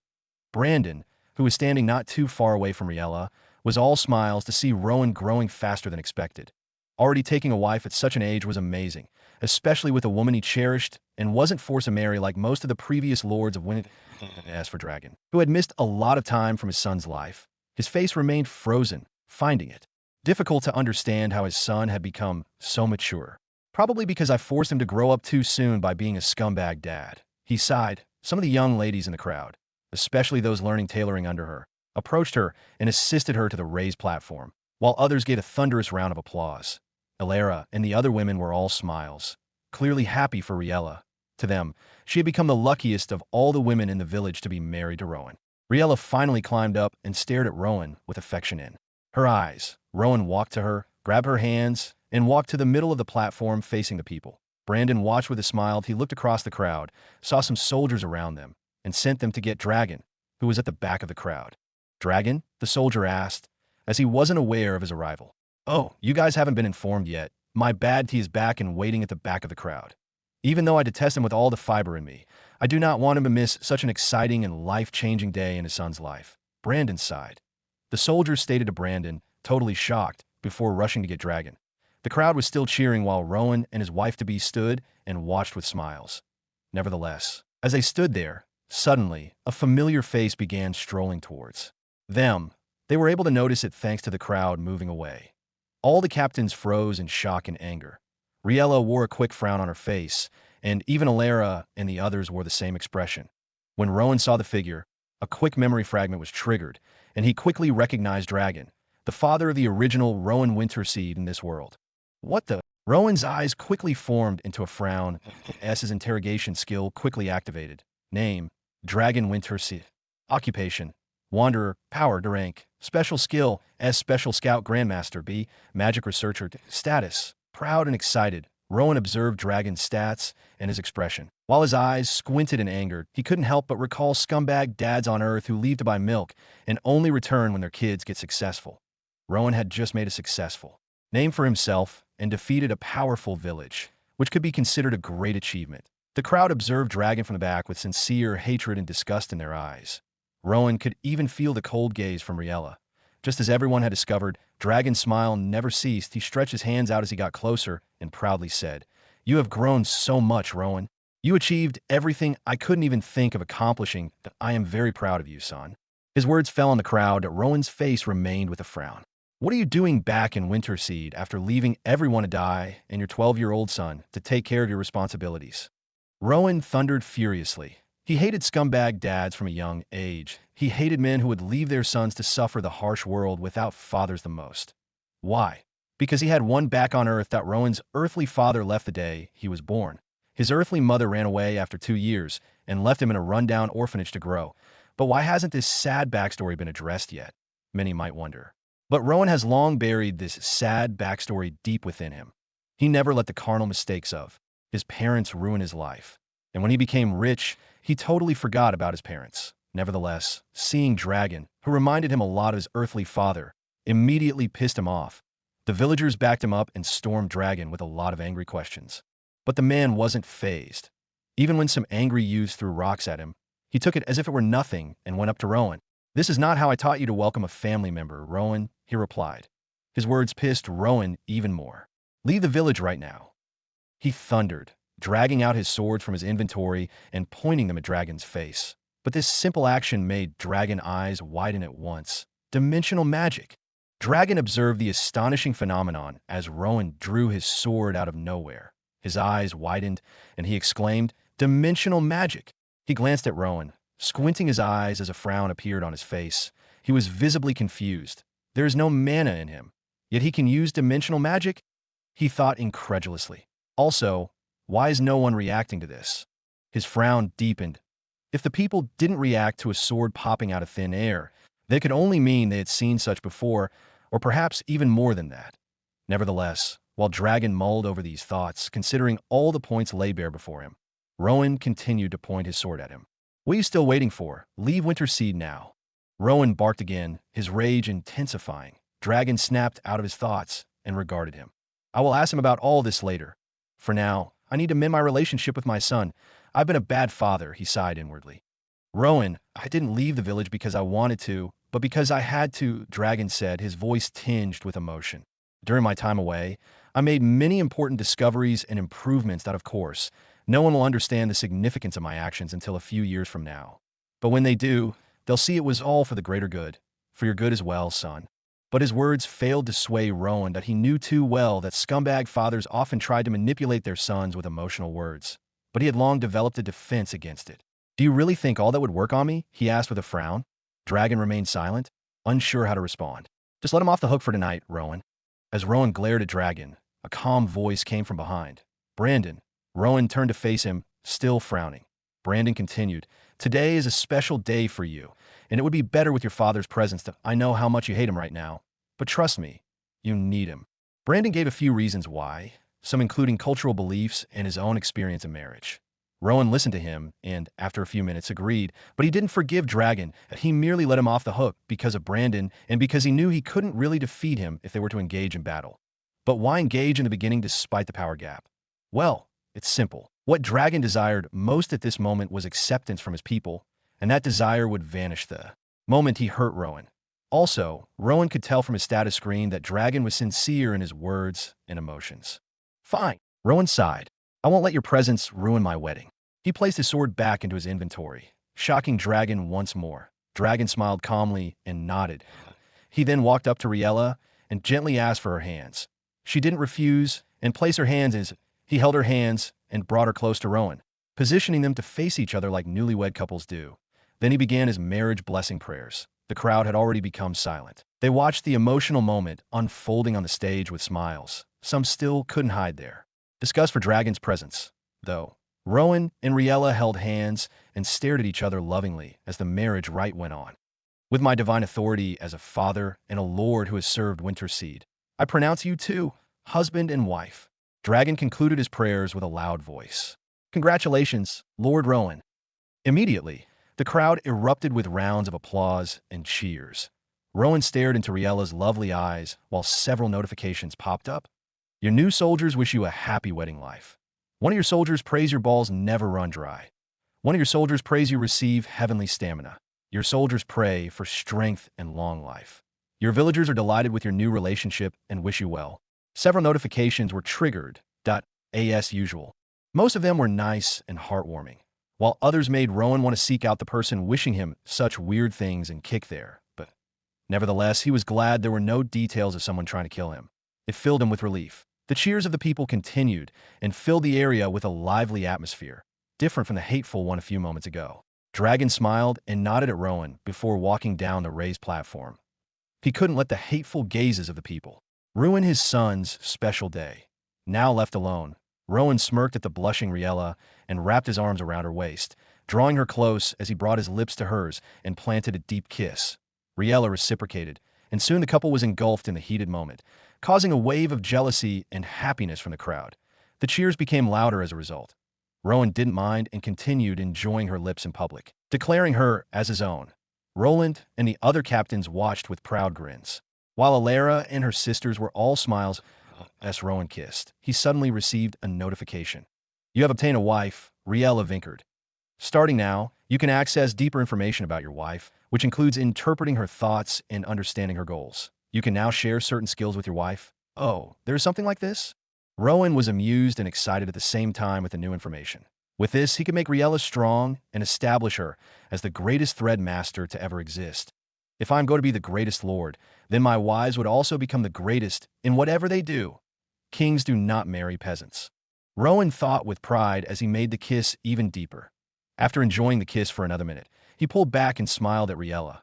His hand still wrapped around her waist, he drew her close once more. To celebrate my victory and my wedding, I declare a feast tonight and a holiday for everyone tomorrow, he announced. The crowd erupted in cheers, as usual. Rowan received a few evolution points as a reward for the people's gratitude concerning the holiday tomorrow. It made him realize that even though people cherish their work, a work-free day would still make them happy to make the celebration better. Rowan brought out the best food supply he had in his inventory and distributed it to the cooks. To prepare for everyone, he also brought out 2 big barrels of wine he had brought from Glenwood. The village square became busy as the women began preparing delicious dishes with the food supplies. Just about 20 minutes after distribution, the whole place was already filled with the sweet aroma that made everyone drool subconsciously. The men didn't sit back this time. They helped as best they could to make the work faster. In the village square, a lot of fireplaces could be seen. There were either big pots over them or large cuts of meat being roasted. Everyone was busy and happy, including the children. While this went on, Rowan spoke to the captains and then went on to his room with Riella. The captains looked at Rowan's back with proud smirks as he strolled out of the village square, hand wrapped around his woman intimately. This guy is tough. I couldn't talk to my crush when I was his age, but here he's going to do the real thing.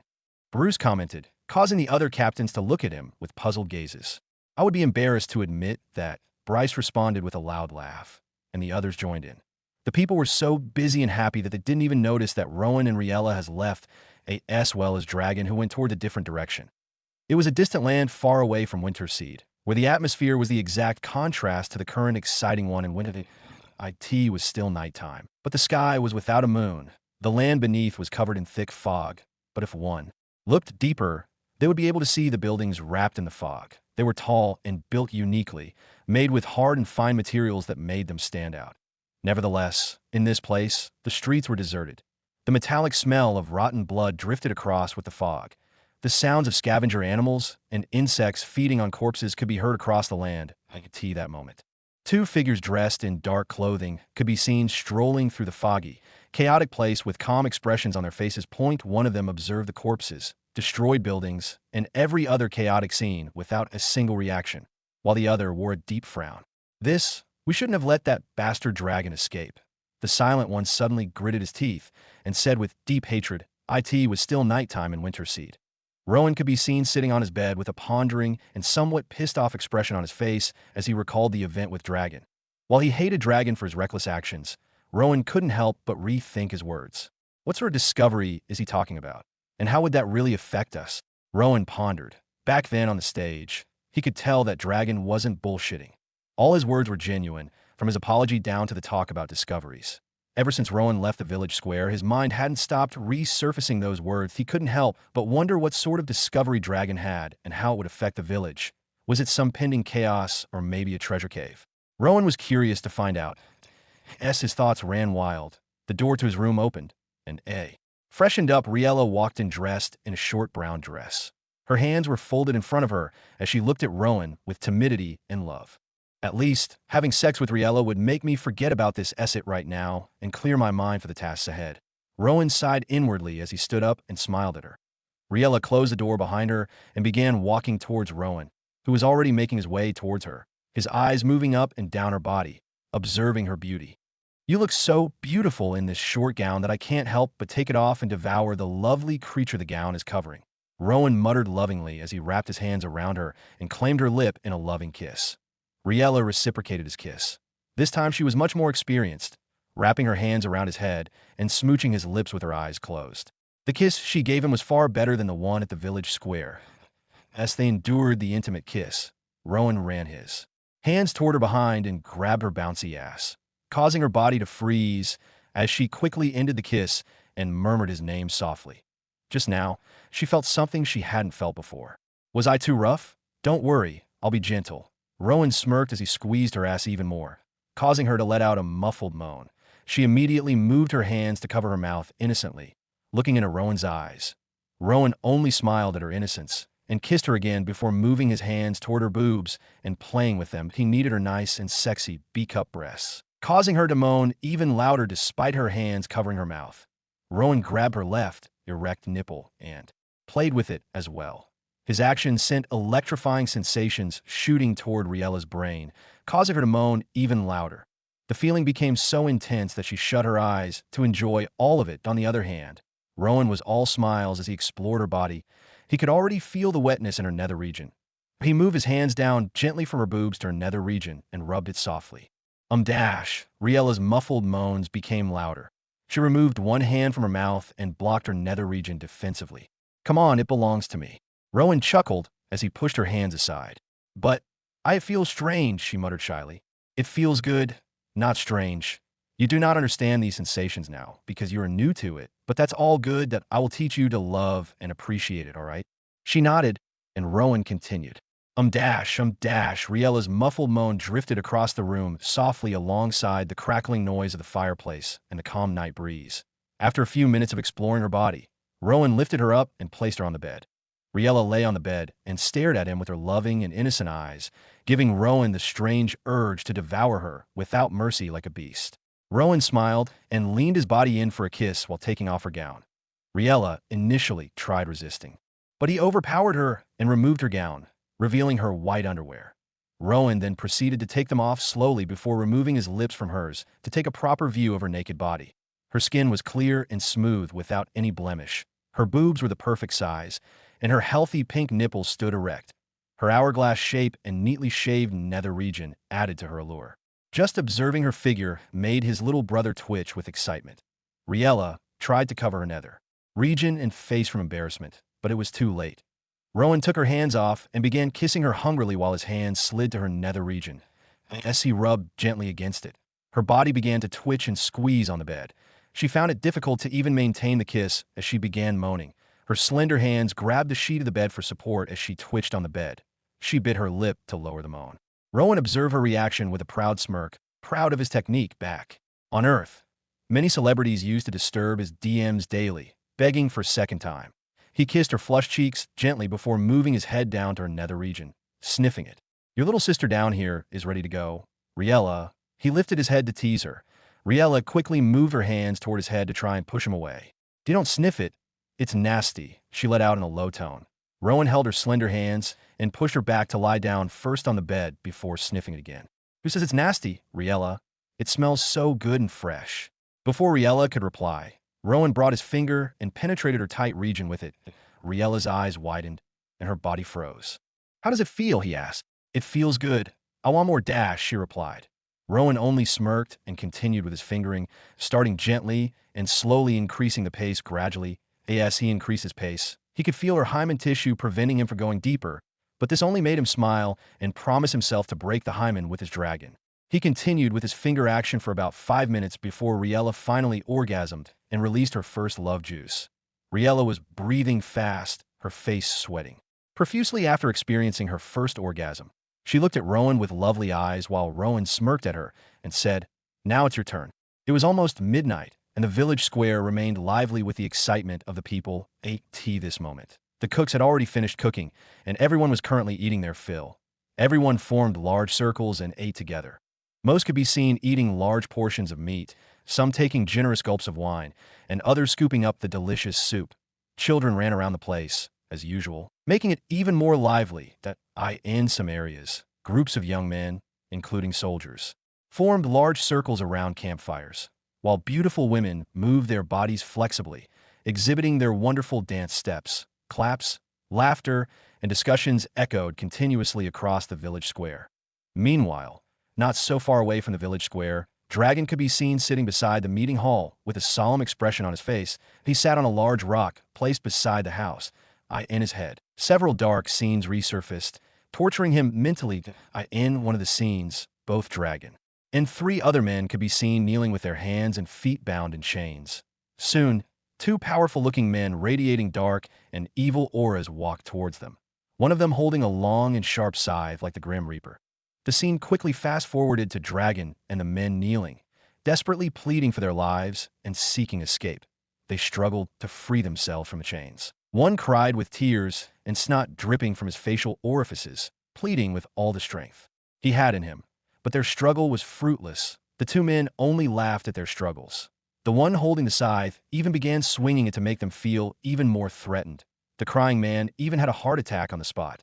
The men didn't seem to care at all. The scene then fast-forwarded again, now showing the two men beside Dragon dead. Dragon could be seen staring at the corpses with fright, sadness, and anger for the men who killed them. The two deceased men were his friends. They had been through hell together, but never even got to enjoy the fruits of their hellish journey before dying. Dragon quickly turned his head to the two men in front of him, with deep anger and hatred radiating from his eyes, his teeth gritting angrily. But his angry and fierce look turned timid and horrified when one of them brought out a strange and terrifying centipede-like creature from his pocket and brought it close to Dragon's face, while Dragon tried his best to move away, even screaming for non-existent help. As this last scene appeared, Dragon clenched his fist, and his teeth gnashed uncontrollably. He quickly stopped himself from rethinking those moments over again. He let out a loud and heavy sigh. Night has gradually become a torturous part of the day for me, because of those evil scumbags, he exclaimed hatefully, clenching his fist. I can't sleep properly because of them at night, and even in the bright hours of the day, I can't relax because all I see and recall is the ugly and hateful face of those fuckers. Dragon kept speaking to himself with a lot of anger. After muttering to himself for a few minutes, his eyes turned red, and tears dropped as he recalled the number of friends he had made and lost during his journey, all at the hands of some evil, powerful bastards. I can't even think of their names anymore. Simply thinking of mentioning their names could bring destruction upon these people. Dragon sighed. He had a lot to tell others, but it would only bring their destruction. Dragon preferred to keep everything inside and try to work everything out himself. While the night continued blissfully in the village square and solemnly with Dragon, Rowan and Riella engaged in the physical manifestation of their love and lust for each other. Riella could be seen looking at Rowan with worried eyes after hearing his words. What should I do to make you feel good?" she muttered in a low and embarrassed tone, still feeling the blissful sensation of pleasure from her flower cage, which remained hungry for more. Rowan looked at Riella and smirked. It was an unwritten tradition in Winterseed for the youth to learn about the practices and methods of making babies from their parents. Sadly, Riella had none, and she was so inexperienced in that topic. She had only heard a few rumors about how it feels to have sex from her. Very few friends, but never how to have sex. Hearing her question, Rowan couldn't help but want to hear how she would make him feel good if she knew nothing about sex. "You tell me, Riella. Remember, you didn't instruct me on how to make you feel good." Riella looked at Rowan with an embarrassed look on her face as she recalled their activity earlier. The sensation, her body movements, and the weird sound she made during the process, especially when she orgasmed. She now desired nothing but to dig a hole and hide her face at this moment. "Come on, don't keep me waiting. I want to feel good too." Rowan hurried her with a smirk. "Tell me how you plan to make me feel good, Riella." Riella thought about her answers for a few seconds before shyly pointing at Rowan's backside and chest. "I will follow your steps, Rowan," she said softly. That Rowan's face turned pale immediately, and his expression ashened. Being inexperienced has its own disadvantages sometimes. Why the heck would she want to squeeze my peerless, powerful ass? Rowan couldn't believe that Riella would suggest such a thing. Riella observed his reaction and immediately felt bad. She didn't even understand what she did wrong to make Rowan react that way. Before she could even apologize, a smirk appeared on Rowan's face, and he looked at her with a cunning expression. Riella had only seen this sort of expression a few times and knew it wouldn't end well for her. "Riella, darling, squeezing a man's ass does not make him feel good." "Riella, darling, squeezing a man's ass doesn't exactly make him feel good," Rowan said with a smirk. "How can I make you feel good?" she asked curiously, her eyes wide with innocence. "So many ways, Riella, so many ways," Rowan repeated, a mischievous glint in his eyes. "You see, the gods are really partial. You women have at least 5 pleasurable body parts, while we men are left with just one. Nevertheless, to our advantage, there are countless ways that one part can be pleasured." Rowan began, as though he were tutoring a highly advanced class in sexual education. He went on for about 2 minutes, poetically describing the art of lovemaking to his beloved wife. Then he delved into the theory of the simplest way to pleasure a man's most intimate part. "Handjob," Riella repeated his words, tilting her head slightly. Rowan nodded as he loosened his drawstrings, allowing his pants to slide down and reveal his already gallant and erect 9-inch dragon, which stood proudly. Riella's eyes widened at the sight of the impressive member before her. She quickly recalled the descriptions her friends had given about their lovers' penises, but those sizes were nothing compared to the one in front of her.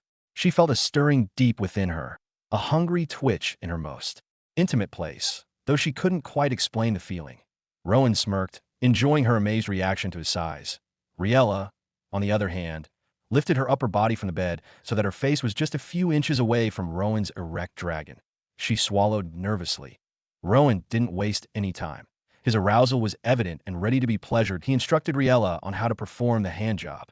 Inexperienced, Riella brought her slender hand close to his shaft and gripped it softly, feeling the heat and hardness beneath her fingers. She began moving her hand in the pattern Rowan had instructed. Rowan felt the movement of her hands and smiled. Although it was amateurish, it was still very pleasurable. This is the simplest method, and its impact is minimal. Let's move on to the upgraded version. Kneel, he directed. Riella looked up at Rowan, a hint of confusion in her eyes, but she didn't protest and knelt as instructed, determined to make him feel good. She thought that if she pleased him, Rowan would reward her by satisfying her again. Place in your mouth, Rowan instructed, his voice soft yet commanding. In my mouth. Riella shivered slightly at the suggestion. Yes, Rowan nodded. Then he suddenly recalled some amusing posts he had seen online back then about men getting hurt by inexperienced partners and quickly added in a cautious voice, but whatever you do, don't bite it. Riella nodded earnestly and slowly brought his length towards her mouth, a shy blush spreading across her face. Rowan felt the wet warmth of her tongue at once. He looked down to see her gazing up at him with cute and curious eyes. The pose she held as she knelt, her sexy curves accentuated, while her mouth wrapped softly around his shaft, made Rowan feel even more aroused. His member couldn't help but twitch in her mouth as he gave her instructions on how to give him the most satisfying experience. And she began immediately. Soon, the room was filled with lewd, sloppy sounds as Riella pleasured Rowan with her mouth. Her hands moved as Rowan had instructed, and she took in half of his length with each motion. Rowan held her hair and gently pulled her closer to him, guiding more than 5 inches into her mouth as he relished the wetness and warmth. The pleasurable sensations overwhelming him, that Riella's eyes became a little teary and slightly unfocused as his length pressed against her throat. Rowan grinned at her and continued, gently guiding her movements with his hands. Riella felt his fingers entwined in her hair, his touch both firm and tender. She began to adjust her pace, becoming more attuned to his reactions. Her tongue explored his length with growing confidence, and she noticed the subtle ways his body responded to her touch. That's it, Rowan murmured appreciatively. You're doing wonderfully. Encouraged by his words, Riella wrapped her free hand around the base of his shaft, synchronizing her movements. She experimented with different rhythms, watching his expressions closely. Each soft moan and sharp inhale from Rowan told her she was on the right path. The warmth and wetness of her mouth combined with the delicate strokes of her hand sent waves of pleasure coursing through him. His breathing deepened, and he could feel the tension building within. Riella's innocent curiosity and eagerness to please only heightened the experience. Just like that, Rowan whispered, his voice laced with desire. He could barely contain himself as she continued, her eyes occasionally flicking up to meet his, and her cute and lewd expression only drew him close to climaxing. Riella felt a sense of pride and excitement. She wanted to make him feel as good as he had made her feel earlier. She increased her pace slightly, her movements becoming more fluid and natural. The taste and feel of him were becoming familiar, and she relished the control she had over his pleasure just as Rowan did over hers. Her actions made Rowan understand her character better. She is timid, but once she is certain she is doing well, her confidence boosts uncontrollably. She is perfect, Rowan thought as he pulled her head closer and thrust his dragon, his eyes shutting gently as he enjoyed the feeling. Seeing his reaction, Riella focused all her attention on making him come. She applied gentle suction, her tongue swirling around the sensitive tip before taking him deeper again. Her hand moved steadily, complementing the motions of her mouth. Rowan was a bit shocked by the new electrifying sensation of her tongue moving against his dragon. Riella. Rowan called out her name lovingly, feeling himself nearing the peak of pleasure. Sensing his impending climax, Riella intensified her efforts. Her tongue moved with newfound confidence, and her hand maintained a steady rhythm. The combination of her warm mouth and the tender way she gazed up at him sent Rowan over the edge. With a deep groan, he surrendered to the overwhelming sensation. Waves of ecstasy coursed through him as he reached his release. He quickly instructed Riella to move her face away. As love juice burst out of Dragon, the sticky white love juice poured on Riella's breast. A bit of it reached her cheeks. The feeling was heavenly, as this was actually the first time the Rowan of this world has experienced it. As Rowan breathing slowed and the tension left his body, Riella pulled back with a satisfied smile. She wiped her lips subtly, her eyes shining with pride and affection. "Did I do well?" she asked softly, her cheeks flushed with curiosity and delight. Rowan looked down at her with a mix of adoration and amazement. "You were incredible," he replied sincerely. Helping her to her feet, he pulled her into a warm embrace, pressing a soft kiss to her forehead. "I couldn't have asked for more." She nestled against his chest, feeling the steady beat of his heart. "I'm glad," she whispered. "I wanted to make you feel as good as you make me feel." "That is good of you. I will reward you for that." Rowan smiled. Riella felt ecstatic following his words. She couldn't even reply before Rowan lifted her and placed on the bed. Soon the room was filled with the lewd sound of Riella moaning. Both of them engaged in intimate foreplay for about an hour. Rowan made it as slow-paced and romantic as he could. He explored her body as best as he could and made her orgasm thrice in 3 hours. Nevertheless, despite their lengthy session, Rowan didn't engage in the main sexual intercourse and kept her pleading for it. The session ended and Riella fell asleep on Rowan's shoulder with a satisfied smile on her face. Rowan lay on the bed facing the ceiling with a proud and satisfied smile on his face. He felt a lot better and calmer now after the intimate session. He opened his inventory for a few seconds and observed all the rewards waiting for him to collect them. The territory box, will tickets, and every other reward made him smile profusely. Rowan slept off while observing the rewards, smile still etched on his face. Tomorrow was a new day, and he couldn't wait to unlock his rewards and develop his village. Rowan woke up quite late. Riella was still sleeping peacefully beside him. He observed her lovely figure with a calm smile on his face before proceeding to perform some push-ups and sit-ups to strengthen his bones a little bit. Afterwards, he went into the bathroom, had his bath, changed into a new set of clothes, and strolled out of the house. It was around 7 a.m., and people were already outside their homes, doing some simple morning chores. Since Rowan had declared today a holiday to celebrate his victory and wedding, no one went to the farm, and only a few soldiers went to guard the border. "Lord Rowan, you look so awesome this morning." "Good morning, Lord Rowan. How was your night?" They greeted him with smiles on their faces. Rowan responded to all the greetings casually. Usually, when he got off for the day, most of the people were either on their farms working or busy with other tasks, and they didn't have the luxury of sharing greetings in the morning. Some of the young men couldn't stop looking at Rowan with admiration in their eyes, while the young ladies gave him bright smiles. "Lord Rowan, can we see your divine pet?" Some of the young ladies approached him and requested with curious eyes. The stories about Blaze had long spread across the village, but no one had actually set their eyes on him. "No problem." Rowan smiled and called Blaze out of the divine beast plane. Blaze appeared out of the portal as usual and landed beside Rowan. Blaze was now more than 1 foot tall and reached Rowan's knee when standing on all fours. Its fur had become smoother, and its color was even more brilliant. There was still a warm aura radiating from it. Its eyes now shone with a little maturity and mischief as it gazed at the beautiful ladies looking at him with bright expressions. Blaze, race. Ash Fire Wolf, Foundation Realm, Peak Stage, 89%. Unlock skills. Fireball, LV3, Flame Synchronization, LV1. Cooldown time of Fireball has decreased from 5 minutes to 30 seconds. Your pet has had a minor breakthrough and is on the verge of having a major breakthrough. Note: major breakthrough requires a large boost of mana. Rowan had been so busy that he missed a lot of Blaze's development.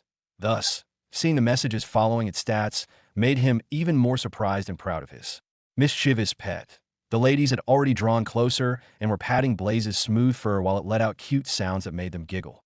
Rowan watched with a slight frown on his face. Blaze had already matured but still acted like a puppy in the presence of beautiful ladies. Nevertheless, he didn't spoil the fun and let the ladies play with it for a few minutes before calling Blaze to his side and waving the ladies goodbye. They waved back at him cheerfully and wished him a good day before walking in a separate direction. "You little mischievous brat, you have grown so much that I am proud of you." Rowan communicated telepathically as he squatted and tried to pat Blaze, but it swiftly moved away from him. The speed at which Blaze evaded surprised Rowan. "I need monster cores, lots of them," Blaze suddenly requested. You want to go for the major breakthrough so soon?" Rowan asked with a frown. "Yes, I want to be stronger. I don't want to pee myself like that day with those ugly rat bastards," Blaze replied. Blaze walked beside Rowan as they made their way to the southern part of the village where Rowan planned to begin his reconstruction of the building and utilize the blueprints he obtained from DeAndre. When others observed, they only saw their lord and his divine pet strolling. They couldn't tell they were having a serious discussion. Haha, I can still remember your scared face that day. You were so terrified, you couldn't let go of me, Rowan teased. Blaze growled angrily at him in response. Both of them continued on their way while discussing amongst themselves. They agreed on a time for Blaze to try his first major breakthrough. Rowan was a bit proud that his pet had its own motivation to become stronger and wasn't just getting stronger because it had to. This would create a stronger will within it as they strolled towards their destination. Some of the Glenwood soldiers approached Rowan, greeted him, and volunteered to escort him out. Of course, Rowan didn't have a problem with that. In fact, he needed a few hands to carry out certain tasks over there. He also met Brandon on his way, and Brandon joined the small group. After a few minutes of strolling, they finally arrived at the farm area where a small hill of wood could be seen, reaching an admirable height. The Glenwood soldiers were a little amazed by the large number of wood. However, if they learned that it only took Rowan and his soldiers 2 days, they would be very surprised. Sigh, because of the war and all that, we didn't have enough time to build the guardhouses we discussed, Rowan muttered with a sigh as he observed it. It was for the best that we focused on the war instead. If not, who knows what would have become the fate of our people. Brandon tapped him on the shoulder and said. Rowan nodded. We need to start building the guardhouses and reconstructing the destroyed houses as soon as we have more people in the village than usual, and they need a place to stay, he said afterwards. The soldiers beside him couldn't help but agree. Rowan already had plans to expand his territory by clearing the bushes and forests surrounding it. But that would be after he was done with the tasks inside the village. Point one, shouldn't forget that Rowan was no longer the village head of a single village, but two, which meant he had to think about evolving both. It was a difficult task, but Rowan already had a lot of experience from playing the game back on Earth. Rowan didn't waste any time at all and instructed the soldiers to begin carrying some of the wood to the locations where they would be needing it. The soldiers didn't complain and got into action instantly. They carried the wood from the farm to the border. Brandon escorted them and showed them the spot to place them down. Blaze also escorted them to scout for nearby threats if they were present, while Rowan remained and began his next phase of action. He opened his inventory and viewed the available blueprints. Blueprints: simple weapon crafting blueprint, simple sewing machine blueprint, simple windmill blueprint. Rowan clicked on simple windmill blueprint, and for the first time, a lengthy description appeared. Simple blueprint. Windmill. Type. Structure function. Converts wind energy into mechanical power for basic operations, e.g., grinding grain, pumping water, chopping wood. Required resources: 50 logs of wood, 50 chunks of crude iron. Activation cost: 50,000 evolution points. Build time: 2 hours. Automation feature: automatically integrates with available resources upon activation. No manual assembly required. Rowan read the description with a calm expression on his face. Despite the lengthy explanation, he didn't fully understand how it operated. The only way to find out was to activate it and see how it worked. At this moment, there was no one around Rowan, giving him the chance to test the blueprint. Activate the blueprint, he commanded. Ding, 50,000 evolution points deducted. Activating simple windmill blueprint. Following the notification, Rowan's vision blackened for a few seconds. When he opened his eyes, his surroundings had transformed, and he appeared to be standing inside a large, green holographic box. The space within the box appeared to be around 50 feet by 50 feet, as spacious as certain bungalows on Earth. Inside the enclosed holographic box, there was a large mountain of crude iron and a small hill of wood. These were originally a few meters from Rowan before he activated the blueprint. Everything inside the box was exactly the raw material he needed to build the windmill. Aside from the appearance of the enclosed holographic box, Rowan also began receiving certain vital information concerning the formation of the blueprint. It was as though the process of utilizing the blueprint magically appeared in his mind. The influx of information was so vast that it took Rowan almost 10 minutes to fully comprehend it. Afterward, his eyes brightened and a profound smile appeared on his face. He immediately stretched his hand and muttered, "Begin the material identification and accumulation phase." Almost immediately, a certain amount of crude iron and wood began to glow. They floated into the air, drifting toward the same direction at a rather slow pace, taking about 5 minutes to complete the simple process. Rowan noticed how annoyingly slow it was, but he had no complaints. This was the simplest of all blueprints, so it was natural for it to be this slow. That it would take days or even weeks to build a functioning windmill manually. So why would he be annoyed when he had the means to build it in just 2 hours? On the other hand, While the time was miraculous to build such a complex structure, Rowan couldn't help but wonder how Brandon and the soldiers would feel when they returned and saw the strange scene manifesting. In fact, he wondered what the heck they would be seeing, because even he didn't understand his current location and how it mixed with the real world. Thankfully, his system understood his worries and quickly cleared his doubts by answering his question. Once a blueprint is activated, you will be launched into a crafting space. Your body disappears from the real world, but you do not have to worry, as 24 hours in the crafting space is just 1 second in the outside world. With this reply, Rowan finally let out a relieved sigh and began with the next phase. Begin the merging phase, he commanded. T his command. The floating materials suddenly began to spin rapidly around each other, immediately forming a whirlpool. As they spun rapidly, they began to release an intense glow and a powerful breeze that threatened to blind and push Rowan away. He shielded his eyes with his hands and steadied himself to prevent being tossed into the air. While maintaining his balance, Rowan peeked at the process that he witnessed the glowing materials leaving the whirlpool and slowly entering its center, where they began forming the structure of a windmill. The process was a bit slow. Only one material left the whirlpool every 30 seconds or so, making it annoyingly sluggish. But Rowan didn't mind and observed the whole process. As someone who came from Earth, where processes like these are scientifically impossible and fictional, Rowan gained a bit of satisfaction watching it. The process continued for about an hour. The materials spinning in the whirlpool had reduced drastically, and the glowing structure of the windmill in the middle became clearer and half-dash completed. At this point, Rowan could stand properly to witness the process as the whirlpool became less violent due to the lesser amount of material within it. Another 10 minutes passed, and the last material merged with the structure. Following the last merging, the windmill structure released a sharp glow and descended upon the ground.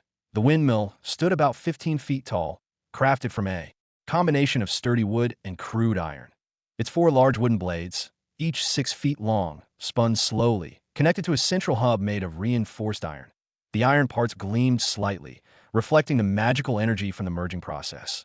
The wooden base and blades had a strong, rustic appearance, while the iron provided stability and durability to the structure. Rowan observed the simple, yet effective design. The mix of wood and iron gave the windmill both strength and a practical charm. A faint hum of energy emitted from the structure, signaling that it was ready for use. Ding. Simple windmill constructed. Simple windmill information. Height, 16 feet. Blade length, 6 feet. Materials, enchanted wood and crude iron. Power output, capable of generating wind power to operate basic farming and crafting tools within a 50-foot radius. Do you want upgrade structure? I can improve the structure? Rowan mused, and he immediately clicked yes. Structure can be upgraded in 3 directions to perform specific tasks perfectly.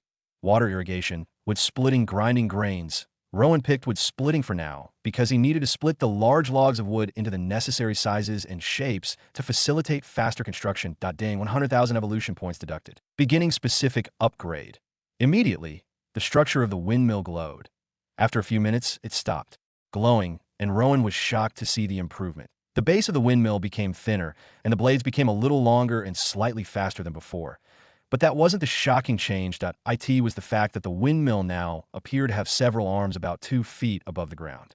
Rowan observed and discovered that each of the arms had either a fast-moving saw or an axe rapidly moving up and down, as though it was being wielded by a woodcutter. It was a lot different from the windmills on Earth. More advanced, even though it was just a simple one. This moment, Rowan couldn't help but wonder how efficient the upgraded version would be. Construction and upgrade of windmill completed. Do you want to exit the crafting space?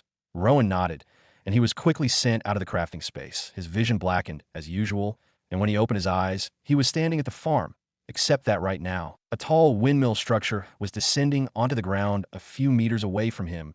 Boom. Structure landed with a small quake, and dust blew everywhere. The long, exquisite blades of the windmill rotated gently, releasing a low whooshing sound. Rowan observed the structure with a smirk. But he wasn't the only one who saw the giant structure appear. The soldiers who were standing at the border witnessed it, and their mouths remained wide in clear shock, including Brandon. Not too far away from the farms, Dragon was dumbfounded as well. He hadn't even been in the village for 48 hours, and he was already being greeted by shocking discoveries. Brandon and the soldiers rushed into the farm a few minutes after the magnificent windmill structure descended on the ground. They halted immediately upon arrival, staring at the structure with mouths wide open. They didn't understand the purpose of the windmill, as this machinery was entirely new to them. However, that didn't stop them from experiencing their surprise at witnessing an object bigger than most of the houses in the village. Appearing out of nowhere, it was simply too shocking. Blaze strolled toward Rowan while observing the structure calmly. "Master, what is this?" Blaze asked curiously. Rowan answered telepathically without looking at Blaze, explaining the structure to it. Blaze let out a soft growl of understanding after hearing his explanation. It had already witnessed Rowan bringing out different objects out of thin air, so it wasn't really surprised by the appearance of this one, but that wasn't the same for the soldiers. "What is this? What is that thing rotating? Is it a large wooden sword? It is almost bigger than 2 houses combined. Is it a monster? Look, it has hands." This.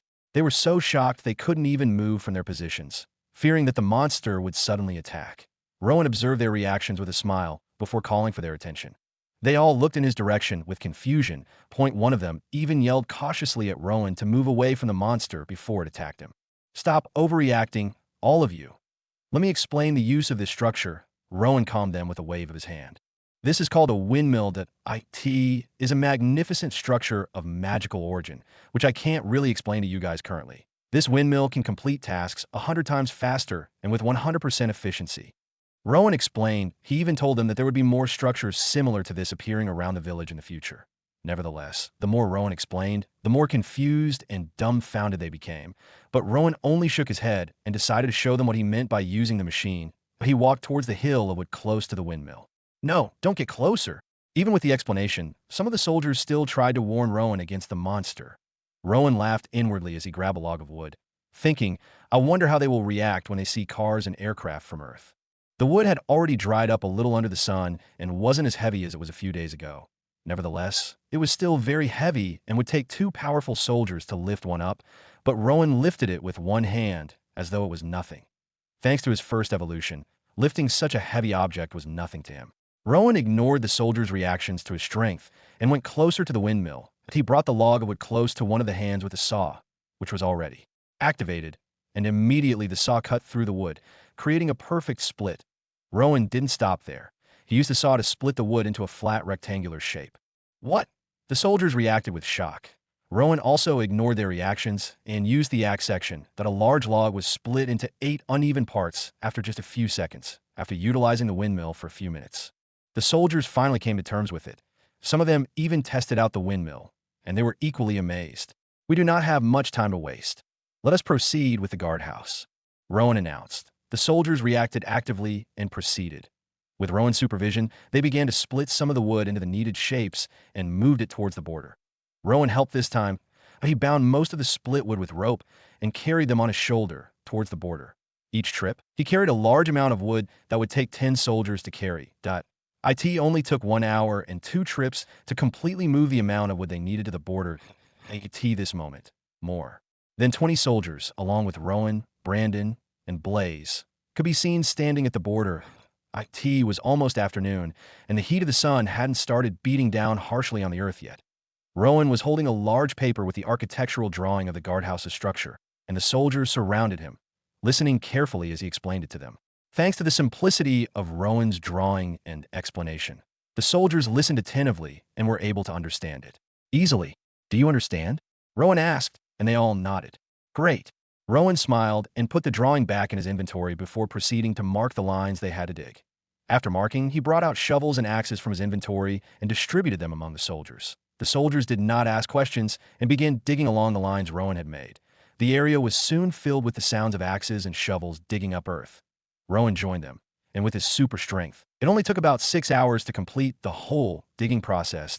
This moment, the afternoon had already approached, and the sun was already beating down pretty harshly. A group of women, who saw Rowan and his soldiers working, brought lunch for them, and they ate. After they were done eating, Rowan proceeded with the next phase and began laying the foundation with the help of stones and compact earth around them. Afterwards, they began to set up the frames of the guardhouse, which took another 5 or so hours, and they weren't even able to complete the process as nighttime approached. "All right, we stop here today and begin work tomorrow morning. With more hands, we will be able to complete the overall structure in no time," Rowan announced as he wiped the stains on his hands with wet leaves. They left the southern border and returned to their homes to rest and prepare for tomorrow. Blaze became sleepy on their way back, and Rowan sent it back into the divine beast plane. Riella did not remain idle while Rowan worked at the southern border. When she got up and saw that Rowan was away, she went to the village square to help Leora and Tyora distribute the remaining food supplies Rowan had left with them before leaving for the war. After she finished distributing food, some of the ladies learning under her came and were ready for lessons despite the holiday. So she didn't waste time and began teaching. She tutored them for about 5 hours before returning home late in the afternoon. When she got home, Rowan still wasn't back, so she helped arrange the house and added a little touch of decorations with the few materials she had. Afterwards, she went to her place, which had all the cooking utensils, and brought them back to Rowan's place. Some young ladies saw her and volunteered to assist her. Since she was now the wife of Rowan, her rank in the village had increased, and everyone began to respect her as much as they respected Rowan. She first noticed this positive change at the village square when everyone began greeting her the moment she arrived. It wasn't that. No one respected her in the past, but today the respect and admiration she received were overwhelming that it even made her swear to herself to achieve a name and achievements for herself to ensure she deserved all the respect and admiration she received. She planned to get better at her occupation and solve the problem of clothing across the village. In this part of the world, there are 3 seasons each year. The very dry and hot season in the first 4 months, the moderate season in the middle, and the rainy and cold season at the last part of the year. They were currently in the middle part of the year, just a few months until the cold and rainy season. In the last few months of last year, a lot of villagers fell ill due to the cold as they didn't have good clothes to keep them warm. 3 elderly villagers and 2 infants died because of this. This year, she swore to make leaps in her endeavor and ensure everyone experienced the last part of the year in bliss. After Riella got home, she quickly began preparing food while sewing some of Rowan's old clothes, adding new designs to them with her needle and thread to make them even more beautiful. Yes, she sewed his clothes. She couldn't help but sniff them and long for the presence of Rowan. She recalled everything from last night and Rowan's promise for tonight. It made her blush and become aroused. Now it was nighttime. Riella had already taken her bath and was wearing a nice gown, waiting for Rowan. She had already lit the torches, which illuminated the room. The new designs she added were accentuated by the yellow light from the torches. That moment, Rowan walked into the room. He was greeted with the new and fresh look of his room, the crackling sound of the torches, and the sweet aroma coming from nearby. "You did all this?" Rowan asked with a sweet smile. His room used to look like a cage with a bed, but now it looked like what an average room should look like on Earth. Though average compared to Earth's luxury, it was still a lot better than before. Riella stood up and nodded with a smile. Rowan observed the dress she wore with an appreciative smile and didn't hesitate before moving towards her, hug her, enjoying the softness of her body once again. "You did a beautiful job and deserve a reward," he whispered in her ear. Riella was already aroused even before he arrived, so everything became pretty easy. He lifted her and placed her on the bed, engaging in about 5 minutes of foreplay, causing her to moan and almost reach orgasm. Afterwards, he took off his robe and revealed himself. He made Riella lie on the bed with her back touching the bed. Then he dragged her body toward the edge of the bed and moved closer. He planted a kiss on her lips as he used his hand to guide himself towards her soaking wet entrance and gently penetrated. Riella let out a soft moan as she felt the penetration. Her eyes reddened as she felt pain. "Painful," she commented in a soft tone. "It's natural to feel pain at your first penetration, but soon you'll be greeted with the best feeling you've ever felt, better than last night's." Rowan smiled and planted a kiss on her cheek before focusing on his motion to not hurt her.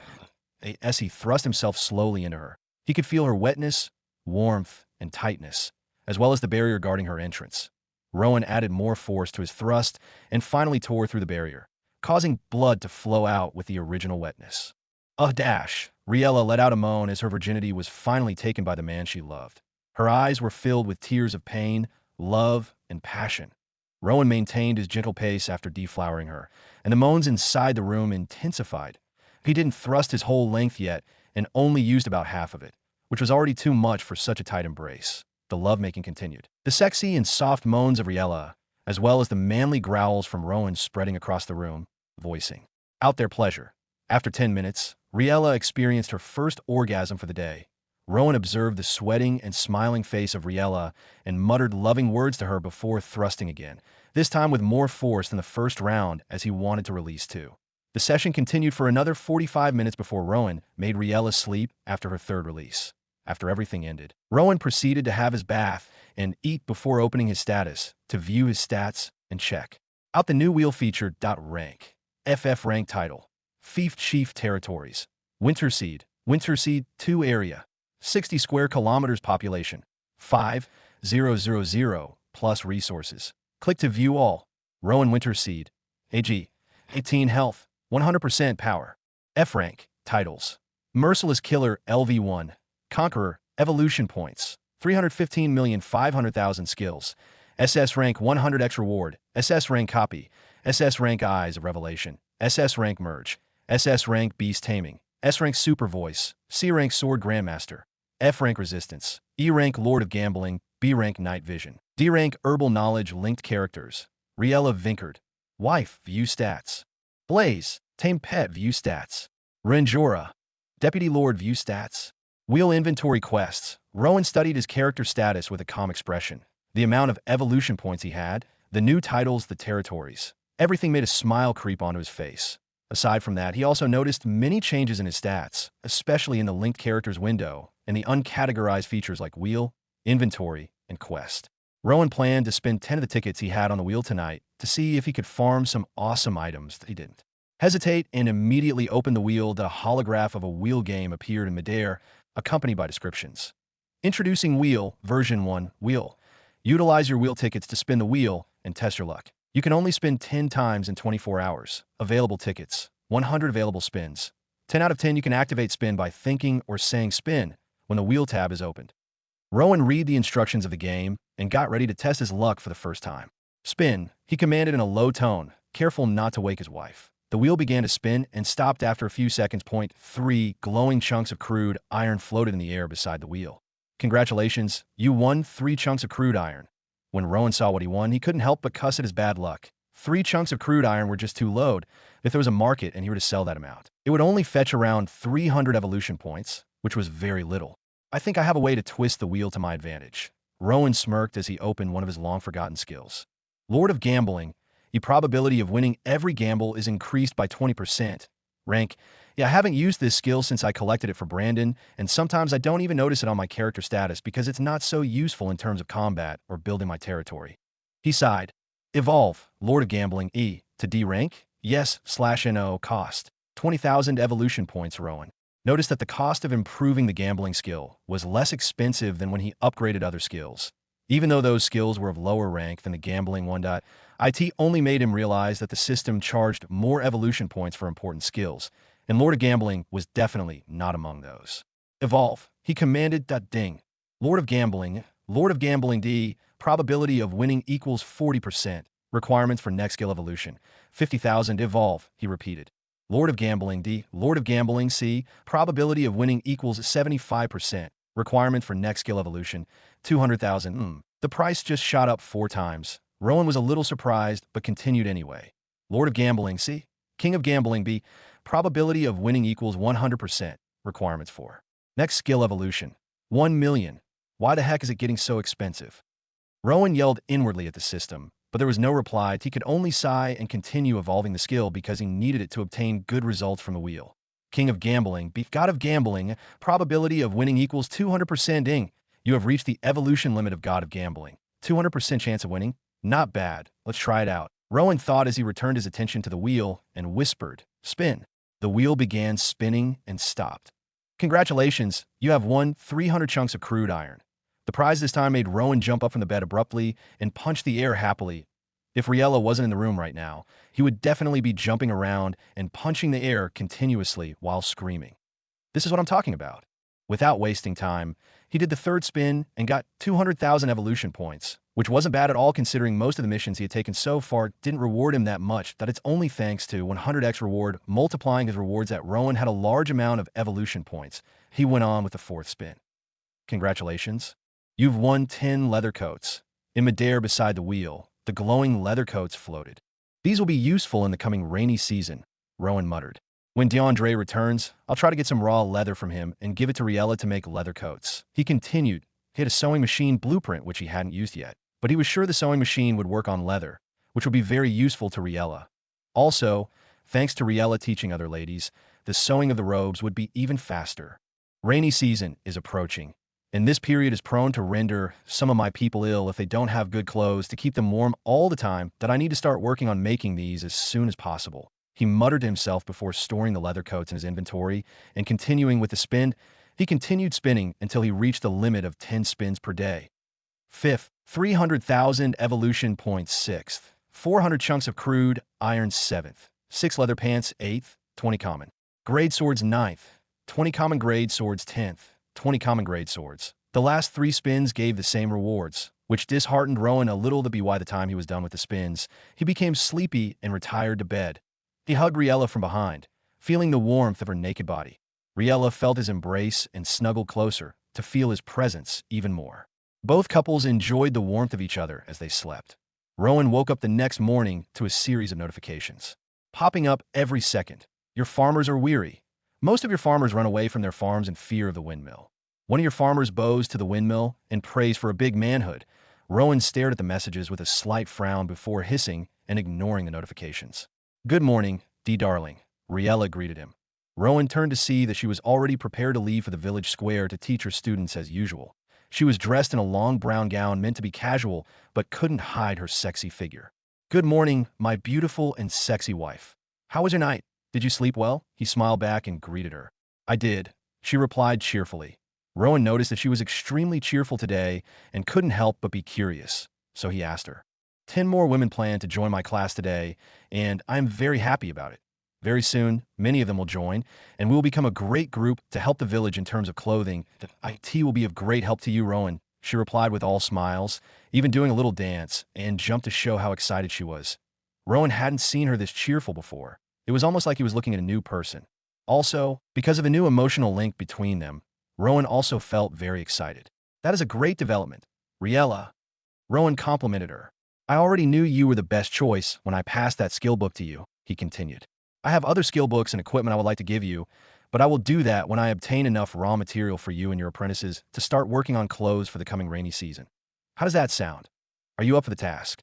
Riella was very happy with his suggestions. Just yesterday, she was thinking about working on the clothes for the coming season, and now Rowan was ready to provide the materials and help, which cheered her up. It sounds good, Rowan. Actually, I already planned to start making clothes for everyone to prevent them from falling ill due to the cold. Last year, we lost a few loved ones to the harsh cold. I do not want that to repeat itself this year, she said happily and with determination.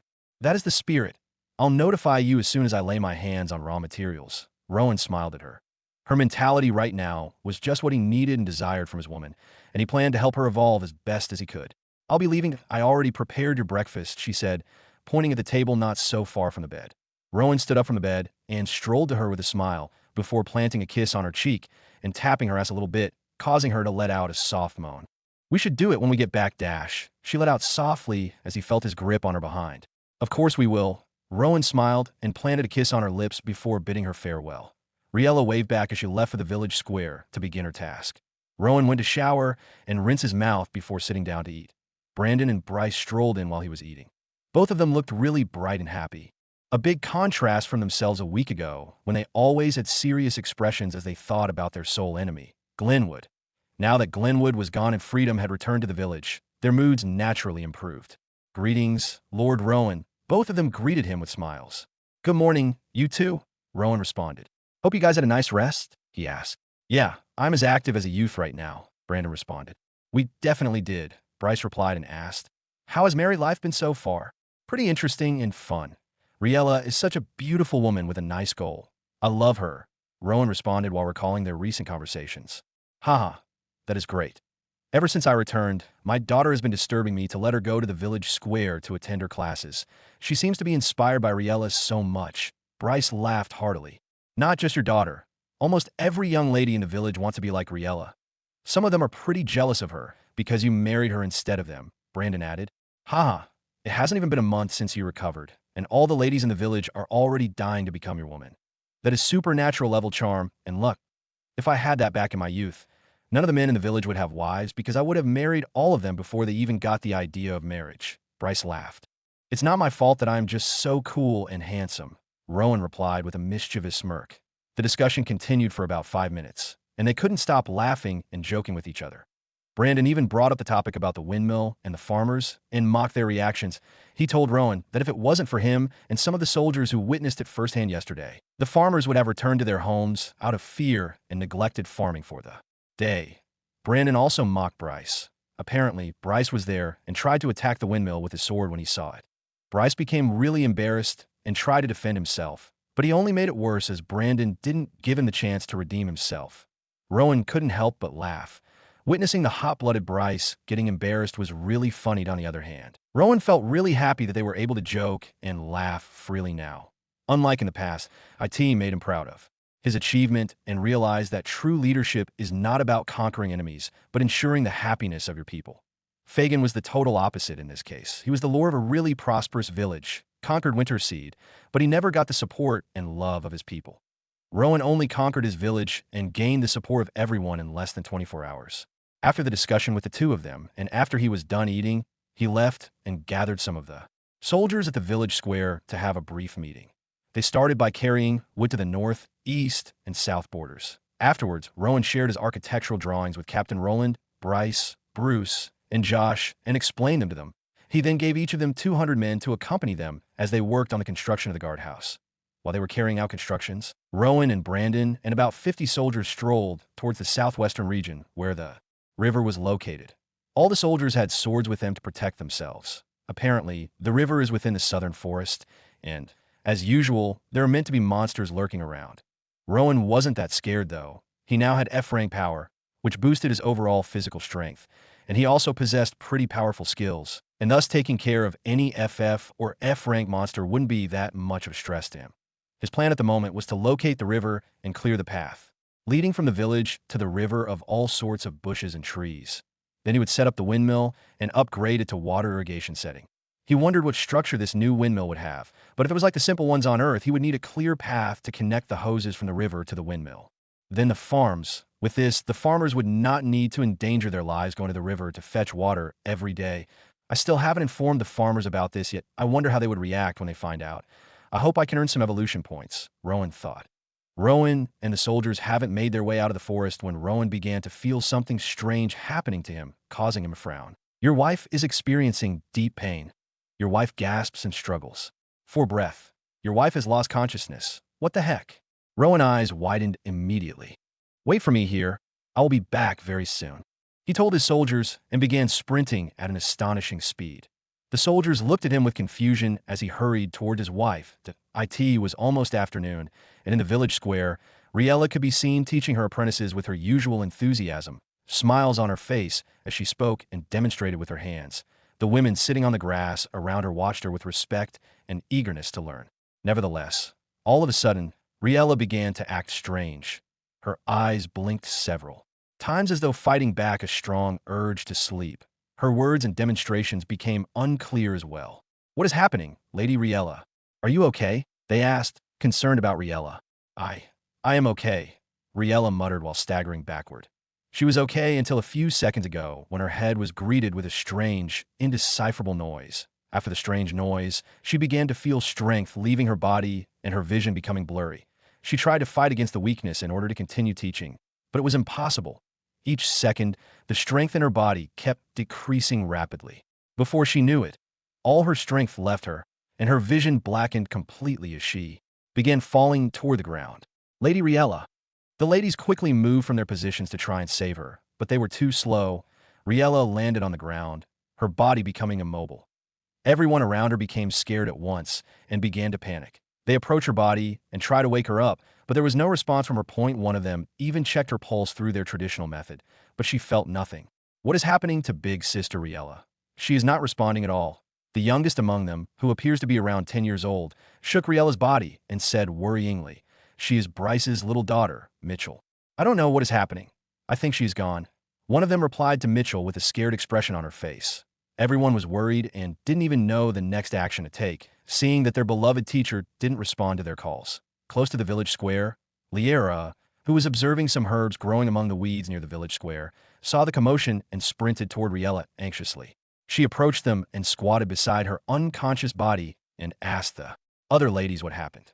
They explained everything, worrying, and even Liera, who had a little knowledge about medical stuff, didn't understand what happened. Nevertheless, she wasn't short of action like the other ladies and asked them to lift her gently and bring her to a comfortable spot under one of the big trees in the village square. After ensuring that she was in a comfortable position, Liera quickly checked Riella's pulse and found it faint but steady, meaning she was still alive but unconscious. She felt relieved with this. She grabbed a cloth, dipped it in cold water, and gently wiped Riella's forehead, neck, and temples as Run had taught her. When Riella didn't respond, Liera tried massaging pressure points on her palms and ears, then pinched her earlobes lightly to trigger a reflex. But there was nothing.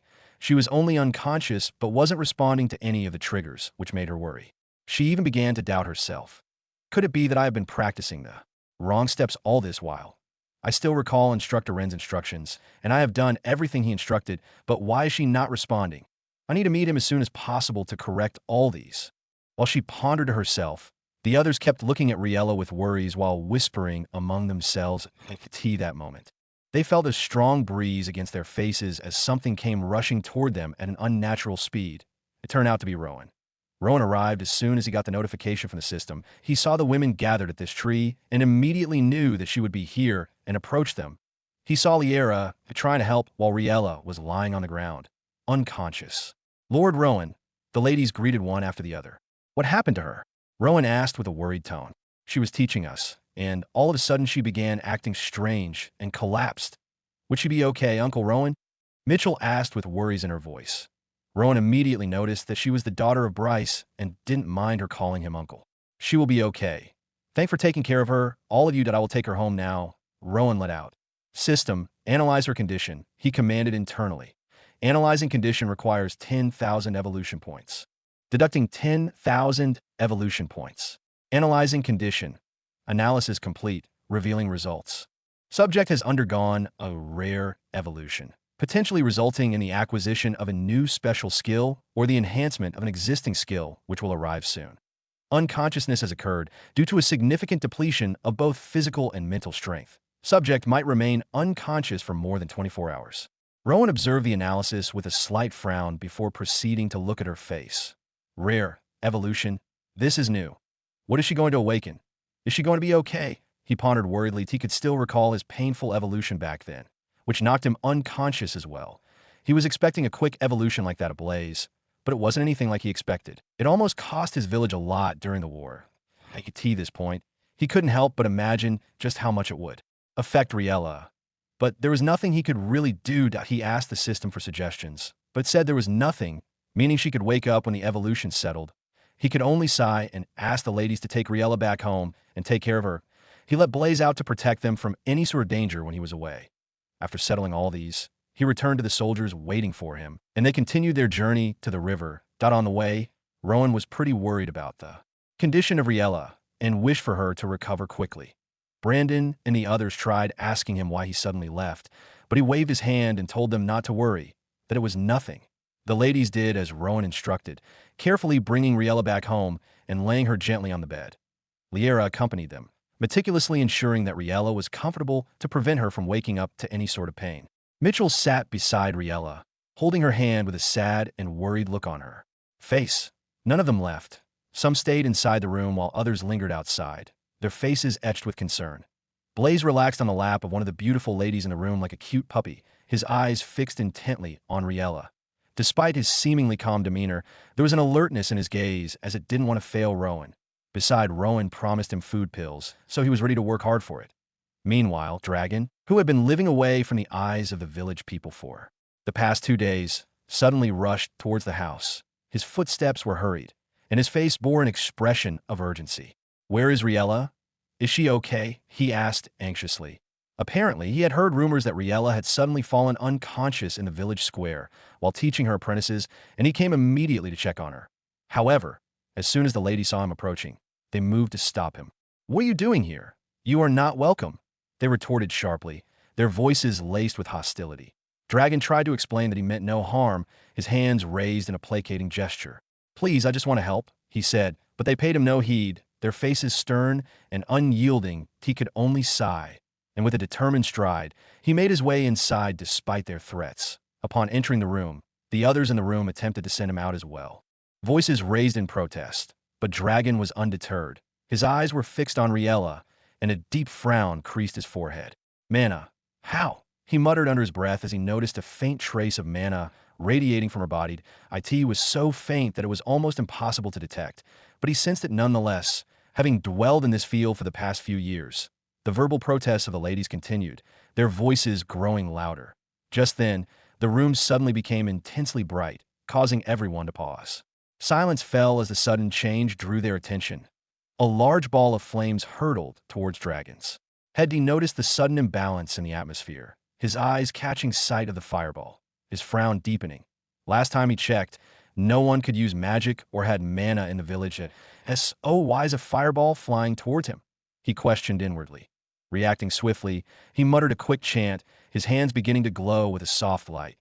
He stretched out his hands and caught the fireball as though it were nothing. The intensity of the flames diminished rapidly until it disappeared. Completely. The room became eerily silent. Everyone, including Mitchell, stood up, their gazes fixed on Dragon with dumbfounded expressions. Blaze was no longer sitting on the lady's lap. He stood now, glaring at Dragon, ready to engage with the stranger at any moment. Blaze felt threatened, seeing his fireball deflected so effortlessly. After deflecting the attack, Dragon turned to Blaze, and a look of astonishment crossed his face. Someone deeply involved in magical research and scouting for the past 6 years, he was well-versed in the knowledge of divine beasts and was shocked to see one here. The mythical ash fire wolf, one of the greatest and rarest divine beasts of the wolf family, he whispered, finding it difficult believing his eyes. Blaze growled angrily, feeling the probing gaze of Dragon upon him. He could easily tell that Dragon was using some sort of interrogation magic. Enraged, he fired more fireballs at him, but Dragon deflected them all with ease. This is a tamed beast. Did Rowan tame it? How did he even come across one? This doesn't make sense at all. Dragon pondered inwardly as he blocked another fireball. Seeing that Blaze was unwilling to stop, Dragon released a fraction of his magic aura. The room seemed to pulse with energy, and Blaze shivered, taking several steps back while still glaring at him. Now, with a mix of fear and anger, I could see this point, none of the ladies in the room dared to speak against him as he made his way toward Riella. Their earlier hostility was replaced with uncertainty and a visible hint of fear. "Stay away from her," Mitchell exclaimed, stepping forward to defend Riella fearlessly, her small frame trembling but determined. Dragon looked at the little girl and couldn't help but smile softly. Speaking in a gentle tone, he said, "I promise I won't hurt her." His eyes held sincerity as he reassured her, and he then placed his hand on Riella's forehead. Gently, he checked her pulse, confirming that she was all right. Liera observed Dragon's actions with a slight frown on her face, her eyes watching every movement. I could see that moment. Dragon's hands began to glow softly as he placed them on Riella's forehead. A gentle humming sound emanated from his hands, filling the room with a soothing vibration. The ladies watched in awe as they observed life returning to Riella's pale face. Color flushed her cheeks, and her breathing steadied. After about 2 minutes, she suddenly opened her eyes, sitting up abruptly. Everyone watched with shock, their mouths agape. Liera was the most astonished among them all. This was unbelievable that he had been able to heal her using magic powers in less than 2 minutes. While the ladies experienced their shock, Riella looked around and observed their faces before her eyes fell on Dragon, standing beside her with a calm smile on his face. She was a bit confused at this moment. The last thing she recalled was hearing that strange sound and everything turning dark. "Big sis Riella." Mitchell jumped on her lap and hugged her. Riella reciprocated the hug, but it didn't hide her confusion at this moment. "I will be taking my leave now. Riella, you might experience some sort of change in your body. When you do, and if you do not understand it, don't hesitate to find me." Dragon waved at everyone and left the room. This time, no one even dared to speak to him after witnessing his supernatural power earlier. Riella didn't understand his words, but she nodded. Observing the expressions of everyone in the room, she knew something wasn't quite right. The ladies came to hug her after Dragon left and explained what had happened at the field, how Rowan came to check on her, and how Dragon used supernatural powers to wake her up from her unconscious state in less than 2 minutes. Each of the ladies spoke at the same time, creating noise in the room that caused Riella's head to ache a little bit. She revealed a slightly pained smile as she tried to cover her eyes. The noise continued, and she began to hear nothing but white noise. Then, suddenly out of nowhere, a strange voice sounded in her head. "Welcome, my chosen one. Welcome, my chosen one." Riella was listening to the noisy chatter of the ladies, which was causing her a slight headache, when suddenly a voice, gentle as the morning breeze and authoritative like a ruler, sounded in her ear. The voice was feminine. When she heard the voice, she shivered and cautiously looked around her, but there was no one else around. All she could see and hear were the ladies around her, still talking to her. "What is that voice? Where did it come from?" she questioned worriedly. But there was no response whatsoever, and she could only calm herself down and conclude that she was hearing voices because of her unstable state of mind. She continued discussing with the ladies for a few hours before bidding them farewell after she began to feel strange again, not like the feeling at the village square. It was as though there was new and foreign information in her head. Riella was now alone in the room, sitting on the bed while eating a fruit that looked like an apple but had an orange color instead. While she ate the fruit, she tried to comprehend everything that had happened to her today, but it was just too difficult to really understand. All she knew was that nothing was ordinary. As if in response, the same voice she had heard earlier sounded again, saying the same thing. Since she was alone, she immediately stood up and anxiously scanned every corner of the room, a bit scared. "Who is that?" she asked, as if someone was lurking somewhere in the room. "Calm down, Riella. I am in your head. You can't see me," the voice replied in a slightly amused tone. "In my head? How did you get in my head? Am I even thinking straight right now?" Riella was thoroughly confused. "I don't know how to explain the situation in terms you can understand, but take it that I am your friend in the divine realm." Riella pondered her response and could only come up with a simple conclusion. The ancestors were speaking to her, just like they do to Rowan. But her conclusion was quickly dismissed when the voice in her head chuckled amusingly. "I am not your ancestor, nor am I related to your little village. I am a divine being, a goddess." Riella didn't even know what to think at this point. Simply hearing the voice of the ancestors was considered a blessing and sign of good luck and honor. But a goddess? She just couldn't explain it. Winterseed was not a village without religion. In the past, their ancestors prayed to the gods of the weather, and the farmers used to pray to the god of harvest for better yields. But after the village began to encounter a series of calamities from all sides, they let go of their beliefs in imaginary gods and placed all their faith in their own hard work and their lords. Therefore, hearing a voice speaking to her through her head and claiming to be a goddess made Riella confused and worried. She even thought she had gone crazy somehow, but the voice immediately reassured her that she hadn't lost it yet and explained the supernatural connection a little bit. "First of all, what is your name? What are you the goddess of? Why did you choose me? Why? What quality do I possess to make a goddess notice me?" Riella asked a series of questions. She heard the goddess sigh as she proceeded to explain further. "I chose you simply because I am bored and feel like you would reduce my boredom a little bit, that I could have linked with your husband. But for some unknown reason, I can't form a connection with him. I've been trying for the past week now, and nothing has changed," she replied, sounding a little disappointed when talking about Rowan. "Since I chose you, I will provide you with certain resources whenever I want to help you with whatever conflict you have," she continued. "I failed to introduce myself earlier. I am Lavarina, the goddess of creativity. You can already tell from my name that I love creativity, and you are one character with a crazy amount of creativity," she revealed. The goddess of creativity. Does that even exist? Riella had grown accustomed to the practice of praying to the god of the rainy season and the god of the dry season, so she wasn't used to a title such as goddess of creativity. She received a disappointed sigh from Lavarina. "I only have about 30 minutes to communicate with you each day because your mental strength will collapse if I exceed that time," Lavarina revealed. "I already sent a gift, and it should be arriving really soon," she said. Riella wanted to ask questions, but the voice in her head suddenly ceased. The only sound she could hear were the people outside walking to and fro. She stood and observed her surroundings with a confused expression, uncertain about the whole situation and how to react. Should she tell people about the goddess speaking to her? Absolutely not. They might think she's crazy. And what sort of title is the goddess of creativity?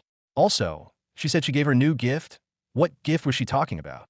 As she was thinking about Lavarina's last words before her voice disappeared, she heard the sound of an object falling on the ground and turned to look at it. She saw a strange book with the same appearance as the one Rowan gave her, but of a different color. When she picked it up, there was a golden title, Enchanting Embroidery Curious. She sat on the bed and began studying the skill book. Just the details on the first page made her eyes widen in shock. Everything was just too marvelous. No matter if clothes are made from the weakest material or the finest fabric, it doesn't matter. Once they bear the magical touch of enchanted embroidery, they can withstand anything. A robe of soft wool, when blessed with the right enchanted embroidery, can even resist the sharp edge of a blade. While all those events were taking place at the village, Rowan and his men were strolling along a path amidst the southern forest, heading toward a certain location. At this moment, they could hear the sound of water flowing gently, reminding them that they were very close to the river. Rowan walked in front of the others with a calm expression on his face. After he came back from the village square, he received other notifications about the emotional states of Blaze, which displayed that it was furious, but it was only short-lived still. Rowan was a little bit curious why such a thing had happened. Nevertheless, at this moment his entire focus was on constructing the water irrigation windmill and improving the agricultural productivity of his village as swiftly as he could, ultimately evolving it. After a few more minutes of strolling, they finally arrived at the river that sprawled before them. The gentle sound of water flowing in the river could be heard, along with the rustling dance of leaves on the big trees around it. Though the sounds were calm and serene, the soldiers couldn't help but grab their weapons, feeling alarmed by their surroundings. Rowan observed the river carefully. It was bigger than some of the local rivers he had seen back on Earth, and the water in it didn't look so pure to him. The river was vast and appeared to be flowing from a very long distance. The end and the beginning of the river could not be seen from where they stood at this moment. Rowan couldn't help but become a little bit confused about the situation. Didn't Glenwood claim to have seized this river? I thought they would have soldiers stationed around here, or maybe a flag planted to represent their territory. But there's nothing, he thought to himself. So they only said those words to scare my people from using the river, just to instill fear in their minds. DMN, if I had known earlier, I would have claimed the river as soon as I could. There was no way they would have noticed. Rowan felt really ashamed of himself for not thinking this through from the very beginning. The memories he received initially didn't reveal anything about the river because the original Rowan was already in a coma before Glenwood claimed to seize it. Thus, Rowan couldn't tell from the start that they were simply bluffing to assert superiority and authority over his people. Thinking about it now pissed him off badly. It also made him realize how foolish Fagin really was. He wanted the farmers to supply his village with fresh food every day, but seize the only thing that could guarantee more supplies. Sigh. Enough of all that. They're in the past now. Rowan sighed and returned his attention to his soldiers, who were looking around, alarmed. Brandon turned to Rowan with a look of realization. Lord Rowan, Glenwood lied to us about the river, he said. I figured that out already, but we shouldn't dwell on the past anymore, Rowan said, waving his hand to dismiss it. He could tell that Brandon felt really ashamed for having fallen for the lies. Rowan proceeded to tell the soldiers about the windmill he planned to build on the river and its functions this time. They were easily amazed by the idea of a machine pumping water from the river to the village in a short time. After Rowan was done explaining to them what he planned to do, he brought out the windmill blueprint. Simple windmill blueprint. 9 out of 10 activations remaining. Activate blueprint. Rowan clicked yes, and, as usual, he was sent to the crafting space while time slowed down drastically in the real world. The fastest-running cheetah became 1,000 times slower than a snail. Rowan saw the hill of wood and iron ores as usual, which were the only materials he needed for the process. All the necessary raw materials floated into the air, just as before, after he commenced the material identification and accumulation phase. Without wasting time, he moved on to the merging phase, and everything began merging in front of him at a really slow pace. Rowan stood and watched the whole process as the materials merged magically in midair and formed the shape of the windmill. Ding! Simple windmill constructed. Simple windmill information height. 16 feet blade length. 6 feet materials. Enchanted wood and crude iron power output. Capable of generating wind power to operate basic farming. And crafting tools within a 50-foot radius. Do you want to upgrade structure? Upgrade structure. Water irrigation model. Rowan whispered. Ding, 200,000 evolution points deducted. Beginning specific upgrade after the evolution points were deducted. Several notifications popped up in front of Rowan. Filtration system added automatic function adding special parts and materials. Rowan read all of them with a frown while watching the windmill glow intensely like it did the first day. The glowing session ceased at once. Nevertheless, the structure remained the same as it was before Rowan upgraded it. There were no visible changes, making Rowan a bit confused. But he didn't waste time and left the crafting space. Because of the vast time difference between the crafting space and the real world, no one even noticed that Rowan disappeared from their midst. Even those looking at him didn't notice any changes because Rowan was only away for less than a split second. Nevertheless, immediately after Rowan arrived, just like the last time, the windmill began to land softly ahead of him and away from the soldiers. Its gigantic figure cast a big shadow over its surroundings. The sounds of small birds and animals flying and running away could be heard as well. Brandon and the soldiers were scared at first when they saw the large structure casting a shadow over them. Some even held their swords and hoisted them at the structure as though it was a monster planning to attack them. A few of them even tripped over due to fear. Nevertheless, when they realized it was the windmill, they calmed down but were still dumbfounded by the supernatural phenomenon. The windmill finally landed. Nevertheless, the moment it landed, Rowan noticed some magical changes taking place right away. Several big pipe hoses suddenly appeared out of the base of the structure and began to dig into the ground, their motion akin to a python crawling inside a bored hole in the ground. This time, not only were the soldiers shocked by the action taking place in front of them, but even Rowan was dumbfounded as he watched the scene with widened eyes. I knew it would have an advanced structure, Rowan muttered to himself while watching everything unfold. After the pipe hoses dug and bored into the ground, Rowan noticed their movement as they began to crawl their way speedily underground toward the river. "This is great," Rowan exclaimed joyfully. This simple process would have taken so many engineers days to accomplish. Even the digging alone might have taken days, but the windmill was doing it at a fast pace. Rowan even received certain notifications about the dumbfoundedness of his soldiers, which made him smile. Sadly, here no evolution points that a few minutes passed, and the pipe hoses finally finished digging into the ground. Nevertheless, on the opposite side of the windmill, the side facing the village, there were 10 smaller pipe hoses bulging out of the base. But unlike the ones on the other side, these ones didn't dig into the ground. These hoses also had a plastic object at the top similar to taps. Rowan strolled towards the pipes, grabbed one of them, and pulled it a little bit. He then turned it on, and to the amazement of the soldiers, water began pumping out of it. After testing it, Rowan understood it a bit more and called out to the soldiers to help drag the pipe hoses towards the village. The soldiers were a little unsure at first about holding the pipe hoses on the ground, which looked like snakes, but after they saw Rowan holding it and nothing happening to him, they became relieved. 10 of them volunteered, strolled out, and proceeded to grab one pipe each, trying to pull it. "Ouch, it's very hard. I can't make it budge." Nevertheless, while Rowan was able to pull the hoses quite easily without any stress, that didn't seem to be the case for the soldiers, who failed to make it budge. "I almost forgot my strength is different from theirs." Rowan facepalmed. He then instructed the soldiers to work in groups to pull the pipe hoses. At least 5 soldiers grouped up to pull just one. Rowan, on the other hand, grabbed and pulled 2 pipes at the same time with ease. Lord Rowan is so strong. The soldiers couldn't help but be amazed by his strength. Once again, it was afternoon, and most of the adults, even the teenagers and children, in the village were joyfully carrying out different tasks, working together towards the benefit of their beloved lands. Most of the soldiers worked on the guardhouse projects at the different borders. The farmers cultivated their lands. Everyone worked hard at the farm area close to the southern border. A large number of farmers could be seen working diligently on their various plots of land. Some could be seen weeding the grasses, while others were either harvesting the mature crops or engaged in other tasks. As the sun cast its warm glow over the ripening fields, the breeze carried the sweet scent of blooming flowers and ripened fruits, mixed with the earthy aroma of freshly turned soil. Birds chirped melodiously from the treetops, adding a cheerful soundtrack to the bustling activity below. Children laughed as they chased butterflies while picking ripe fruits from the ground, their joy infectious to all who heard. The farmers smiled as they worked, sharing stories and helping one another, their hands busy but their hearts light. Some of the old farmers stopped working constantly to observe the happy scenes, which made them even more grateful to Lord Rowan for conquering their tormentor. The farmers were still working cheerfully when they began to hear the voices and footsteps of their men approaching. Some of the farmers stopped working to look at them, and they were shocked to see them pulling on tiny, flexible objects that appeared more like snakes to them. Were they pulling? Most of the farmers asked.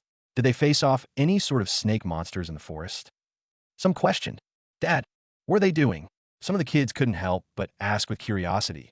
Rowan and his men finally made it to the farms with the hose they had been pulling for the past few hours. The first few hours of pulling for the soldiers was hectic, but the last few hours the hoses became very light all of a sudden, making it pretty easier for them to pull. But they were already tired for the first few hectic hours. They were all breathing fast at this moment, and their clothes were soaked in perspiration. Some of the farmers dropped their tools and approached them. "Welcome, everyone. Welcome, Lord Rowan," they greeted. Rowan and the soldiers nodded their heads as they let go of the hoses. Brandon and the soldiers collapsed on the ground and began breathing really fast to catch their lost breath. "You guys did a marvelous job. Thank you for your hard work."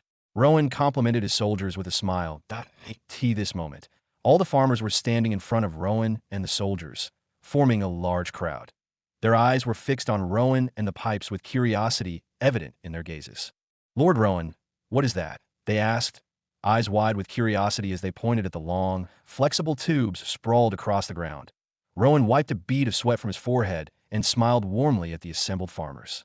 "These," he began, gesturing to the hoses, "are called hoses. They're special tools that allow us to bring water from the river directly to your fields."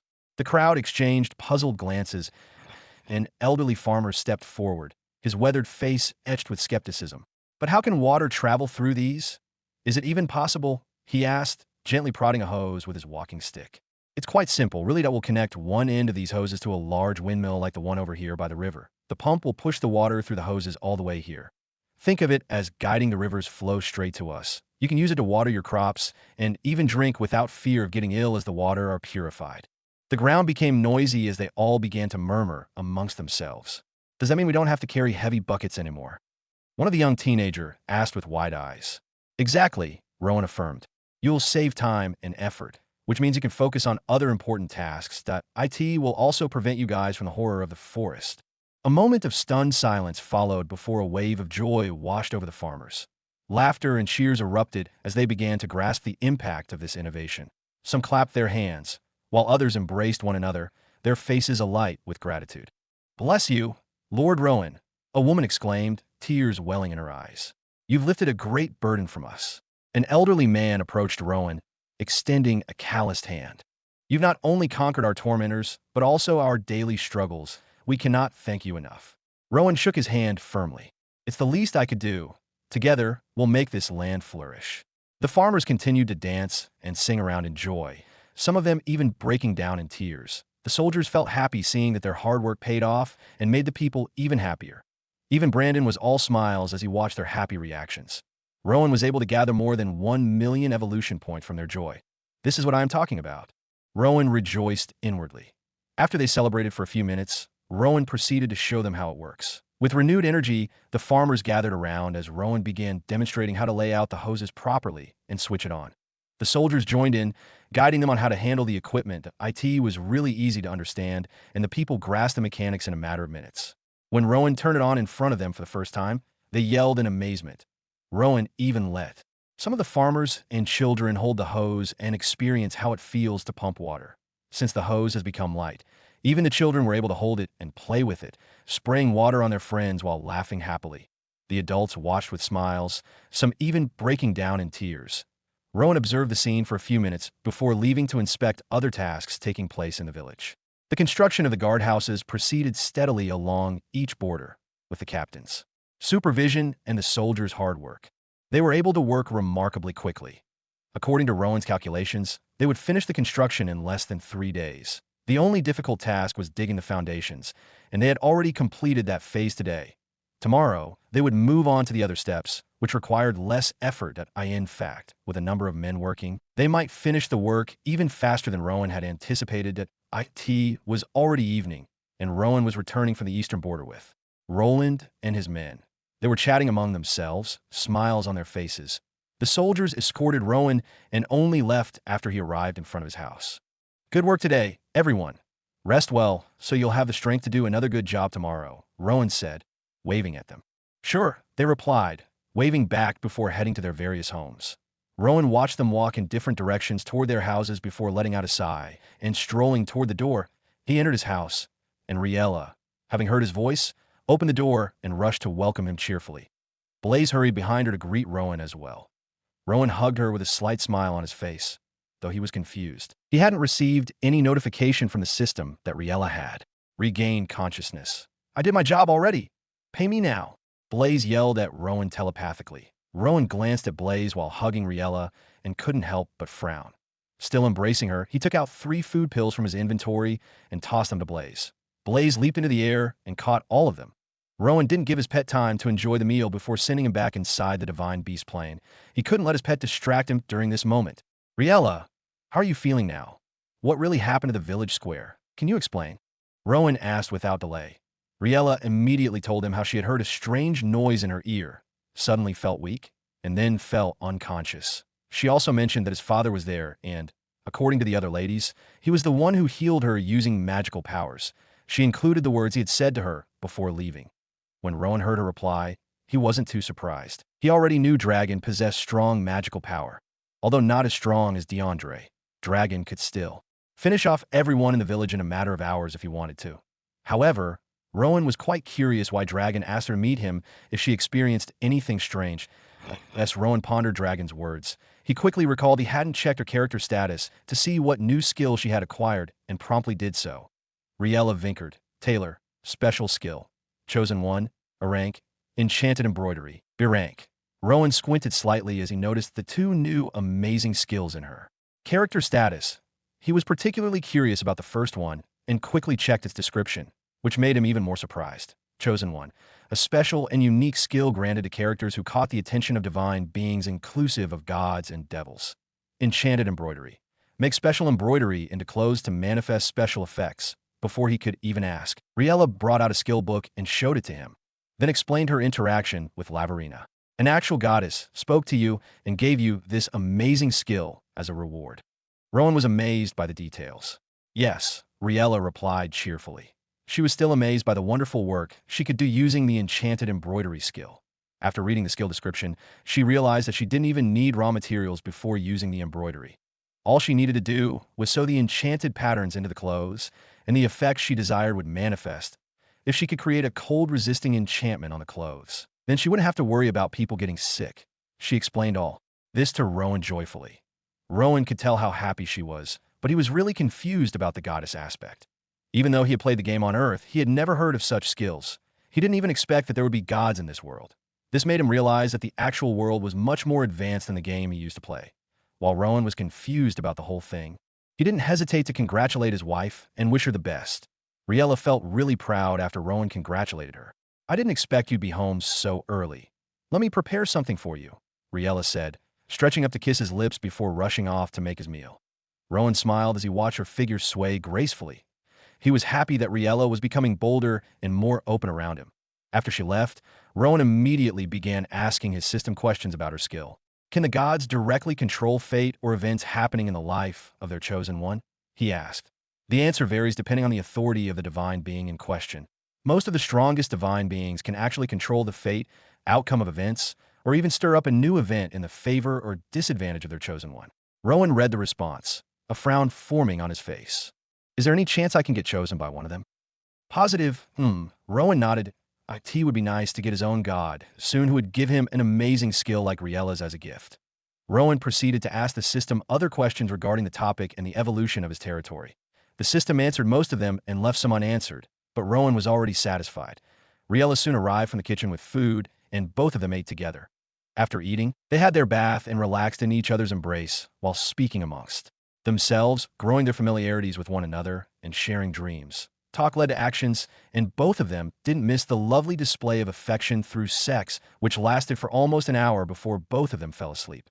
Rowan slept off early, as well as he had a lot of work to do tomorrow, which requires proper rest. It was late in the evening. Yet the sky remained bright, even after the sun had set for the day. By the river, Dragon stood before the windmill, observing its structure, with amazed and curious eyes.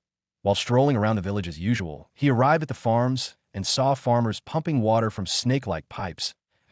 First glanced from afar. He thought they were using water magic and quickly sprinted towards them, only to be met with the realization that he saw the farmers happily watering their crops and others filling up buckets with it. He could see the clear liquid and easily tell that the water was pure enough for drinking, which surprised him even more. Sadly, he couldn't speak to anyone as they would only ignore him. So he followed the path back to the river where he saw the windmill. Even after hours of studying the windmill, he still didn't understand how it actually worked. This is similar to the one near the farms for chopping wood, he muttered. How did Rowan do all this? There's no way he could have built them. He made them appear out of thin air, just like he did with the wood-chopping one. He continued muttering to himself. He still couldn't forget the scene of that one appearing out of nowhere in midair and descending slowly to the ground. Dragon was truly amazed back then. He didn't feel threatened by the monstrous structure of the windmill at all, as he couldn't sense any sort of mana coming from it. Could he be one of those strange lords who possess supernatural abilities aside from magic? Dragon wondered to himself. During his journey outside Winterseed, he made friends and entered several territories ruled by strange lords. There was one time he entered a kingdom where the lord, a king, could summon monsters out of nowhere to do his bidding. There was even one who could use blood magic, and another who was able to heal others without using mana. Another one could multiply the loot he got from war by tenfold. Dragon usually found these hard to believe when he heard about them from his friends, but when he saw most of them, he couldn't help but accept that there are more mysteries in the world than he imagined. At this point, he couldn't help but realize that his son was weirdly similar to those lords. In fact, Rowan was even more mysterious. Speaking of mysteries, Dragon didn't forget the faint trace of mana he sensed from Riella earlier. Is she going to become a mage? He asked himself. Becoming a mage is pretty difficult, especially for a village like ours with no strand of mana in the atmosphere. But with some of the potions I have, she might be able to become a first-stage mage apprentice and unlock her affinities, he continued. Dragon muttered other things to himself concerning Rowan and Riella. While he was muttering to himself, a pair of red eyes glared intently at his figure from the river. Suddenly, two gigantic hippopotamuses with sharp teeth and bloodthirsty red eyes crawled swiftly out of the river towards Dragon. Dragon was still looking at the structure of the windmill, not paying much attention to his surroundings, when he suddenly heard the noise of the hippopotamuses charging towards him and quickly turned his attention to them. He saw the two gigantic hippopotamuses emerge from the river, moving faster when they spotted him. Their massive bodies pushed through the water, muscles bulging under thick, gray skin. Sharp teeth glinted in the fading light of the calm evening, and their blood-red eyes stared hungrily at Dragon. Despite their fearsome appearance, Dragon remained calm. He stood still, taking a deep breath as the ground trembled with each heavy step the monsters took. The hippopotamuses were enormous, about twice the size of elephants on Earth. Their sheer presence was terrifying. Their eyes burned with wild hunger, and their mouths opened wide, showing rows of big, sharp teeth. They looked like living nightmares, their massive forms casting long shadows in the evening light. Demonic hippopotamuses, he muttered as he recognized the monsters. He had fought them in the past. Without wasting time, he began to chant softly, his voice steady and clear. As he spoke the ancient words, water started to flow from the river, rising into the air around him. The liquid shimmered and froze quickly, turning into sharp ice spears that hovered in midair. With precise movements, Dragon directed the ice spears toward the first demonic hippopotamus running ahead of the other. The spear darted through the air and struck the creature's head, making it let out a pained cry. The beast staggered back, surprised by the attack. Not wasting any time, Dragon continued his chant. More water flowed from the river, forming additional ice spears. The second hippopotamus charged forward, but Dragon was ready. He threw the spears at the monster's head, each one piercing its thick skin. The pain sounds made Dragon more determined. He summoned more magic, creating a rain of ice spears that poured down on the attacking monsters. Each spear found its mark, stabbing into the heads of the demonic hippopotamuses. The creatures, now wounded and confused, began to retreat. The demonic hippopotamuses turned and made their way back into the river in fear of the monstrous human. But Dragon wasn't ready to let them go easily, as they would attack others in the future. He had to prevent that from happening. He stretched out his hands and focused his eyes, drawing more water and forming many ice spikes once before shooting them at the monsters. The ice spikes rained down brutally, badly injuring the monsters, who let out loud cries of pain. Before they could reach the river, they fell to the ground and died. Dragon strolled casually toward their corpses. He brought out a small pouch from his pocket, dipped his hand inside, and drew out a sharp, long knife that wouldn't fit into the pouch naturally. However, it could fit because the pouch was a magical item. Dragon squatted beside the corpses and used his knife to extract their large teeth, storing them inside his pouch. He didn't touch any other part of the demonic hippopotamuses and didn't even bother to bring them back to the village with him as he left the area. And that's the end of today's chapter from the Dimensional Diary. If you enjoyed wandering these worlds with me, don't forget to like the video, share it with fellow adventurers, and subscribe so you never miss the next story that unfolds.